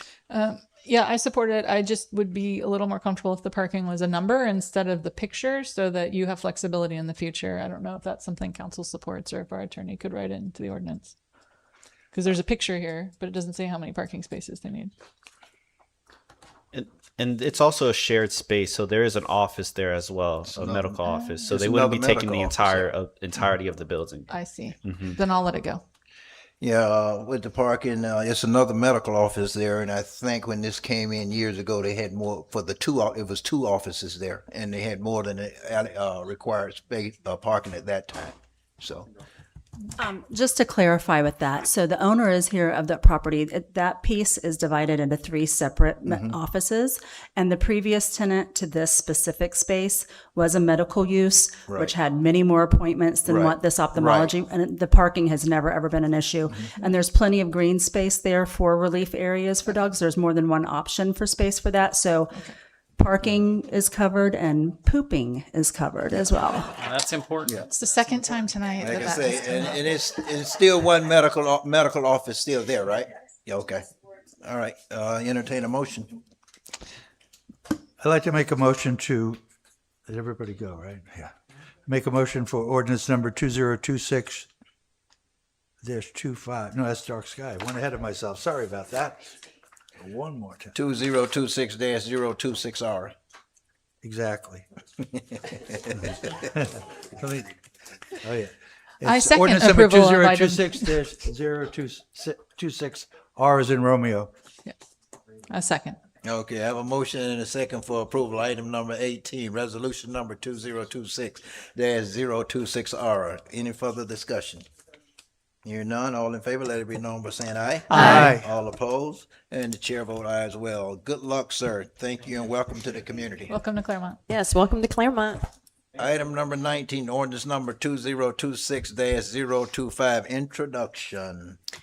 An ordinance of the City Council of the City of Clermont, Lake County, Florida, amending the Code of Ordinances by repealing Section 2412, lighting of property, and Section 11512, lighting facilities in their entirety, creating a new chapter of the Code of Ordinances titled Outdoor Lighting and Dark Sky Standards, providing for purpose and intent, applicability, definitions, outdoor lighting standards, including measurement, methodology, prohibited lighting, hours of operation, and adaptive controls, photometric plan submittal, specific use applications, exemptions, phased implementation and retrofit, variances, enforcement and penalties, and in conflict with other provisions, amending Section 101352, site plan submittal requirements to harmonize existing photometric plan requirements with the new dark sky standards, amending Section 1179, sign illumination to add color, temperature, and shielding requirements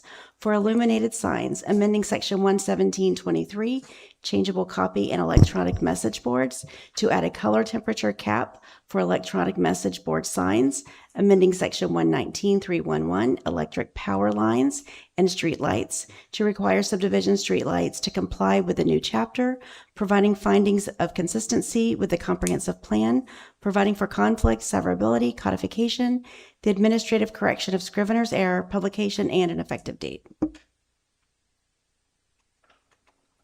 All right. Unless anybody has any, are we? I was going to ask the council, are we going to Yeah. open up to the public? Please. Okay. This is a public hearing. Anyone in the public wish to address this item? Just a point of order. I thought we agreed, though, a process, so I want to make sure that I thought the process we agreed to is we weren't going to unless there was going to be substantial changes made by the council. I have questions. So I don't know if they require changes or not. I'm okay either way. I just want to make sure we adopt a process that we actually the public knows we're going to put forward, and that we all know what we're going to put forward. So I agree with you, Brian.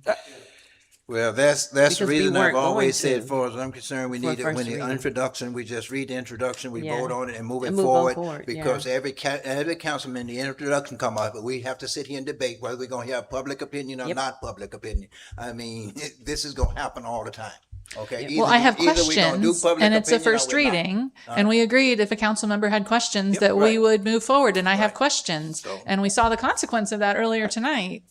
So yes, I have questions, and I've asked to move forward and open it up to the public. So, I can say, okay, this is a public forum. Anyone in the public wish to address this item may come to the microphone and state your name and address and have 3 minutes. Anyone in the chamber wish to address this item may come to the microphone and state your name and address and have 3 minutes. Yes, sir.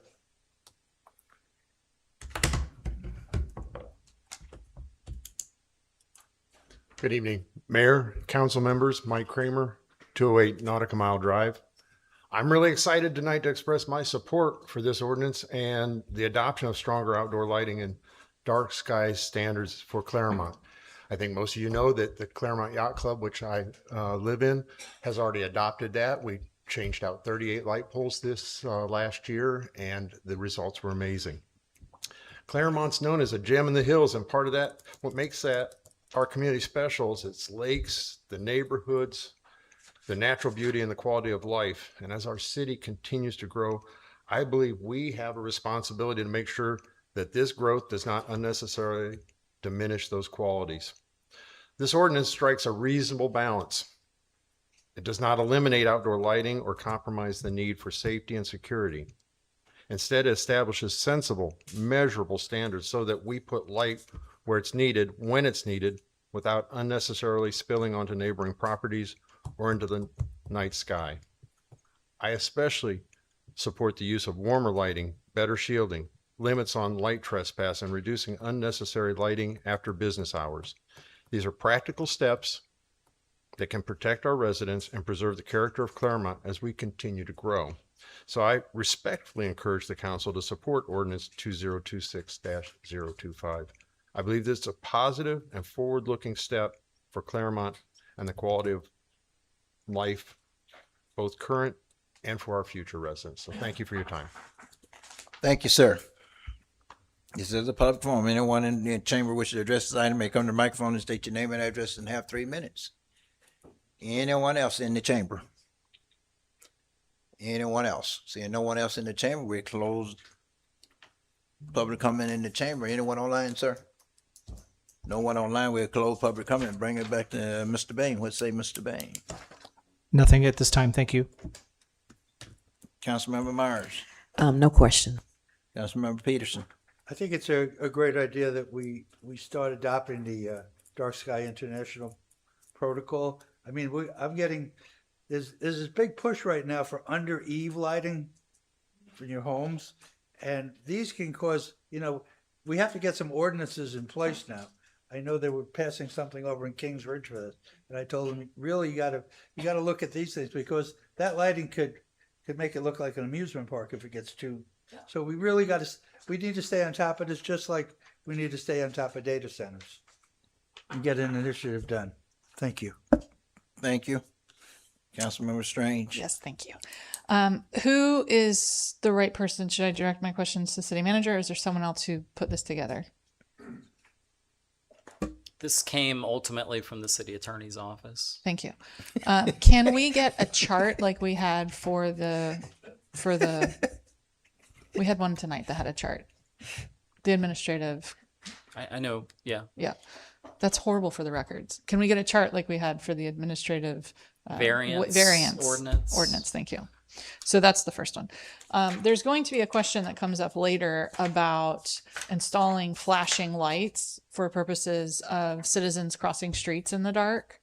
And section 129-5 prohibited lighting specifically refers to blinking lights and flashing lights. And I just want to know if that would be a problem for a pedestrian crossing if we decided to do that moving forward. Well, we have an exemption section for certain government lights. So I will say this is very, I think, complex in terms of all the things that's changing, so I welcome any feedback, comments, thoughts. It's possible that something slipped through the net. We've tried to spend some time to get this consistent, but I definitely will look at that. And then there was, sports lighting installed in accordance with industry standards is something that's prohibited. Is that meant to say it's prohibited to install sports lights in accordance with industry standards? Wait, unless it's in exceptions. Hold on. It says except, it says that it's prohibited to, so it says it's prohibited to do upward oriented lighting except as expressly permitted for sports lighting installed in accordance with industry standards or as expressly permitted under section 129-9. And yes, it does kind of kick the can as to what that industry standard is. Can we explore that a little bit? Because I do think there's sports lighting that meets some sort of dark sky, but then there's some that don't. So I just don't want it to end up being a substantial issue down the road, if we can explore that. So there's several references in here about subdivisions. There's sign illumination. There's, so I'm not going to look at the exceptions. All new outdoor lighting, for example. And I'm wondering, the city has the ability to implement these dark sky requirements, which I appreciate, as lights are repaired or replaced. So in other words, at the end of their useful life, but by 2036. So I just want everybody to know this is a 10-year plan, and I'm fine with that. But does this, the way it reads, compel private property owners, whether they're residential or commercial, to immediately install dark sky compliant lights? No. Okay. So if I have a light in my yard that lights up a little tree, I'm not gonna, like, I think this is where having the chart would help because I have no idea what all these numbers mean. And I don't want to vote on something that I don't understand. So a chart, maybe user-friendly pictures would be helpful, like or examples. Section 129-10 sub B says existing non-conforming outdoor lighting shall be brought into compliance at the earlier of the time the fixture is replaced, removed, or modified, or September 1, 2036. So that's residential and commercial and city. Everybody's got the same. Except for those that are exempted, yes. Okay. Got it. And if I read this correctly, the state of Florida and Lake County are exempt from this. Yes. Can we make them comply? Compel Lake County to do our bidding? Yeah.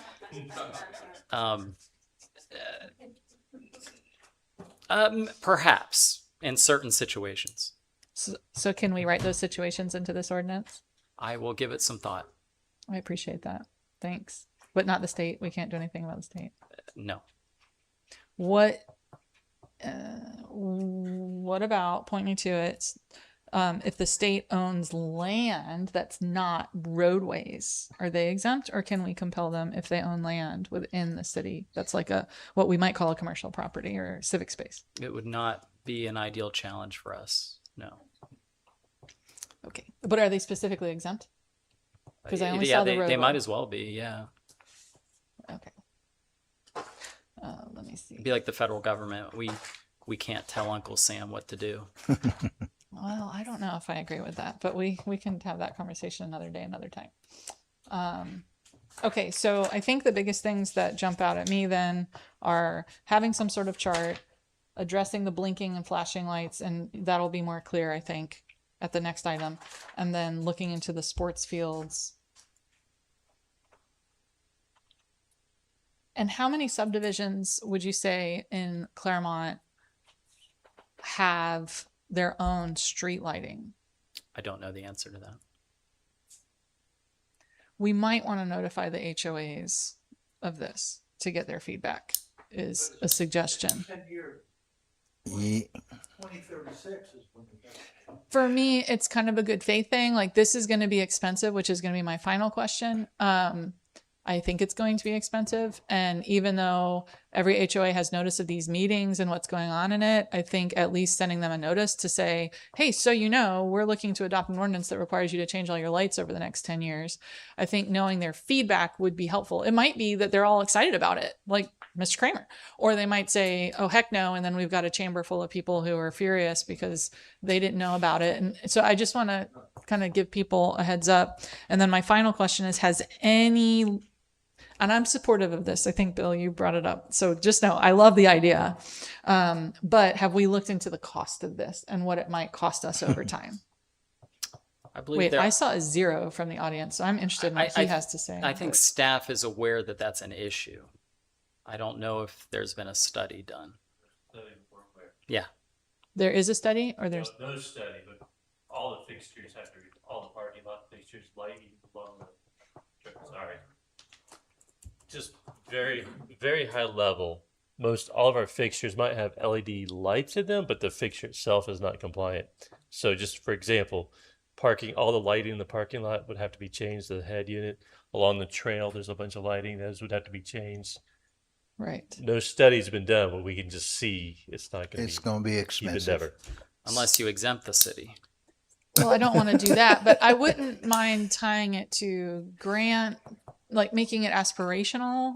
And I don't know the best way to do it, but that's why I'm bringing it up now. So I'm not doing this at the final reading and having us feel like we published it and gone through. So I would like to have some idea of what the cost difference is in replacing, our existing lamps with whatever this means. Because if it's 10 times the cost, I think we need to know that. If it's 2 times the cost, we need to know that. If it's 25% increase, then maybe we don't care. But if I'm voting to do this and I'm kind of committing the future 10 years down the road, I look like the bad guy when, and I don't want to be that person. So those are my questions. Councilmember Strange, would you yield for a second? Absolutely. I'm done, I think. I actually asked a similar question in my agenda review, and I asked for staff to go to Groveland and any other city that's already adopted to find out have they started to replace anything, what those costs, what the process looked like, what did it entail, how long did it take, et cetera, to just get a gauge Yeah. of what's happening out there. Because Groveland did implement a dark sky ordinance. And I'm sure that there are other cities, if we looked in Florida that has done that we might be able to get some data from. Might not be a full comprehensive report, but we could at least get some data from them. And what were you told? I think they agreed that we would do that. Yeah. Mr. Merriweather. Oh, you done? Well, so my then question would be, if we need more time for the attorney, if this wasn't on the next agenda, but it was on the following one, are we okay for compliance purposes in case staff needs more time to answer my question? Are we okay for compliance purposes? Yeah. If we, Because this is a first reading. So if it takes more time to get that information, sure. That's okay. Okay. Mr. Merriweather. Councilmember Well, Strange. go ahead. Yeah, to answer your question specifically, we'll have the cost information for you at the next meeting. I've already reached out, so we have approximately several thousand Duke Energy lights that we lease from them. They'll have to be changed out. They're throughout all the older portion of the community neighborhoods. All of our trail lights will be doing that work in-house. We have those costs. We just don't have those right now, but we're working on it. And that's totally fine. And so I think my final question would be for council as we go through comments. Given that this is new and it's potentially, I mean, it feels big. I don't necessarily want to workshop it, but I wouldn't mind if staff made their presentation maybe at the next meeting.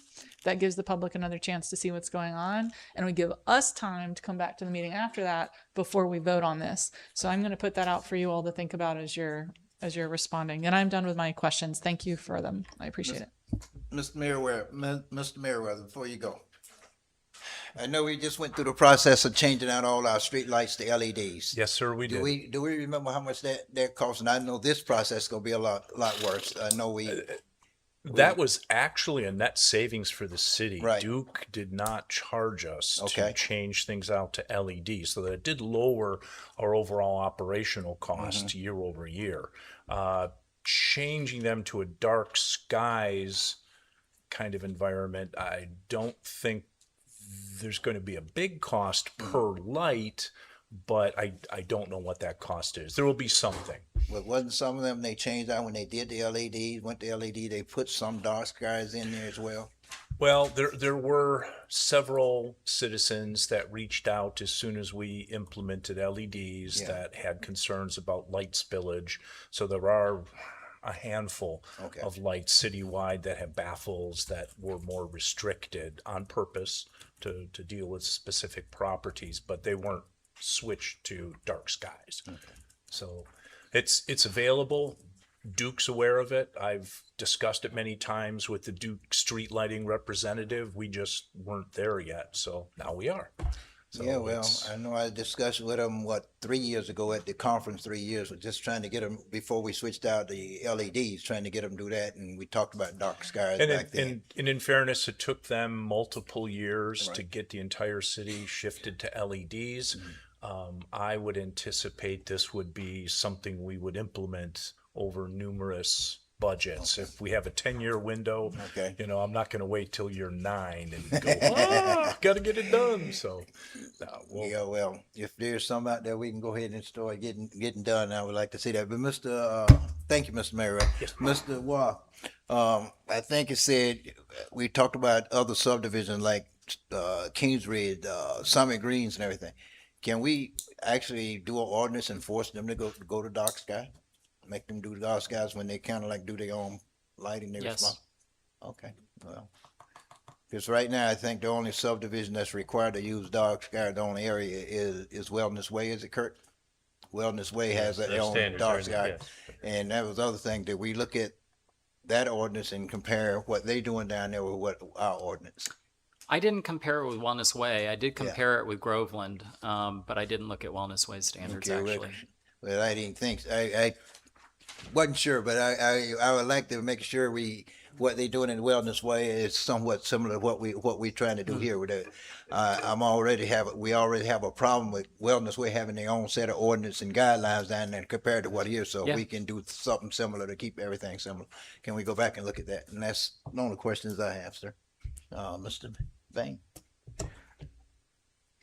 I'll use my comment time, I guess, for a question then. Should we, You didn't have a question? didn't we start with me? Yeah.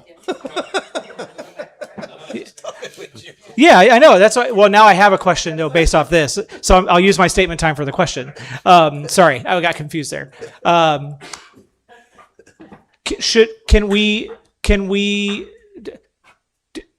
Do we approve the intro knowing that this final is going to look very different and potentially not be in 2 weeks? Or are we better served tabling the intro and going forward that way? I guess I am concerned about that because I just want to make sure we do this the right way procedurally, because it sounds like we're not going to have this before us in 2 weeks for a final. It's already advertised exactly. for next meeting, but we can table it at that one if we still need more time. It'll be on the agenda, but you just table it September 8th. So we need to approve the intro in order for it to be on there. No, you have complete authority to table as you wish or postpone as you wish.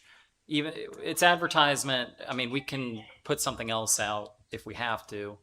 It doesn't have to be on your. It's like we take things off the agenda at meetings sometimes, So yeah. That's not an impediment to your action. Well, that's what I figured. I mean, I get that just because it's been advertised, we don't have to have it on the agenda. That is correct. It's just been noticed. We can't put it on the agenda if it hasn't been, but we can't. That is we don't have exactly to right. have it on there. So,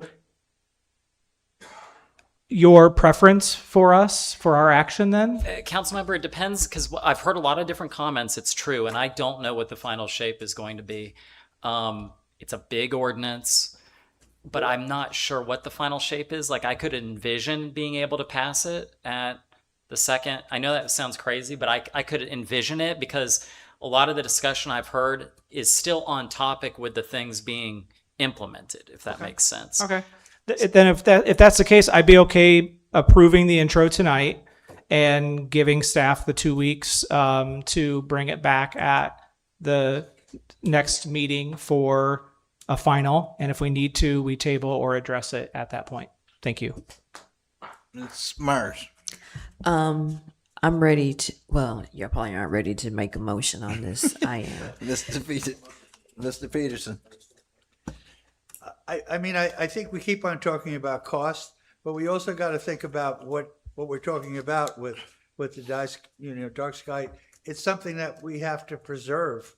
I mean, it's something that it's very important not for our citizens. Sometimes you don't want to do something because of money, but this isn't really going to be costing money because we're going to be constantly have to change things anyway.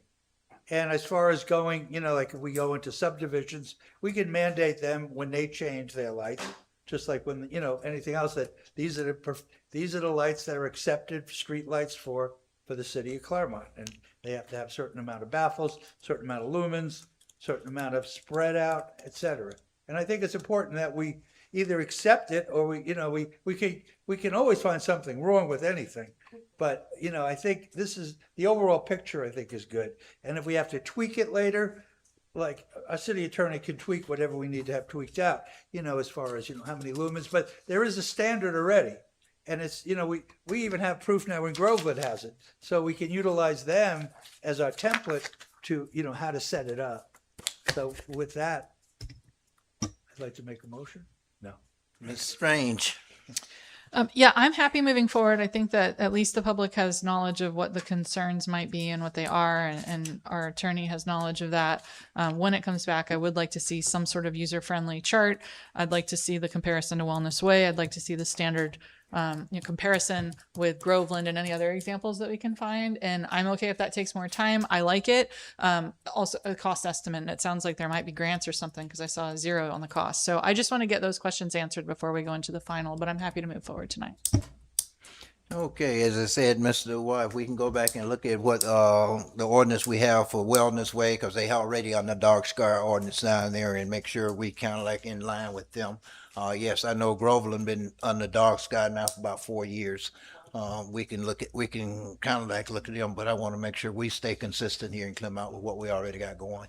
and if we need to tweak that and everything, I'm hoping that maybe was causing the cost, like when we switched over to LEDs, as Mr. Merriweather said, we actually saved, it didn't cost us as much money. So if we can get with Duke Energy, I seen you have a good rapport with Duke Energy. You just did the new contract with them. Maybe see what they can do for us starting to get them switched over. I would appreciate it, but I can support it. Okay, entertain a motion. I'd like to make the motion to, the intro for ordinance number 2026-025. A second. I have a motion and a second for intro of ordinance number 2026-025. Any further discussions? Hearing none, all in favor, let it be known by saying aye. Aye. All opposed? And the chair vote aye as well. Motion carries 5-0. Item number 20, council member requests. I think this is you, Miss. This one is mine. I have had the pleasure of working with city staff and Ms. Valerie Shuett. I know she wasn't here. I don't know if she's still here on the informal committee of trails and parks. And just seeing what the community is interested in. And East Avenue, I think, was a really exciting kind of first chance to see what a pedestrian-friendly bike path could be that would lead into not one but two schools in this case.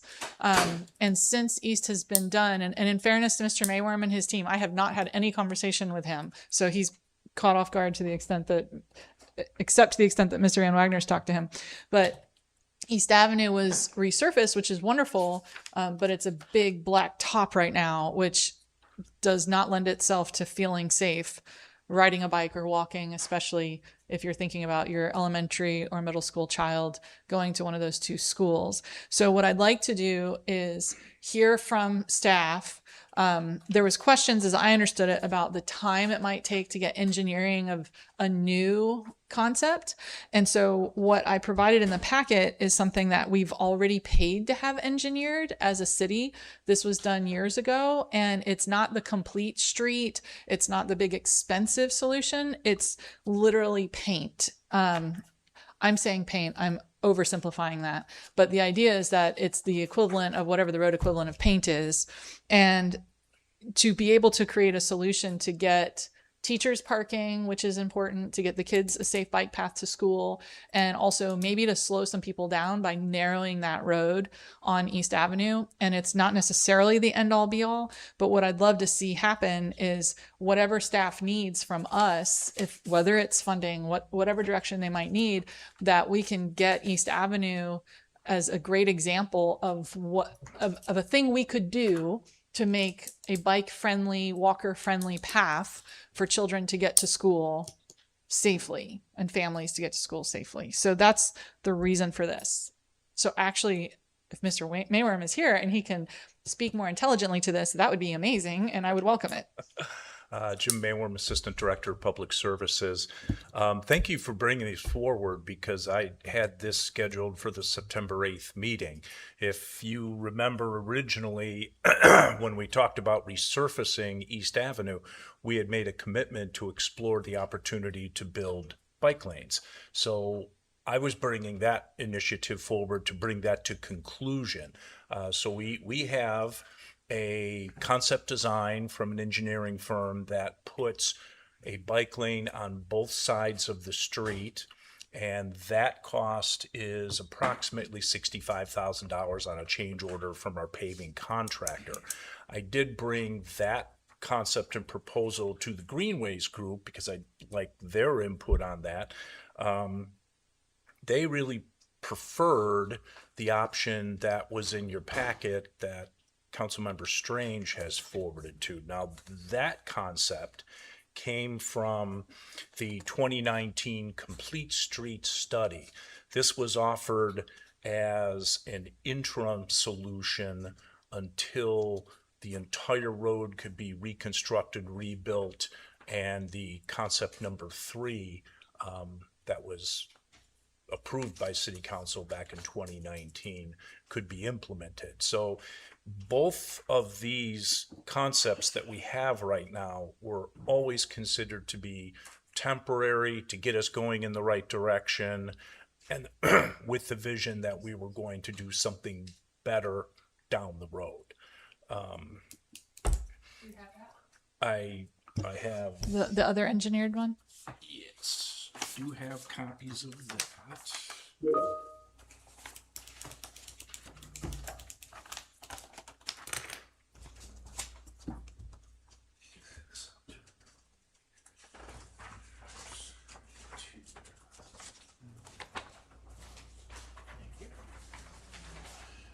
Thank you, sir.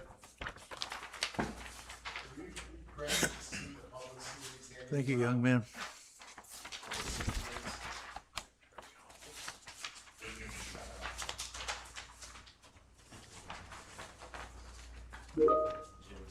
Yeah, you put this on. It looks like only one lane. There we go.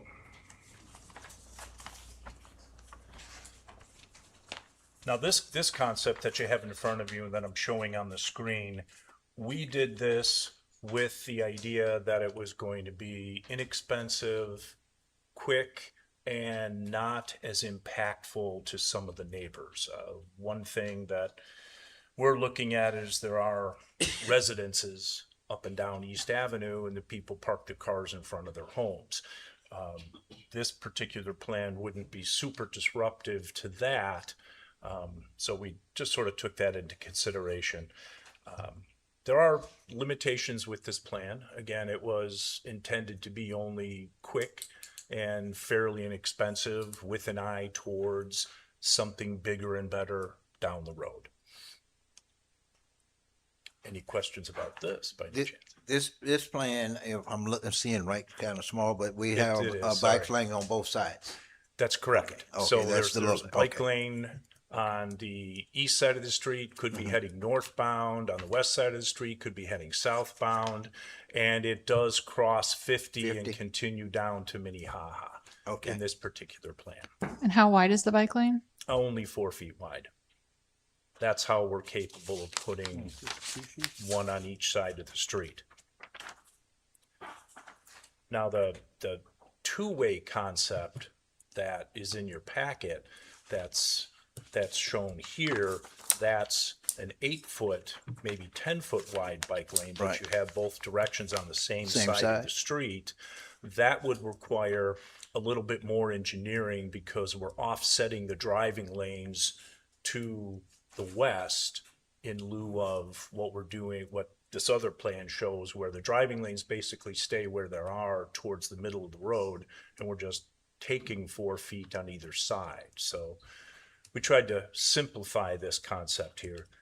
This particular plan, the one that's in your packet, gives us a much greater opportunity to protect and to provide maybe a safer, better environment for people cycling than the one on either side of the street.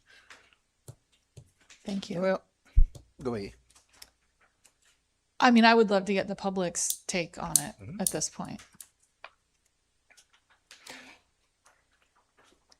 Hello, This is a public forum. Anyone in the chamber wish to speak to this item may come to the microphone and state your name and address and have 3 minutes.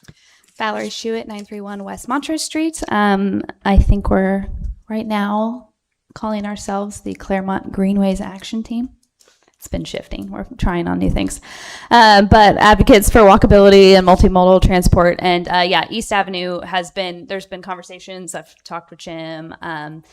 Our group has talked about it. And I do prefer, and overall, I think the group would agree, we prefer the concept that's in the packet just for a few reasons. And there's always a tension when you're talking about, and Jim acknowledged this as well, when you're talking about stopgap versus what's the long-term play and like where do we go with it. But a stopgap solution still has to be useful and safe, or else it's not really going to do anything. And so the thing about an unbuffered 2 4-foot bike lanes, that's like what we have on the side of 50, some places on the side of 27. You don't really see people in those aren't safe. It puts you right next to oncoming traffic. I would have real concerns about that on a road where we're talking about safe routes to school, especially. So for me, the stopgap, it has to serve something, and it has to be something people will use. And I just don't think, I think we could give ourselves a pat on the back for it and say we put a bike lane there, but it's not actually going to be super functional. So I would prefer to not do that. Or I think the next best option that we have is the concept work you all did when you were doing the complete streets. And what's interesting about what's in your packet is it probably is going to work really well. Like, it's not something, I don't think it's something that's going to need to be redone or replay. I mean, I love a full complete street, don't get me wrong.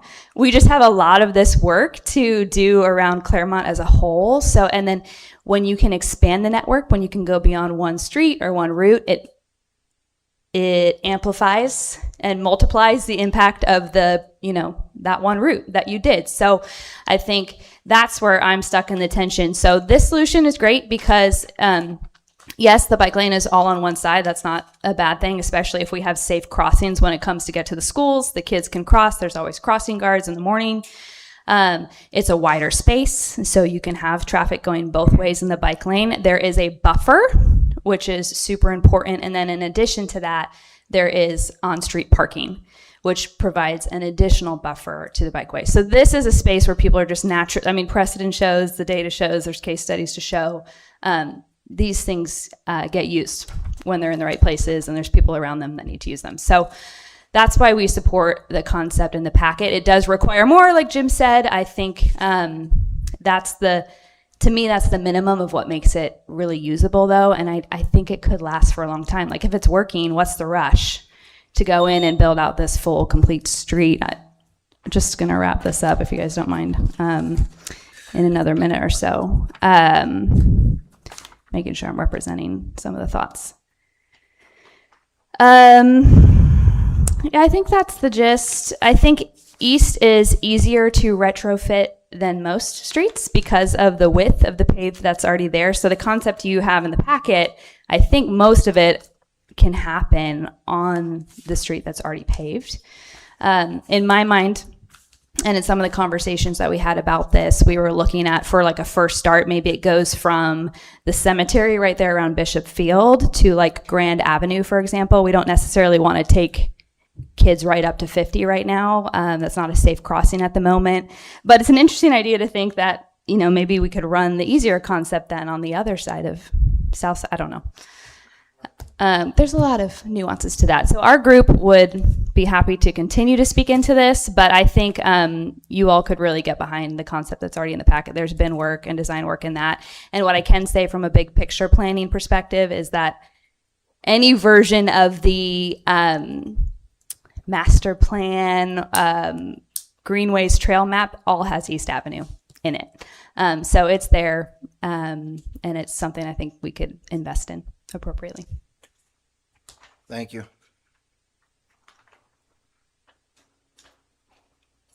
Vincent Nemick, Regency Hills. Good evening.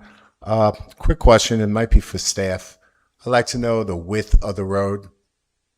Okay. And then when we get the width of the road, let's minus the 4 feet of the bike lane. Is that a safety concern? That's my only question I have for staff. Thank you. Safety for the children or safety for the cars? Safety footage. I didn't hear. I walked away. Yeah. I'm sorry. I'm tired. You said, is it a safety concern? Did you mean for the children or for the cars? I'm always for the children. For the children. Okay. All right. Cars, I mean, they're replaceable. Children aren't. Yes, sir. Hello, I'm Francois Elvinger. I'm currently 11904 Albert Street, which is right outside of the city limit, but also with property at 110 West Osceola Street, where my daughter lives, and which is right on the corner, East Avenue and Osceola. So I fully support Ms. Strange, Councilmember Strange's proposal. I also support the urgency to get it done for safety reasons.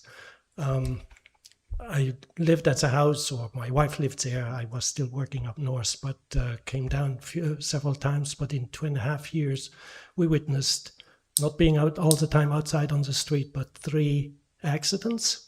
2 of them hit and runs on bicycles, 1 pedestrian, 2 in daylight, 1 at night. For one there's a hit and run at night, I called police or 911 to come and assist the person who was hit. And so just seeing that, I think it's very important that our children, adults, bikers, pedestrians can move safely. And I certainly support rapid change to slow down traffic on East Avenue. Thank you much. Thank you. This is a public forum. Anyone in the chamber wish to address this item may come to the microphone and state your name and address and have 3 minutes. This is a public forum. Anyone in the chamber wish to address this item may come to the microphone and state your name and address and have 3 minutes. Seeing no one else in chamber, anyone online, sir? There's a couple online, sir. All right, first caller, go ahead. Hi, I'm Hi. Claire, 575 West Mineola Avenue.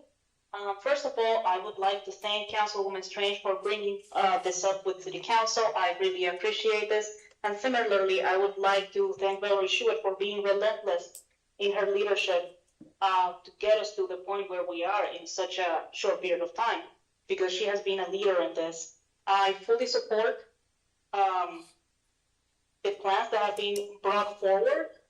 I have only been in Clermont for about a year and a half, and I was surprised at how wide East Avenue was, considering that there are 2 schools along that road.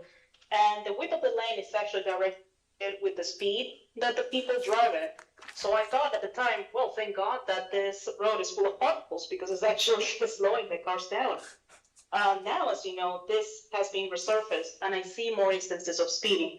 So to me, this particular proposal is not only about having a safe space for children to be able to bike to school, it is also about narrowing the lanes to get them not too narrow, but rather right size, so that cars can flow, they can move at a safe speed that is more appropriate for a school. And again, I fully support this.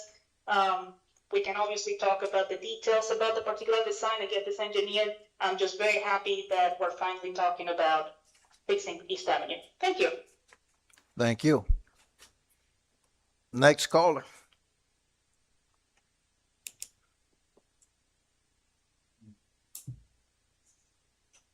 Yes, hello, this is Jenny May, and I live at 4062 Greystone Drive. I just wanted to say, you know, as a proud resident stakeholder in Clermont, I'm here tonight because I support Councilwoman Strange's request and the plan as shown in the agenda for a dedicated bike and pedestrian-friendly pathway on East Avenue. As our city continues to grow, we need to make sure our vital neighborhoods corridors don't get left behind.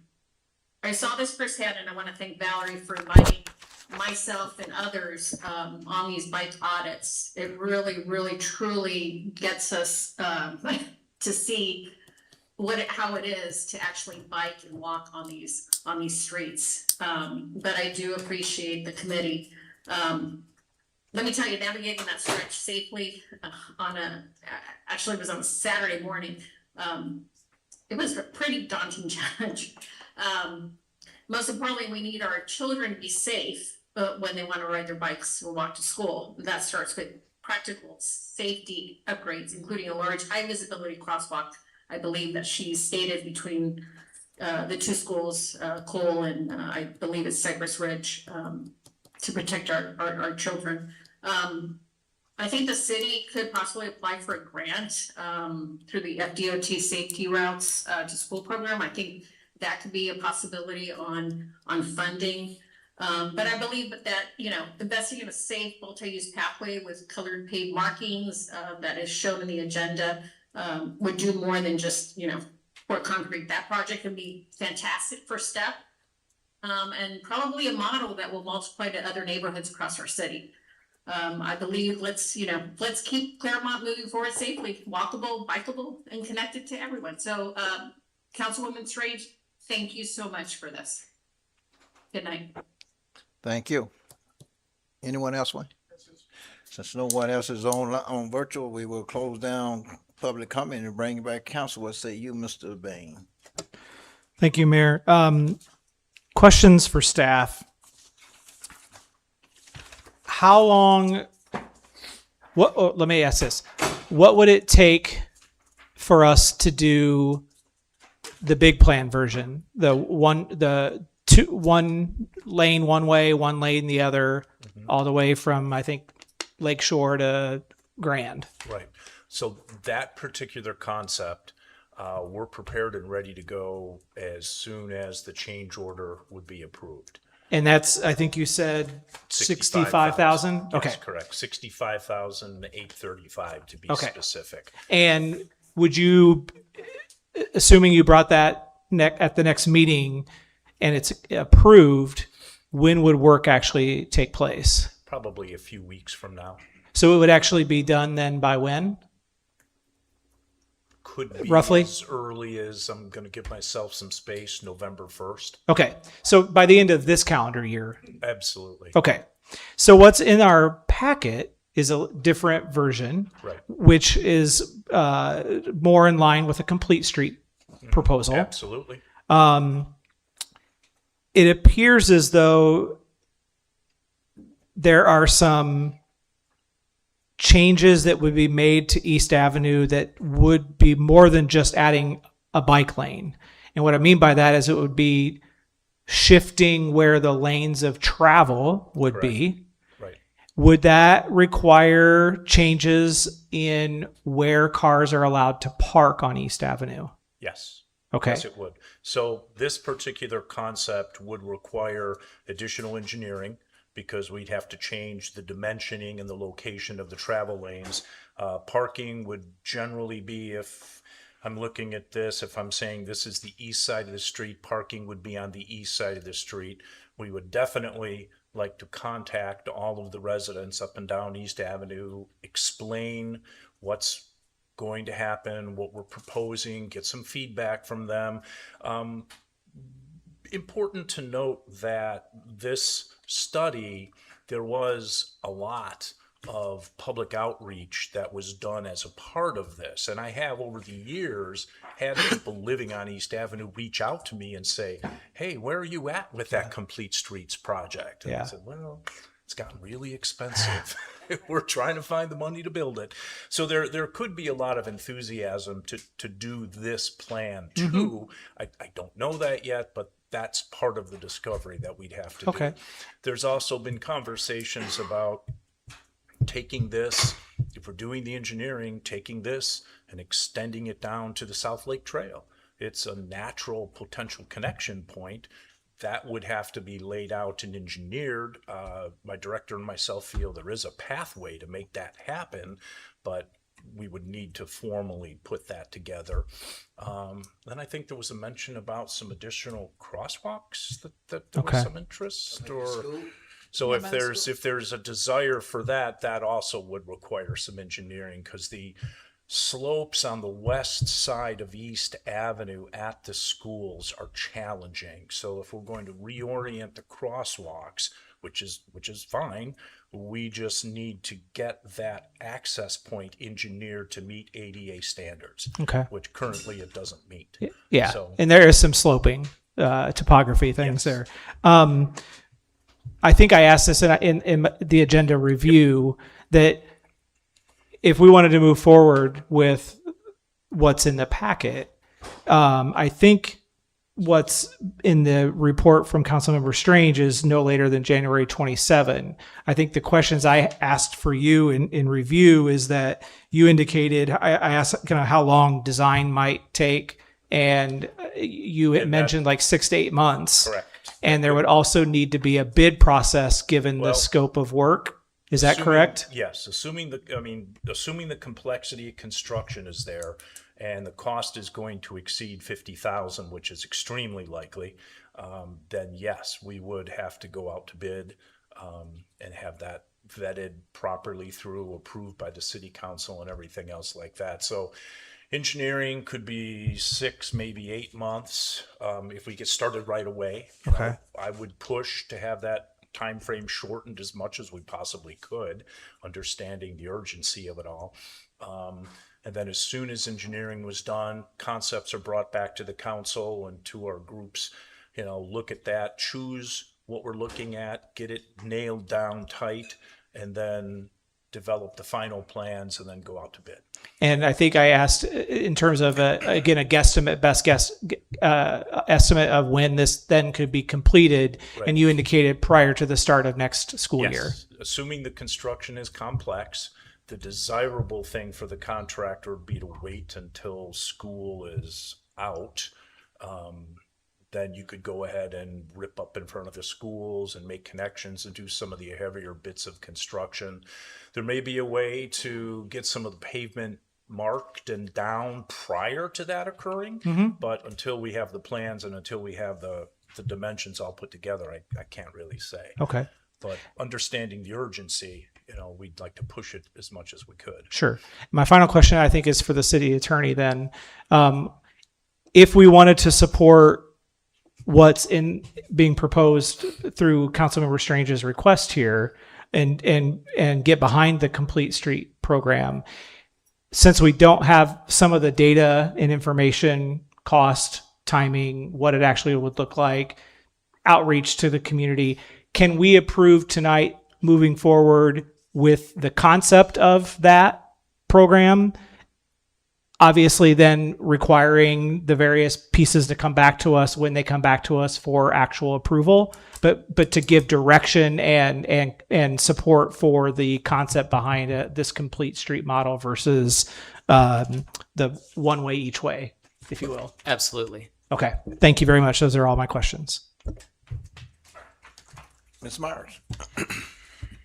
So the one that Allison has in our packet that she wanted, in the agenda review, like Brian had said, you said it would take 6 to 8 months for engineering because you said it's hard to get engineers, correct? Correct. And that it would be easier to implement when school is not in so they could get correct. The actual construction would be easier if students weren't around. To do that, okay. My question for Ms. Strange, would that be an issue for you if you had to wait until the summer for this to be completed?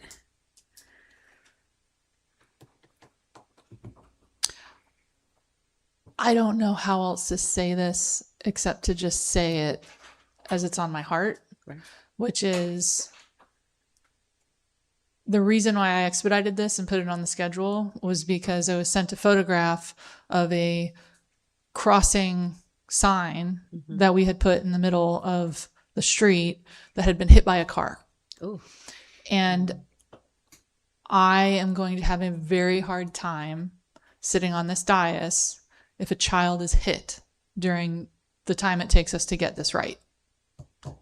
I feel an obligation to the people, and this is not something that I take lightly or that I think is something that's been that's a surprise. Right. I'm gonna have to wait until it can get done, but it is something that weighs on my soul. That if a child is hit, or anybody, an adult is hit, doesn't matter who it is. Yeah. But if someone gets hit, the way that crossing sign was hit, we had knowledge that it was an issue. There's 2 schools there. It's a foreseeable injury. We went ahead and paved a road, to Miss Sinclair's point, making it no longer potholed. And so now it's like, it looks like the Daytona 500 when you're out there. And I just have a really hard time with that. So I'm going to have questions when my time comes, but I am handcuffed to some extent. Right. I would not want to put in a stopgap that doesn't make every parent up here feel safe if their 7-year-old is riding her bike to school. Right. That is not what I'm looking for. I'm not looking for virtue signaling. Gotcha. I'm looking for authentically making a safe way for kids to get to school. I figured. I just wanted to make sure. Just wanted to make sure, with time and all. Yeah, I mean, of course, if we could get it done tomorrow, that would be great. I just wanted to know where your head was at in regards of that. Okay. I'm good. Thank you. Mr. Peterson. So the way I understand this, the road is already paved. So now all we're waiting for is paint. And that's going to take that long to do paint? No. Oh, okay. No, So it'll you- take you that know- long to do the engineering to change the dimensions on the road. So the So the big road is pro- going to get widened? No, the big proposal that you have, Right. okay, that does not change the center line. The yellow stripe down the center of the line, that does not change. Okay. All we're doing with that is taking a strip of white paint 4 feet off the curb line on both sides and striping it down both sides of East Avenue, south of 50 and north of 50.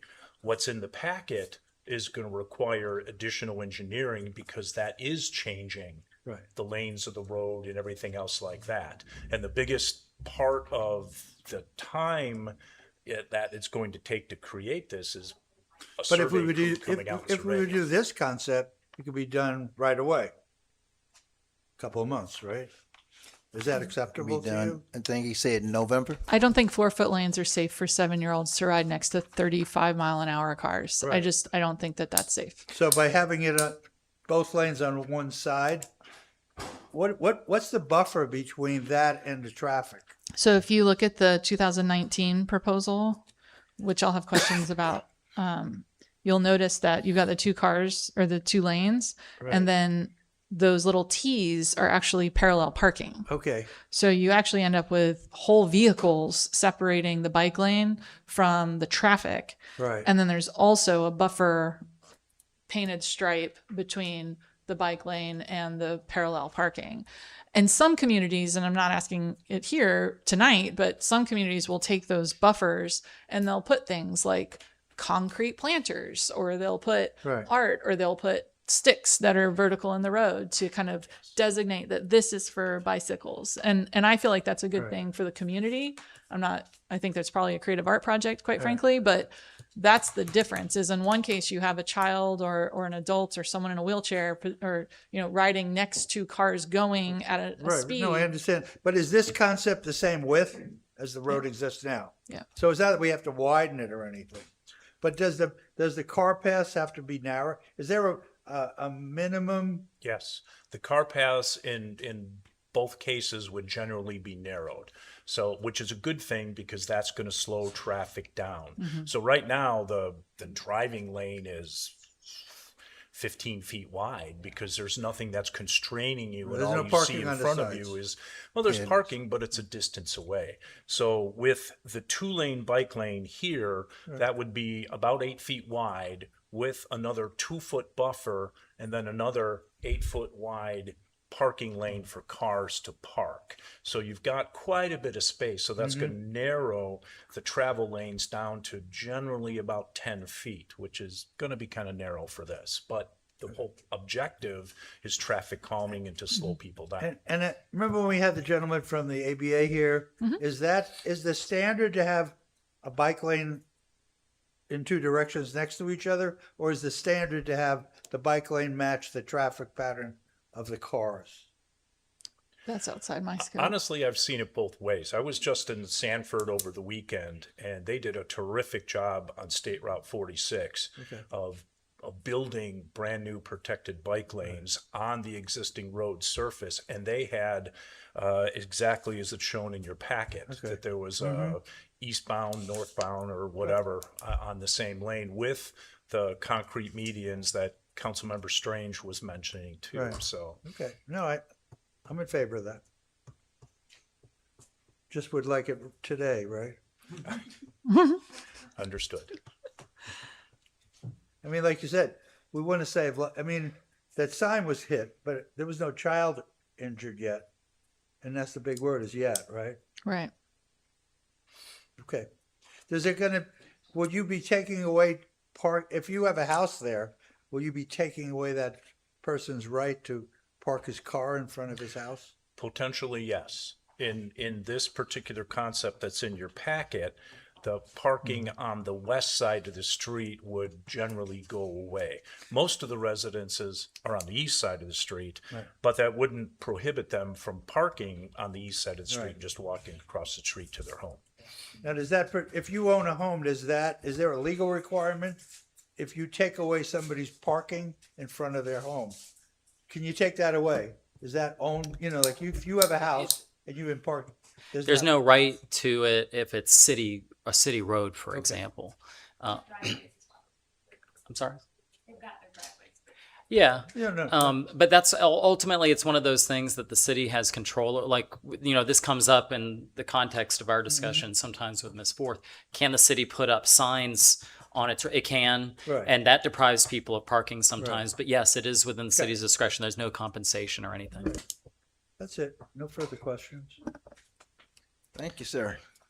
Yeah, Mr. Mayor, just for history, can you tell us how this 2019 plan came to be? If it was a study, did we pay for it? How many concepts were there? The Metropolitan Planning Organization actually paid for it. At Okay. one time, the Complete Streets project was attempting to be run through the MPO. The MPO over the years now has had funding constrictions, so they're no longer entertaining Complete Streets projects like this because they've got more regional capacity projects that they're working on. So back in, I believe it all started in 2017, there was a desire, and this was part of the city's original first master plan for city improvements. They identified this as a corridor that led you to Waterfront Park, to future boat ramp, and to everything else with 2 schools, a park, cemetery. It was clearly a highly traveled route that deserved some attention, and safety was a big issue. The concept that was approved was really an elaborate concept with bike trail down the middle, landscape center, medians island. They chicaned, which means they changed direction on the road, weaved you back and forth. There were proposals for roundabouts at Grand Avenue and Osceola Street and things like that. So it was really quite elaborate. What you have in your packet was offered as a quicker solution to get to ultimately where everybody wanted to be, which was the big picture concept, the big plan with all the elaborate features that entailed. And then, it's interesting. I look at the construction cost estimates from 2019 were $2 million to build the super plan. Now we're anywhere between potentially $15 and $20 million. So big cost difference. So in a lot of ways, this 2-way pathway makes some sense. Were any of those drawings in 2019 engineered? No, they were simply concept plans. So they did cost estimates based on concept plans? Yes. Okay. And we did approve a series of traffic engineers recently, correct? Oh yeah, we have plenty of potential engineers. Okay. So we have no shortage of that. And is engineering required for widening of sidewalks? Depends on what you're going to be up against. Potentially, if we're talking about the area at Grand Highway and coming across, there are some utility conflicts, and there are some trees that could potentially be in the way of widening that sidewalk. So It looks like both sides of the street have sidewalks. Is that right? Or am I they seeing have that wrong? pedestrian sidewalks. It actually gets wider closer to Grand Highway. Like it's almost like the intent was to redirect people onto that sidewalk to be used as an auxiliary multi-purpose walkway. And if you look at the original phase or concept 3, that original plan had the bike lanes exiting the roadway in front of the school, traversing in front of the school on the sidewalk all the way down to Grand Highway, and then that's where it dead ended. It was right at Grand Highway. There was never any thought at that time to take it to connect to the South Lake Trail. So yeah, I think connecting to the trail would be great as far as the grand scheme of things, to create a system of people being able to move about for sure. My immediate concern is the children going to school. And I'm wondering if there might be some solution involving expanding the sidewalks, because they're currently 3 feet or 4. But to have a 2-way sidewalk, you need to be closer to 8 feet, right? I'd Or prefer 6? something like an 8 to 10. Now, there's Yeah. plenty of right-of-way space for that. There's Right. plenty of space to expand the sidewalk into that zone. We'd want to make sure that we meet all the ADA standards and crossings and everything else like that, so. Is that a quicker process than dealing with the complete street engineering? Oh, absolutely. I mean, you're talking about, but that's the 6-month process that I'm talking about. Sidewalks? Is sidewalks, crosswalk that we talked about, and then getting the dimensioning on the paving. So if we eliminate the crosswalk, then we could push things along faster, and we could look at other solutions for the sidewalk connections. So. Those are all my questions. Okay, thank you. Ms. Strange, you said something about 4 feet lane, bike lanes. All these bike lanes would be 4 feet, right? Whether they're I'm sorry, the size of the bike lanes. Right. So you'd have 4 feet on one side of the road, 4 feet on the other side of the road. But when you combine them on the east side of the road, that now becomes 8. And then there would be an additional 2 foot of buffer on top of that, where you wouldn't have that with the 2 4-foot bike lanes. But if I got 4 feet lane on both sides, and we would still be able to park the cars on both sides of the street. Yes. That means that you will move the parking out a little bit, buffer 4 feet. between the cars and the parking, right? Which give you a little bit more buffer, okay? But either way, we're gonna end up with 4 foot bike lanes, whether we do that concept or this concept. They both be 4 feet. But I heard Ms. Strange say she's not safe with kids having to ride on a 4 foot bike lane. So In one of them, there's 8 feet. 8 feet. 8 feet with cars parked in between the bike lane Yeah. and the cars that are moving in traffic. And the other, you have the bikes riding alongside the cars moving in traffic. And so the dimensions are the same, and it is where you put the paint. We have the same situation on Hancock Road, by the way. So, it's all about having engineers who understand bicycling and pedestrian friendly traveling rather than building for cars. So that's when I talk about human friendly, that it's getting an engineer who understands that. Here's one of my concerns. If we do the door back both on one side of the street, we losing parking on one side of the street, residents. And I got a feeling some of the residents not gonna be happy. Not only that, but if we put the single lanes on one side of the street, we can continue to keep the parking on the same side. And doing a lot of bike competitions around here, East Avenue become a parking lot basically over there on both sides of the street. Like, what's that Turbo 100, which is one of the worst events we have here in Clermont for parking and everything. You got cars everywhere over there, and that concerns me. Even if we did the one side concept, we'll probably run into a problem when we have some of these events, because people gonna probably end up parking in the bike lanes. Okay. That's one of the things I'm looking at and envisioning. And of course, me coming down there all the time, I live right up from old East Avenue, and I see these. That's always been one of my concerns, to make sure that people can still be able to park there. We can put the bike lane there. Definitely need the bike lanes, but I think it'd be better it'd be better if we have one on each side of the road. And I'm not having cars riding into oncoming traffic, cyclists riding into oncoming traffic. That always bothers me, riding into oncoming traffic.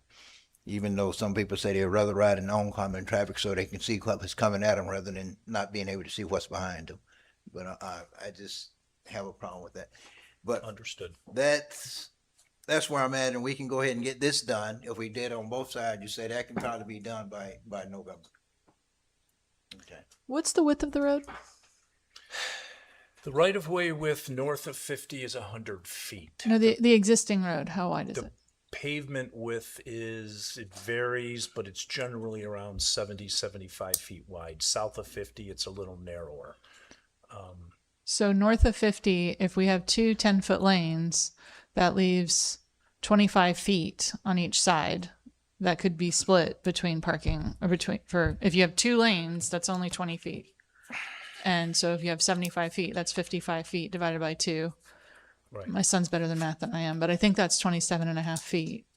So I don't understand why the engineer gave us a 4-foot bike lane unless he's just trying to make 15-foot, 20-foot driving lanes, which isn't, the math isn't mathing for me, I guess is where I'm coming from. Right. I think the idea was you'd still have car parking, which would take up potentially an extra 8 feet on either side. So that's 16 feet, and then you'd still have your driving lanes. So, Well, like I say, for me, one of the parking is still going to be an issue. I would like to see the parking on both sides, especially when you got homes on both sides that actually use parking on the street sometime. Okay, that's why I'm more apt to go to this one. You know, we talk about the sidewalks. I actually went over there and looked at doing the sidewalks because most of the kids do ride their bikes up and down the sidewalk and not on the street right now.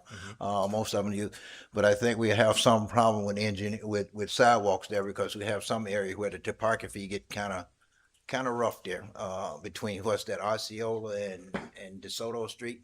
You get right up against a little drop off there. So yeah, probably.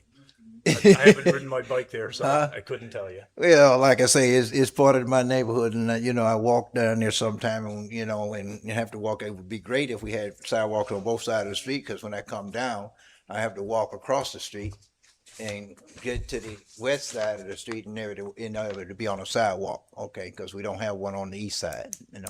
Okay. But that's the only question I have about the bike lanes. They all gonna be 4 feet, so I was just concerned because she's not happy with the say the 4 feet lane. So could we widen the bike lanes a little bit more, give them a little bit? We could potentially look at that too. Yeah, widening the bike lanes as well. Again, we'd have to go back to some dimensioning and take a look. But we could possibly do that. And of course, then the other question I have, we had to go to the concept that's in the package, but we only got it on one side of the, how do we decide which side of the road gets it? Get the bike. That was determined in 2019. Okay. That's what that concept was at the time. Okay. So, could we put it on the west side of the road? Possibly. Again, the concept, when I'm thinking about it in my mind, it veered off of the road. As soon as you got past Pitt Street heading north, it brought you onto the sidewalk in front of the school and then just widened the sidewalk down. So it completely took you off the roadway in front of the schools. And then that continued all the way down to Pitt Street.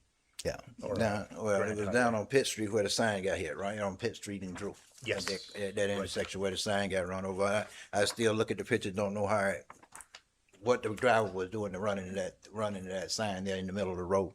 But those are all the questions I have. Mr. Bain. Thank you, Mayor. What I know I don't want is a 4-foot bike lane on one side and a 4-foot bike lane on the other, and just a wide open street. Okay. I like what's in the packet. I like the concept of the complete street model, whether that is both lanes on one side and then a barrier and parking buffer, or having one lane on each side, but enhanced width of those lanes and enhanced buffers on both sides. I'm okay either way. I'm not an engineer, and I can't say what's going to work better with the roadway and the topography. But I think what I would encourage us to potentially do is make the recommendation that we want a more complete street model and get the engineering done and get the concept of that, get the cost of that, and get it to us as soon as possible so that it can be implemented as soon as possible. Thank you. Miss Myers. I agree with Brian. Let's get it done. Let's get the cost so we know how much it's going to cost.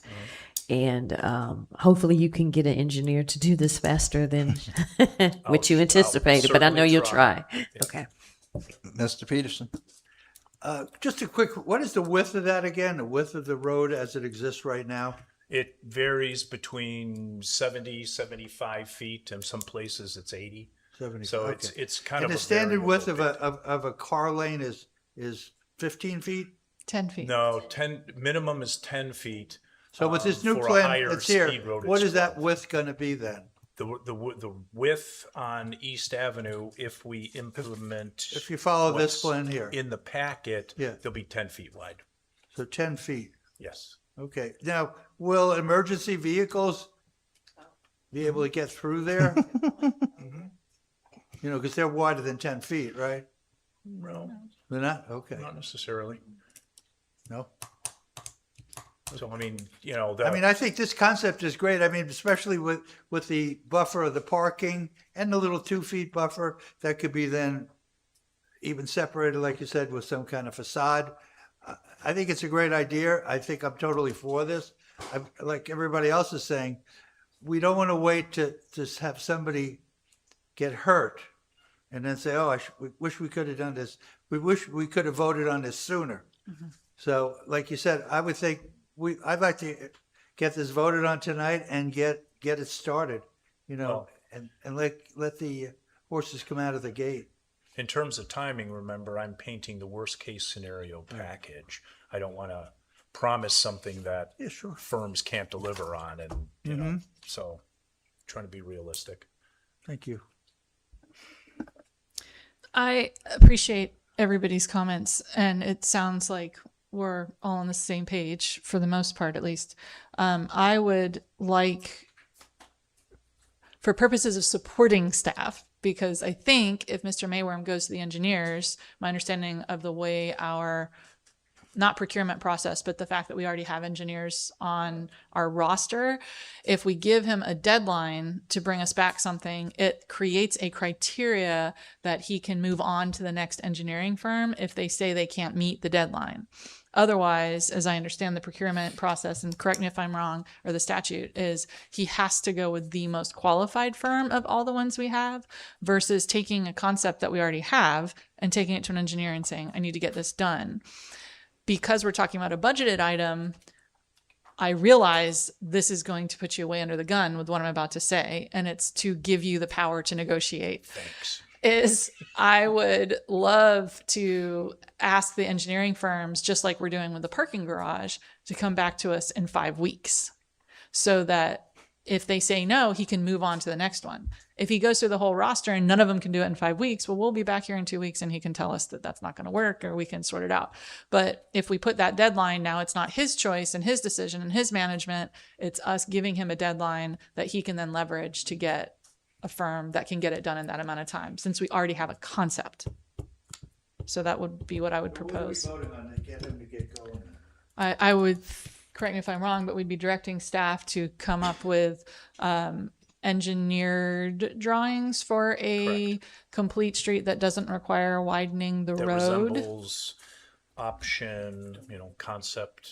One from the 2019 plan, and bring it back to us in 5 weeks. So we have it before we adopt the final budget, in case there's a budget item associated with it.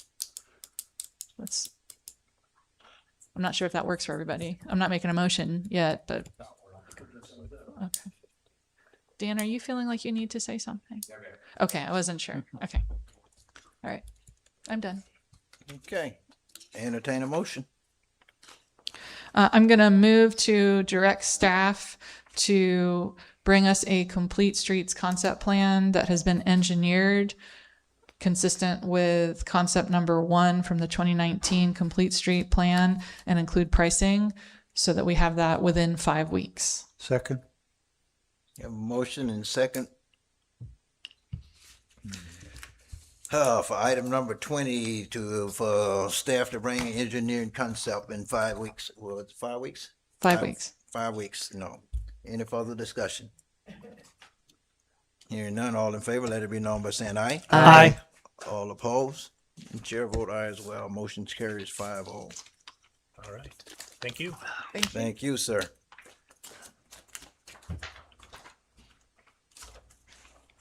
Item number 21, council member requests. This Brian. Thank you, Mayor. I know we've talked about this multiple times, so I'm not going to beat the dead horse here, but at various times we've talked about where we do our public notices and how we do our public notices. And when we talked about this during the budget workshops, we talked about the need for the timing of that and how it is in our charter where we have to have our timing set, where we could not meet the publication deadlines of the Clermont Sun and also meet our 14-day prior to adoption being published in a newspaper because of when the Clermont Sun was being distributed and when we had our meetings. Since that time, the Clermont Sun has altered when they go to publication. And we now could work with them to meet our 14-day prior to adoption.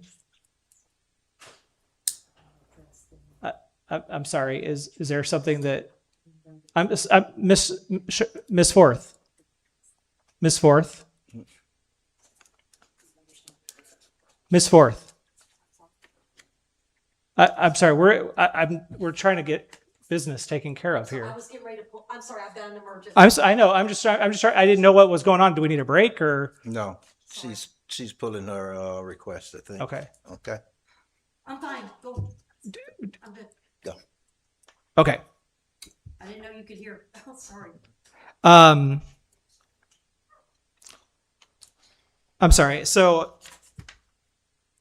the Clermont Sun has changed their publication date in order for us to work with them to publish our public records, our notices, to meet that 14-day prior to adoption timeline. And so that kind of eliminated, for most of the notices that we need to do, the issue related to timing. The other piece of that I know we've talked about before is transparency and information that gets disseminated. And I gathered some information with the assistance of staff and folks to find out what is the actual circulation number of the Daily Commercial and what is the circulation numbers of the Clermont Sun. And right now in 34711, the Daily Commercial in print form is 39. 39 number? 39 people. 39. I'm sorry. 39 in 34711. That's how many people receive. That's how many people receive the Daily Commercial. We just paid $800 for that circulation. And the digital subscriptions cannot be parsed out by zip code. So the digital subscriptions total is 127. So if we took 6.5%, because that's what the Clermont 34711 makes up of the print form, that means about 9 subscribers digitally. So roughly 48 subscriptions in print or digital is going to the Daily Commercial. And that is where we currently are spending roughly $50,000 in public notice. So the Clermont Sun has over 10,000 in 34711 in print. And its digital subscription is nearly 15,000 at 14,696.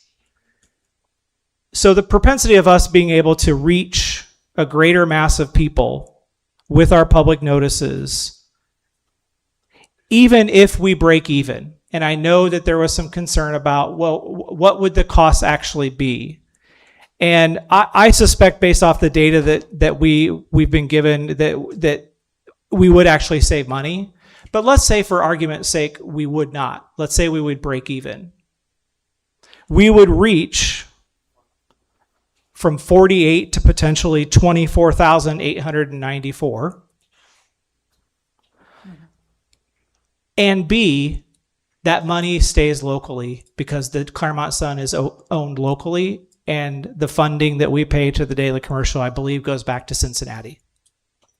So I'm asking for a final opportunity for us to actually give direction to staff to print everything we can within the Clermont Sun and have that be our primary source of public notices, but also giving the caveat that if we cannot meet the requirement, if there's something that comes up that cannot be met in the Clermont Sun, that we still have the option to go to the Orlando Sentinel. We still have the option to go to the Daily Commercial.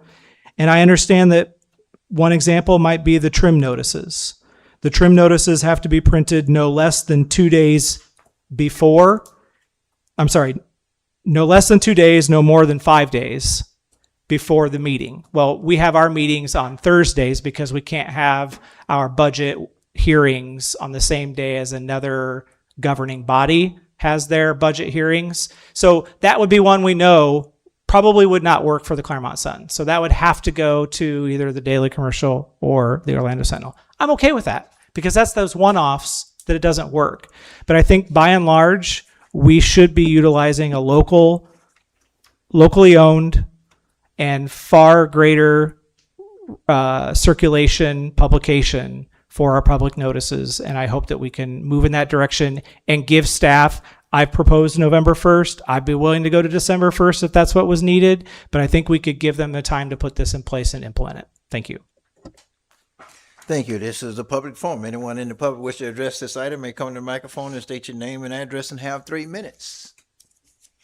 Anyone in the public wish to address this item may come to the microphone and state your name and address and have 3 minutes. Seeing no one in chamber, anyone online, sir? So we got one in queue. One in queue. Is they ready? Online, go ahead, please.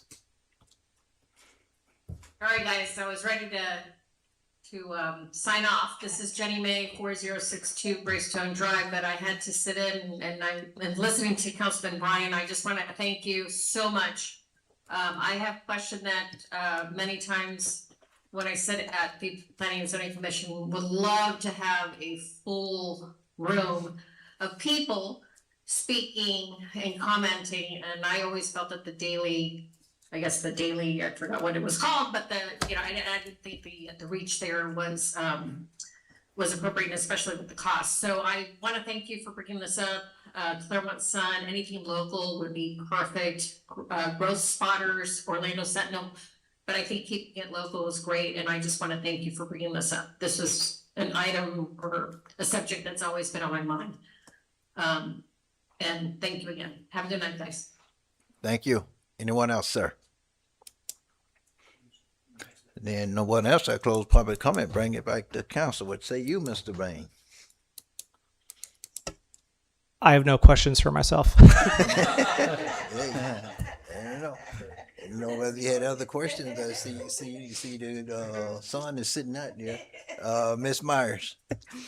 That's a big difference from potential 24,000 from, you said 48 with the other publication, right? Is that the numbers right? Brian, do you know how much the difference in cost would be? Well, so at the budget workshop, I did share with you all a based on actual May 2025 invoice, right? Public notice rate comparison, Daily Commercial to Clermont Sun for just that May of 2025, and it cost us $6,970 in May for the commercial, and the Clermont Sun estimate was $4,909, so an estimated savings of $2,000, which is roughly 30%. So if you looked at our 2025 numbers of 43,105 and went at 30%, it could be a savings of up to $13,000. But I don't want to make that, I guess, assumption to say that we're going to save that full amount. I'm even willing, I guess, in this proposal to say if it's a break even, the numbers and the stay local are the areas for me to push that forward. Thank you for getting the data on that.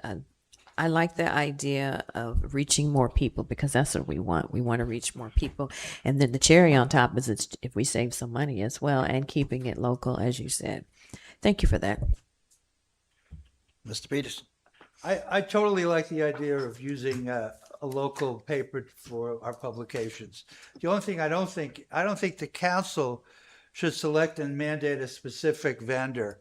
I don't think that's from the dais. I mean, it's our responsibility to do public policy and approve contracts, but I don't think we should substitute ourselves for the city's procurement department.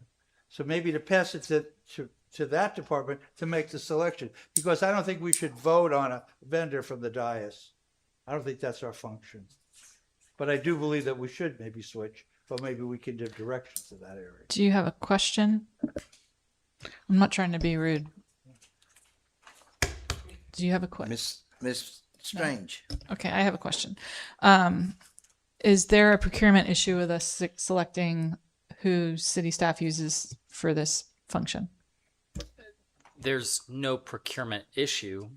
Like us directing staff on what vendor to use? You can give direction to staff on anything you please. I mean, there's a difference between direction and mandate, if that makes sense. That's what I'm trying to kind of figure like how, if you directed the city manager to terminate someone, it's still a city manager's authority. And if the city manager doesn't comply, then but your action is related to the city manager. Now, the caveat to that is it does say in your city charter that the city manager has to follow resolutions and ordinances. So if the city chose to create a resolution or pass a resolution to that effect, then that binds staff, for example. Does that make sense? Without a resolution, it's non-binding. My question is, are we bypassing the procurement process? No.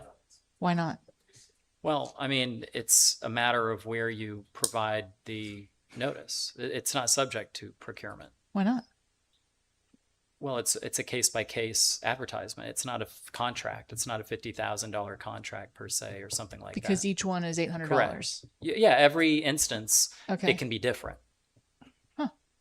Well, it's like going out and buying Coke from the store. If you might buy a lot of Coke from, Walmart. Right. You do it every week. The city might spend $50,000 on it, but it's not a contract. It's not subject to procurement. I have something to learn there. Okay, got it. Probably the rest of my questions are irrelevant then. What I'd like to do is achieve the result that Mr. Bain is asking without overstepping our bounds. But it sounds like we're not overstepping our bounds. Do I understand you correctly? Like, what if there are two, for example, I see this in tourism a lot. So if we're establishing criteria, we might say, well, we want to go with the local newspaper that reaches the most Clermont citizens while not exceeding the previous year's budget by 10%. That would be criteria. It so happens the Clermont Sun would meet that criteria. But what if there was another newspaper that came to town that said, well, we can beat that criteria? And then to Mr. Bain's point, I love the idea of it's local. You guys know that. But my understanding was we can't give preference to local businesses. But I would make that a criteria if I was allowed to make that a criteria. So I want to achieve what he's trying to achieve. I just want to make sure we're doing it consistently with our other procurement practices. Okay. I mean, I think I understand what you're saying. I mean, first of all, you have incorporated local preferences into your procurement procedures. Yes. They're for Lake County, though. Yeah, they're not City of Clermont. Well, but regardless, you have made a finding. Now that said, that's not really the issue here because it's not a contract. It's not something that is. In other words, we're not bound to necessarily go with one or the other and spend $80,000 or anything like that. So. I have also heard non-local preference reasons. So if the only reason that we chose to do something was this is Clermont, this person lives in Clermont and this person lives in, DeLand, whatever, and that's why we're doing it. I might have some concerns, but that's not the case here because several reasons have been articulated. Is there a policy that we could put in place to give boundaries to staff, like a policy resolution to say, whenever possible, for example, we use Amazon a lot. Well, that's not a local business, but maybe there was a local business.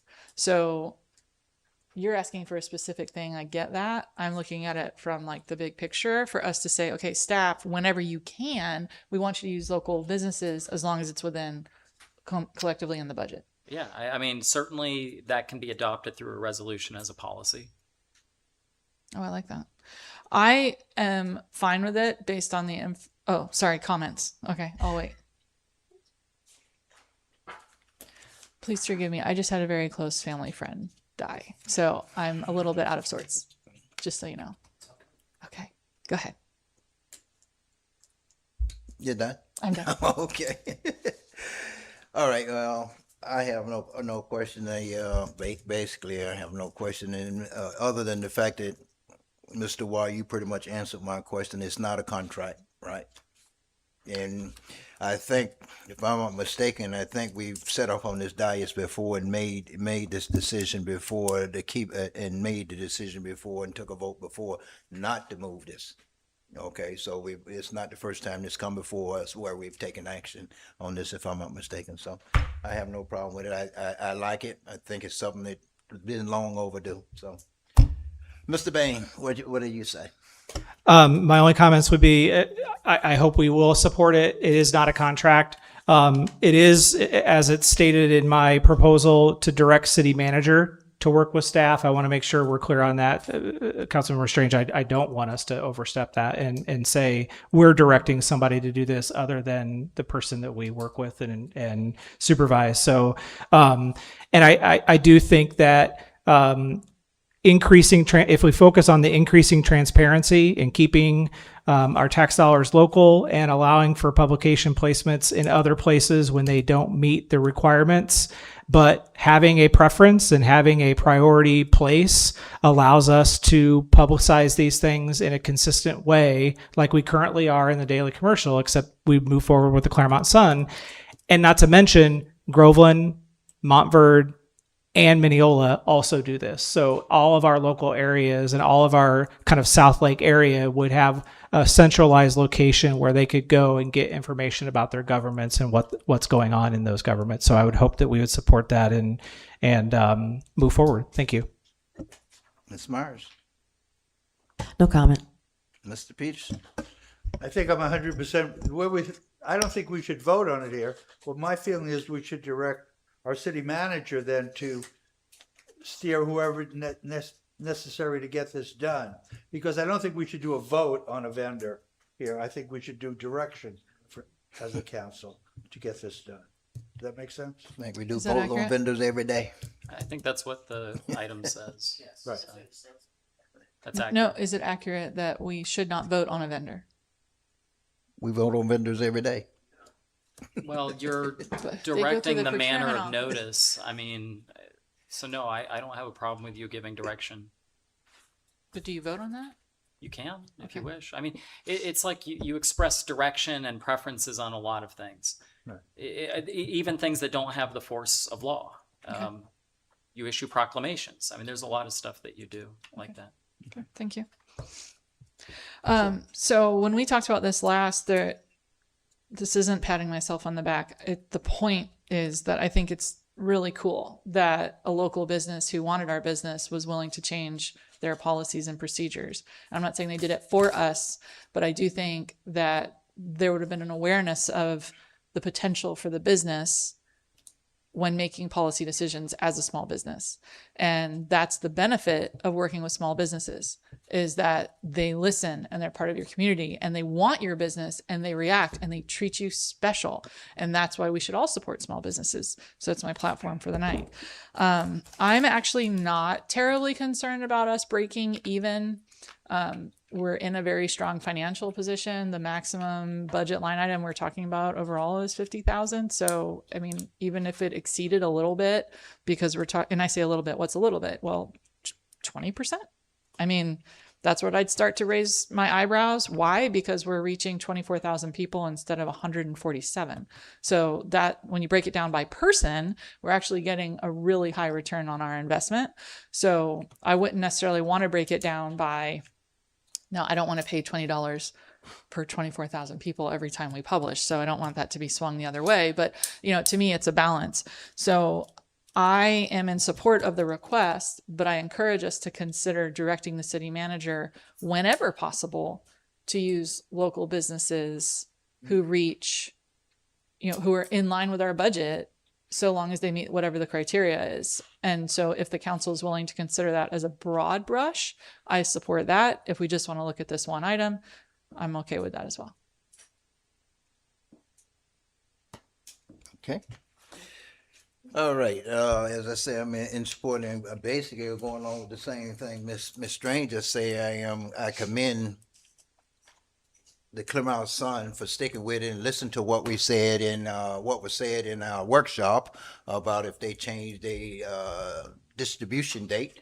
We'll be willing to listen to that, and I think they went out right away and changed that. Okay, and I figured that was in opposition to in relationship to what they had heard in our workshop. So I thank you for that and all. And again, being a local business, and I think we've said on this day many times that we want to support local businesses. As Mr. Waugh said earlier, so even in our procurement process, we put in there, we've already given preference to local businesses and local businesses and everything. Cost savings, I'm not really worried about cost savings because where I see it, we're going to be saving a lot of money. I wrote down here ROI, return on investment. Okay. And I look at it, the fact that we're going to be spending basically the same amount of money, but we're reaching 4 or 5 times the amount of people, our return is greater, a lot greater. So we're saving a whole lot of money in the long run, as far as I'm concerned. So I totally support this and have no problem voting and saying, hey, go ahead and do it. But at the same time, as Mr. Bain stated in his presentation, when there's situations and times that the sun can't meet our needs, we still have the opportunity to go ahead and use the daily commercial, so that's all I have to say. I entertain a motion. With that, I'll make that motion to move forward with directing the city manager to place public notices in the Clermont Sun and whenever possible, keep in mind increased transparency, information, taxpayer dollars, and keeping these taxpayer dollars spent locally. Second. All right, I have a motion and a second to go ahead for approval of, what's this, item number 21? Yes. Public notices, notification. Any further discussion? Hearing none, all in favor, let it be known by saying aye. Aye. All opposed? And the chair vote aye as well. Motion carries 5-0. Good. Next item is item number 17, citizen request. Yes, ma'am. Mayor, and in the interest of time, and I've got a heart, and I would like to pull this till the next council, but when the gavel goes down, I would like to address the council here publicly about what's going on, if I could, or I can do it on the record. It doesn't matter. I'm pulling it. You don't have to stay for it. Put it on the next one, okay? Which is fine with me. And if you want to, that way anybody that wants to go home, they can. And if you want to stay to hear what I want to address to y'all, I have a message from me and Chuck, okay? Hold on just a second, Ms. Ford. Put some rumors to bed. I'm sorry. Let's So, take whichever- care of whatever this. you wanna do. You're pulling your request, Yes, right? and put it on And the next meeting. Yes. Mr. Waugh, do I need a motion for that or? Yes. Okay, I need a motion. Let's take care of that. Yes. Okay, can I get a motion to go ahead and remove it and put it in on the next agenda? What's the date for that? I'll move to table this item to September 8th. Second. It's fine. 8 September. Okay, I have a motion and a second to table item number 17 to September 8th. Any further discussion? Hearing none, all in favor, let it be known by saying aye. Aye. All opposed, and chair vote aye as well. Before I go into the next, Ms. Forth is asked to address the council independently. I have no problem with it. The only thing left on the agenda is reports. So I have no problem with it. If you want to give her a time limit, that's up to you all. I can give that to you all. Let y'all make that decision.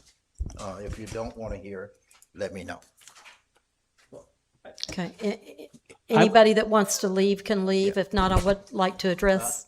Can I ask for clarification?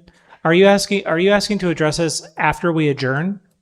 Or Either or, it doesn't matter, because Brian, we got to quit being in the weeds and getting so technical. Y'all been here for 5 hours and it could have been 3. well, I understand We that, could have but done 30 back but years ago in half this time. I know, but Ms. Forthy, if you're asking us to meet as a council, No, I'm after asking we to address adjourn- you publicly on an issue I want to tell you of what's going on, which you can do in a council. We've done it many, many times. You're getting too technical. You can either let the gavel go down and I can speak to y'all here. It may be recorded or not. It doesn't matter. Either way. Here's the And problem. you have the choice to leave if you want. Here's the Sir, problem I have with that. Once the gavel goes down, it's no longer a public It's meeting. not difficult. Mr. Wall, what's the ruling on that?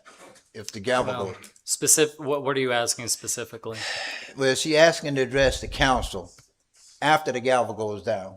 Of course, at that point, the meeting adjourned. It's no longer a public meeting, right? Yeah, I mean, I don't have a problem with that any more than any other person can get up and start speaking as you leave if you want to. I mean, you could choose to sit here or not. Yeah, think. I just wanted to do it here so I could do them But all. But it we would have to can't be after comment. reports. It would have to be after. And we can't comment because and then it's a that's citizen correct. You would issue. not be able to It's discuss not city anything. business, and it just to address them all at the same Well, I time they're just- here. that's what I'm asking the clarification for. We've done this many, many, many, many Well, times before. Ms. Forth, if you don't mind, let us get through a report now. I will Yeah, adjourn that's the fine. meeting, Yeah, and do what anybody wanna do what stay, you they need can to do. stay. It's okay.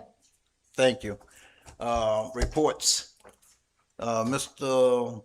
Van Wagner. I forgot. Thank you, Mr. Mayor. Real quick, September 7th is going to be Labor Day and city offices are going to be closed. September 7th. September 8th, we're going to have a workshop at 2 p.m. that day. It's a budget meeting only before our council meeting. And then the last thing I wanted to bring up to you is we put a offer on a vacant piece of land, and I have put that in your packets, and I would like to seek authorization to go forward with getting an appraisal and moving forward with that property. Okay. Do we need to take a vote on? Did everybody get a copy of that proposal? Yes, I mean, so you would have to vote on Right, it. right. It's expressly contingent upon council approval. Right. So if you are inclined to accept it. I'd rather see it on the next agenda so that there's public notice and opportunity. The contract will be signed just subject to our approval, right? It's signed. It's just Yeah, it's contingent. Nothing happens without your approval. Is there a deadline? Well, that's what I'm curious. There's deadline that. What is it at 30? Closing's contract October 30 day. 4th. October 1st is Okay. closing. But how long is the offer? Is it 30-day October? What'd you say, October 1st, which is a little over about 45 days? Right, and I mean the city can terminate. Within it's contingent on your approval. Okay. And I don't know if you all had a chance to look at it. Look at the offer. Well, he needs to get, I think what would be helpful would be if he got an appraisal and this goes on the agenda the next meeting.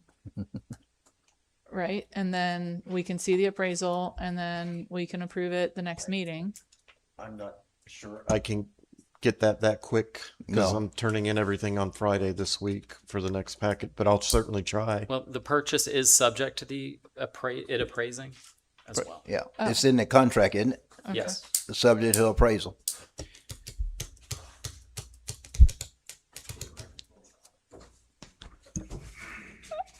There is somebody also that expressed an interest in this Yes. property, so that's part of the Yeah. speed.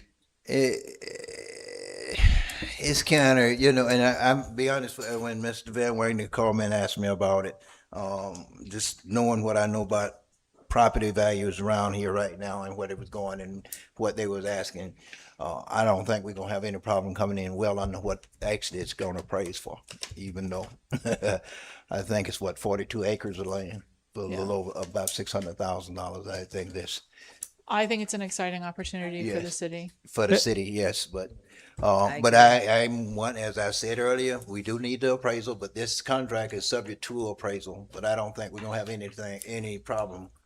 It's probably pricing a lot higher than what the offer is and everything, so. Yeah.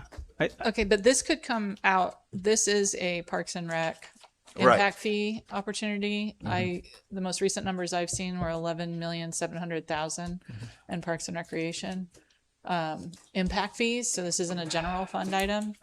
I'm for it, but I'm concerned about perception. And so even if we had a special meeting before the next meeting, I still think we need to give the public notice that we're doing it. That's my take, and I can be talked out of it, but that's my take. Why don't we go ahead and give approval, if that's okay with Mr. Water, go ahead and get the appraisal done. I think in the write-up, if it doesn't come out with the appraisal, we still have a right to back out, even with the appraisal, right? But go ahead and Well, you could choose to conceivably at your next meeting terminate the contract terminate, as well, if- because that'll be within our 30-day due diligence period. Without penalty. but we won't be able to get appraisal done in 30 days probably, right? Not sure. I doubt it. So just to be clear for public record, we can terminate within 30 days. Yes. Without Yes. penalty, no loss of Right. escrow or anything. Correct. So we can put this on the agenda on September 8th and ratify it. You could ratify it, you can terminate it, you can do whatever you want with it. So we're not. But we May I- need to give direction to staff right now, which direction to go in with appraisal or what, proceed with this, right now, I'm assuming, right? May I ask? Let me stop this. And this is a public meeting, you know, anyone in the public want to speak to this may come up and speak, but, basically what we are talking about is we had an offer for 42 acre, somebody offered us to sell a piece of property, 42 acres, which is at a great price, less $600,000. $600,000 basically. It's about 10 and yes, acres high and dry. It's on a lake. It's adjacent to Lake Felter. And it would give us the entire north half of Lake Felter real estate that backs up to the elementary school there and the existing park that we have.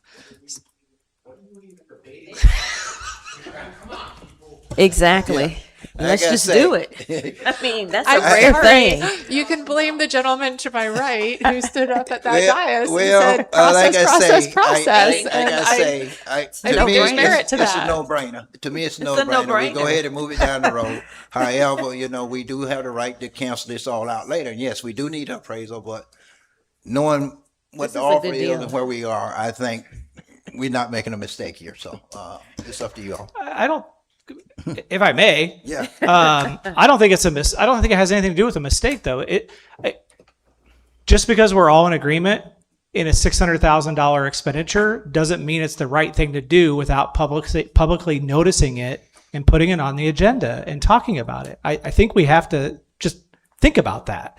Just because we all think it's a good idea doesn't mean that every resident out there thinks it's a good idea. And it's not general fund money. I get that, but I was going to ask the question, where was it going to come from? I assumed it was Park and Rec. but a staff report would tell us that. Right. And so, you know, the reality is that I'm okay if the direction given tonight is order an appraisal, but I don't know that I'm comfortable saying I authorize us actually going under contract and approving the purchase without actually having it noticed on a meeting and with a staff report and a map so people know what we're talking about, whether or not we think it's a great deal. Right. Well, Mr. Bain, I'm concerned about that. I think, my intention in a way to look at it tonight is go ahead and give staff direction to go ahead and pursue the appraisal. Look at pursuing the contract. However, yes, it still need to come back to council at the earliest convenience. But I just don't think we're gonna get our appraisal done within the next 2 weeks. So as soon as we can get it back to council for a public hearing on it, due diligence. But right now, we kind of under the gun. So we need to make some kind of motion to go ahead and give staff some kind of direction to get the motion started. So let's at least take the public comment. Huh?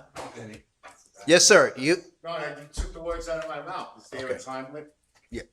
Vincent Nemec, Regency Hills. You took the words out of my mouth. Okay. All right. Is there a time limit? How long does the appraisal take?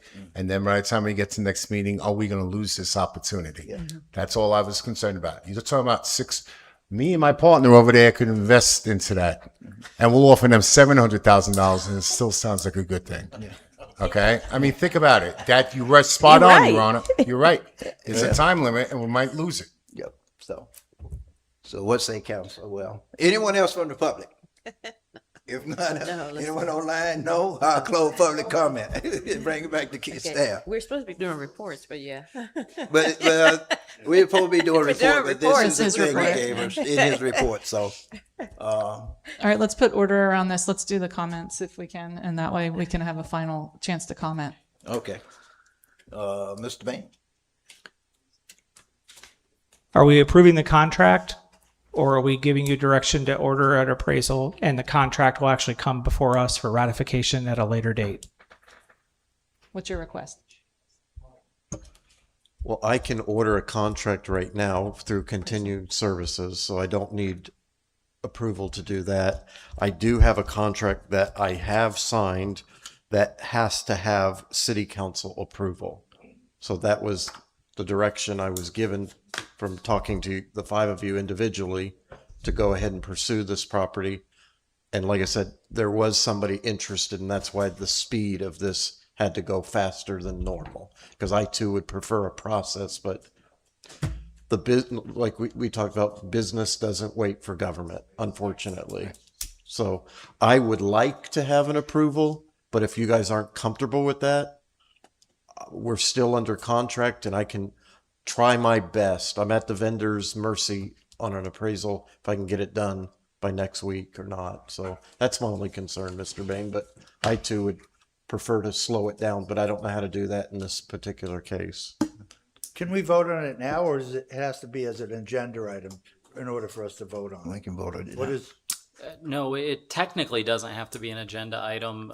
It could come in reports. It could be something you all take up. so we can make a motion to approve this right now? Yes. And to go in contract?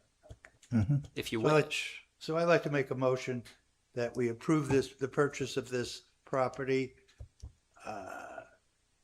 today. And then we could wait. I mean, obviously, we could say we want to get an appraisal, but the appraisals, we feel that this is a good bargain.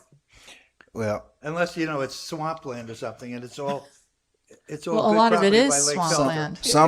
some of it is swampland. However, that can be turned in reserve and dedicated to preservation and everything. So, Yeah. but most of it, one of the questions I had when I first heard about it is 50% of it usable land, and it was pretty much yes. I don't But think anyway, it's 50%. that's the motion. Yes, And that's the motion That's I your made. motion, and I'll second. now, Okay, Mr. right. Water, Oh, do we in need his to add to motion, it? do we need to put a stipulation in there that we have chance to cancel out the contract by 1 October?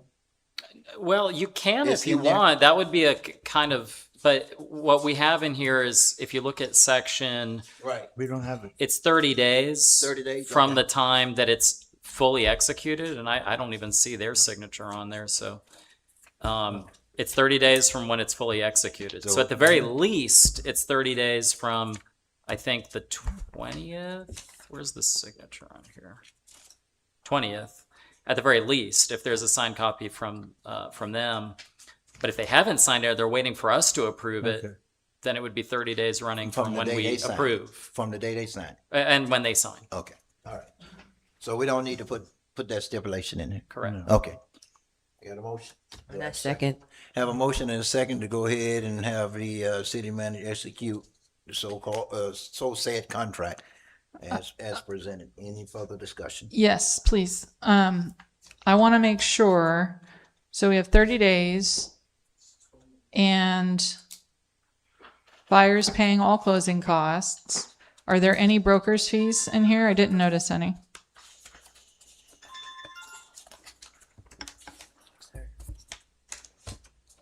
Yeah, I believe that they were wanting to do this without going through any brokers. Is that legal? It's certainly legal. Okay. Well, I mean, we're a city. I don't know what we don't buy a lot of real estate, at least not while I've been here. So for purposes of the public, I have had a conversation with Mr. Van Wagner about this. I've had a conversation with one of the owners about this. I've looked at the land both in person. Now I didn't tour the land. I've literally looked at it from a distance. Obviously looked at it online. My understanding is it's something like 8 to 10 acres of usable space, which still at $600,000, considering it's all on the lake, considering it's adjacent to an existing park, considering it backs up to a school. I mean, land is unique. So every piece of property is different. And I think this one has a lot of potential use for the city. If we didn't, Mr. Bain, have an opportunity to come back within 30 days and cancel for any reason, I would not be inclined to vote for this tonight. What I would be asking is that we put this on the agenda for September 8th for ratification, so that what we're doing is creating the opportunity for the city to acquire this land, but not fully committing to it until we ratify it on September 8th. That is what I would like to do, meaning we sign it and we rely on the 30-day cancellation due diligence period. No, we don't have to put in my opinion, we don't have to put in the contract, and I need you to advise us on that we are going to ratify it on September 8th. It's just as a practical matter. I would like to see it on the agenda on September 8th so that we have an opportunity to either move forward or terminate. But I would like to move forward so that we don't lose this opportunity for the citizens of Clermont. So we're moving forward tonight. But I'm speaking my opinion. There's an opinion. That's There's other a motion and a discussion. second. You already Been have a motion and a second. second. There was other discussion. Anyone else? Oh, you're done. I mean, I guess I'd like to know if we're all okay with that process, because putting it on the agenda on September 8th is really important to me that we're doing that, not that we're just moving forward and we never see it again. So I guess my request would then be, Mr. Peterson, would you amend your motion to say we approve the contract and want to see it on the agenda on September 8th for ratification or termination? Approving the contract tonight and then ratifying it on September 8th? Is that? Well, I hate to jump in, but I think the motion probably that best exemplifies what you're trying to do would be a motion to approve and to have it on the agenda at the next meeting. Okay. For whatever decision you want. To say for ratification implies it's not fully approved today. Okay. But it would be. Okay. In order to trigger Trigger the contract. Right. Okay, so basically I'm going to make a motion then to approve the contract tonight and put it on the September 8th agenda. Yeah. For No, for public notice day. I second that. All right, I have a motion and a second for approval of land purchase given by Mr. Van Wagner. Any further discussion? And hearing none, all in favor, let it be known by saying aye. Aye. All opposed? Chair vote aye as well. Thank you, sir. Anything else, Mr. Van Wagner? That's plenty. Thank you. That's plenty. You're right. Can I ask a question? Do we have any update on 9/11? Chief is, I don't see anybody here, Mr. Mayor. I'll have to get back with you. All on right, that. Chris, I haven't heard anything on 9/11 this year. I'll get staff to reach out to you. Well, thank you. And of course, I know you talk about the 7th and 8th, but that week also is 9/11 and 25th year anniversary. So, Mr. Wah, No report, Mayor. Ms. Myers. Good evening, everyone. I would like to remind everyone about our Meet the Candidates, that what will happen there is that they will be asked 5 questions. Then the public will be able to ask questions as well. And then once the candidate forum is finished, then the citizens will be able to connect with the candidates. It will be on Monday, September 14th at the Clermont City Center, located at 620 West Montrose Street. That's across the street. It will be from 6 to 8. Everyone is invited. And there will be light refreshments will be served. And again, this is an opportunity for candidates to meet the citizens and for citizens to ask questions of the candidates that want to sit up here. And while I'm at it, Mayor, will we see you there? Probably No? not. Okay. Not sure yet, but right now my schedule not allowing me to. I've been looking at it, that's why I haven't responded yet, but Okay. Well, we're still going forth, and if you can come, we would love to have you there. But the citizens, we want you to come out. It's for everyone to come and ask questions and see what the people who want to represent the city have to say. Thank you. Thank you. Councilmember Peterson. Well, we just came back from the Florida League of Cities Convention, and it was a great time there. We were doing a lot of networking with other council members from the state. It was a way for, it was a good way, just like the meeting with Meet the Candidate, it was meet the other councilmen, and you learn from them, that you learn how they did business there and different things that everybody's looking for. Some people are looking for EMS, some people looking for garages. But it was a good time. The other thing that caught my attention was we talked about designer drugs. Is that something that we as a city can ban? I don't even know. I mean, it's not just a drug. It's now they're coming out with designer drugs that they're selling in gas stations and things like that. How do we? I mean, I think our function is to protect the citizens. And the citizens are the youth, right? That are getting, hurt and injured by these drugs. Just like we're talking about bicycle paths and people getting hit by cars, but people are getting killed by drugs here. And we need to, I don't know if we need to form a board. I mean, I don't think I'm qualified to say this is a designer drug, this is not. But I know there is people out there that are. So I would maybe see if we can get some kind of direction from the city manager as to how we go about this, or how we can at least start the process going. I support that. And other than that, that's it. Thank you. Councilmember Strange. For purposes of transparency for the council and also the public, I have been working with the city manager and our finance director in an effort to split our what might be normally classified in general fund into 3 different categories. One being capital, which is pretty straightforward and easy. A couple years ago, our finance director suggested we keep our 25% reserve plus 10% for capital. And then what is that? That's our general fund, 25% of our general fund, which means kind of operations for business people, which your operating fund. But because we have this surplus, which has led to a really, I think, fun conversation, it's not fun for most people, but it's fun for me, is hopefully every year our staff does a great job and we have leftover money. Well, what happens to that leftover money? And that goes into the surplus. But surplus is actually kind of funky because depending on your general fund operations, the surplus changes, 25% changes every year. So I've been talking to Mr. Bohr about creating another bucket of money that we might call our dream fund or our special projects fund, where we can take all the interest that we're earning off of our enterprise funds. That was his idea. And then also the surplus each year, which in this case, we have about 24 million in surplus, and we can put that into the special funds. Why do I like that? Because if we have capital funds and we have special funds in our general fund, what happens is 2 things. One, it looks like our day-to-day operations are much higher than they really are because we have about 20 million, 30% of our budget that's going to special projects. And then the result is we have to keep more in our reserve to cover special projects instead of incorporating that into the project, which you would normally do in project management. So Mr. Bohr is working on that. He's not changing anything on the finance side. He's going to do printed reports. We're going to use Excel spreadsheets to kind of show that. And I think we're going to see that fairly soon. So I'm excited about that. And I think it's going to make it really easy for us to make decisions when we can see kind of those different buckets of the general fund. Lumberyard swales came up tonight. They make me angry. I'm going to be honest. It is what it is. But I don't believe that those swales are for city property.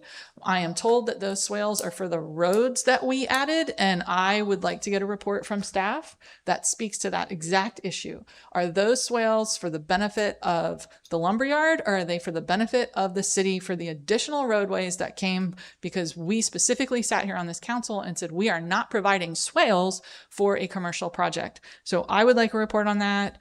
Mr. Van Wagner, 60 days? Is that enough time, do you think? 60 days? Okay, great.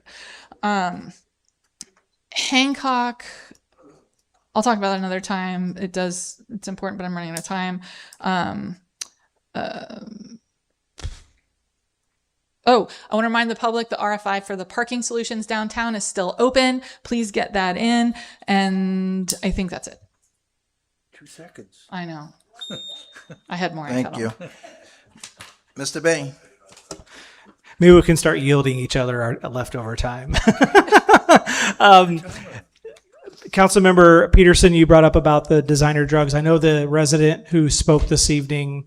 I've met with her a couple of times. She's also met with staff at the Clermont Police Department, and I think that there's some willingness by our staff, and I don't want to speak for them. So obviously, the city manager will need to get with the chief on whether or not this is true. But I guess there was some express interest in trying to spearhead a small group to get some things working in that way. I was also contacted by a local attorney who had represented a family who had lost a loved one and had a connection to that. And so I've given that information to the resident as well. So maybe we can have some synergy from those conversations to bring something for us for some sort of action or concrete discussion. As the city manager mentioned, Labor Day is coming up. So I wanted to just thank everyone who works for the city of Clermont and does everything they do to make our community a great place to live, a great place to do business, a great place to be proud of. And I appreciate everything that you do for that. And finally, we talked earlier tonight about an appraisal requirement for surplus sales. And I would like to gauge temperature of the rest of the council to give direction to the city manager to bring back a resolution or ordinance, whatever it needs to be, to require an appraisal for any surplus sales. I'm just straight up that, require the actual appraisal so that we have the figure before we decide on selling a surplus. I support that. I just don't want us to be tied to that number. Yep. But I fully support it. Just bring it. Anyone? Okay. I think we have consensus. Thank you. Ditto. Yeah. Mr. Mathis. Just real quick, I want to give you an update on the software audit that we've been talking about for a little while and even came up today. So our IT team did do a ton of work in last year's budget cycle with the Microsoft 365 conversion that did save us some money. But with that being said, there's still some low-hanging fruit that we're pulling from in the current audit that will save us a little bit of money. Some of the things that we have duplicated in different departments or things that we don't really use anymore that we've been paying for. In this upcoming fiscal year, there's going to be two things that we expect to take place. We're going to be, with the IT department, consolidating our physical access like our alarms, such as ADP and things like that. They're being brought in-house, which is going to save us about 60% from last year. And the security cameras that we have on our wastewater and well systems, those we were using outside monitoring systems, we're bringing those in-house too. That'll save some money. But what we anticipate is most of the future savings will come from the consolidation of software. We're looking at consolidating a lot of software for our 311 center. So we're only using a few different softwares that all the departments can use. This doesn't count for like police and fire because they have very specialized softwares, but this will make us more nimble, and we are still exploring the different ways to combine those. So we'll have more information on what that savings might be probably as we talk with all the department heads and get all of these softwares in place. So thank you. That's all I had. Thank you. And now for my report, Valerie's request. I think you just addressed that with the swells down there, so I'm not going to go into that. I had on my list here. As Mr. Peterson say, we just returned from the FLC, Florida League of Cities Conference. Myself, Mr. Peterson, Mr. Bain was there. And I just want to iterate the two main topics that everybody was concentrating on down there this year was property tax and data centers, okay? When those workshops came up, you couldn't hardly find a seat in the place. I mean, they were just humongous participation there. I'm sorry, the candidate forum, I have other scheduled things right now. I'm looking to try to change that, but then again, at the same time, I do candidate forums almost every day, as far as I'm concerned, with the people out here. And one of the reasons why I do my mayor's luncheon, which is coming up on the next Tuesday on the 1st, is for the residents to be able to sit down and talk with me and meet with me and everything. So, and that's the whole purpose behind that. Because I always want to hear from the residents and all. But I'm sorry, but the 14th, I already had other things on my calendar. I'm looking to change that, but other than that, I'm fine. Mr. Waugh, our new nuisance law, where are we with that? We have completed the first draft, Okay. and we will be presenting it, I think, maybe the next meeting. Okay, because we need to go ahead and get that done and all. And of course, I've asked to talk to you after the meeting about something else in relation to that. Other than that, that's all I have. I think all the other questions, everything been answered. Like I say, I had Valerie on here, but that's been taken care of. Anybody else have anything that need to come before the council? Seeing nothing, meeting adjourned.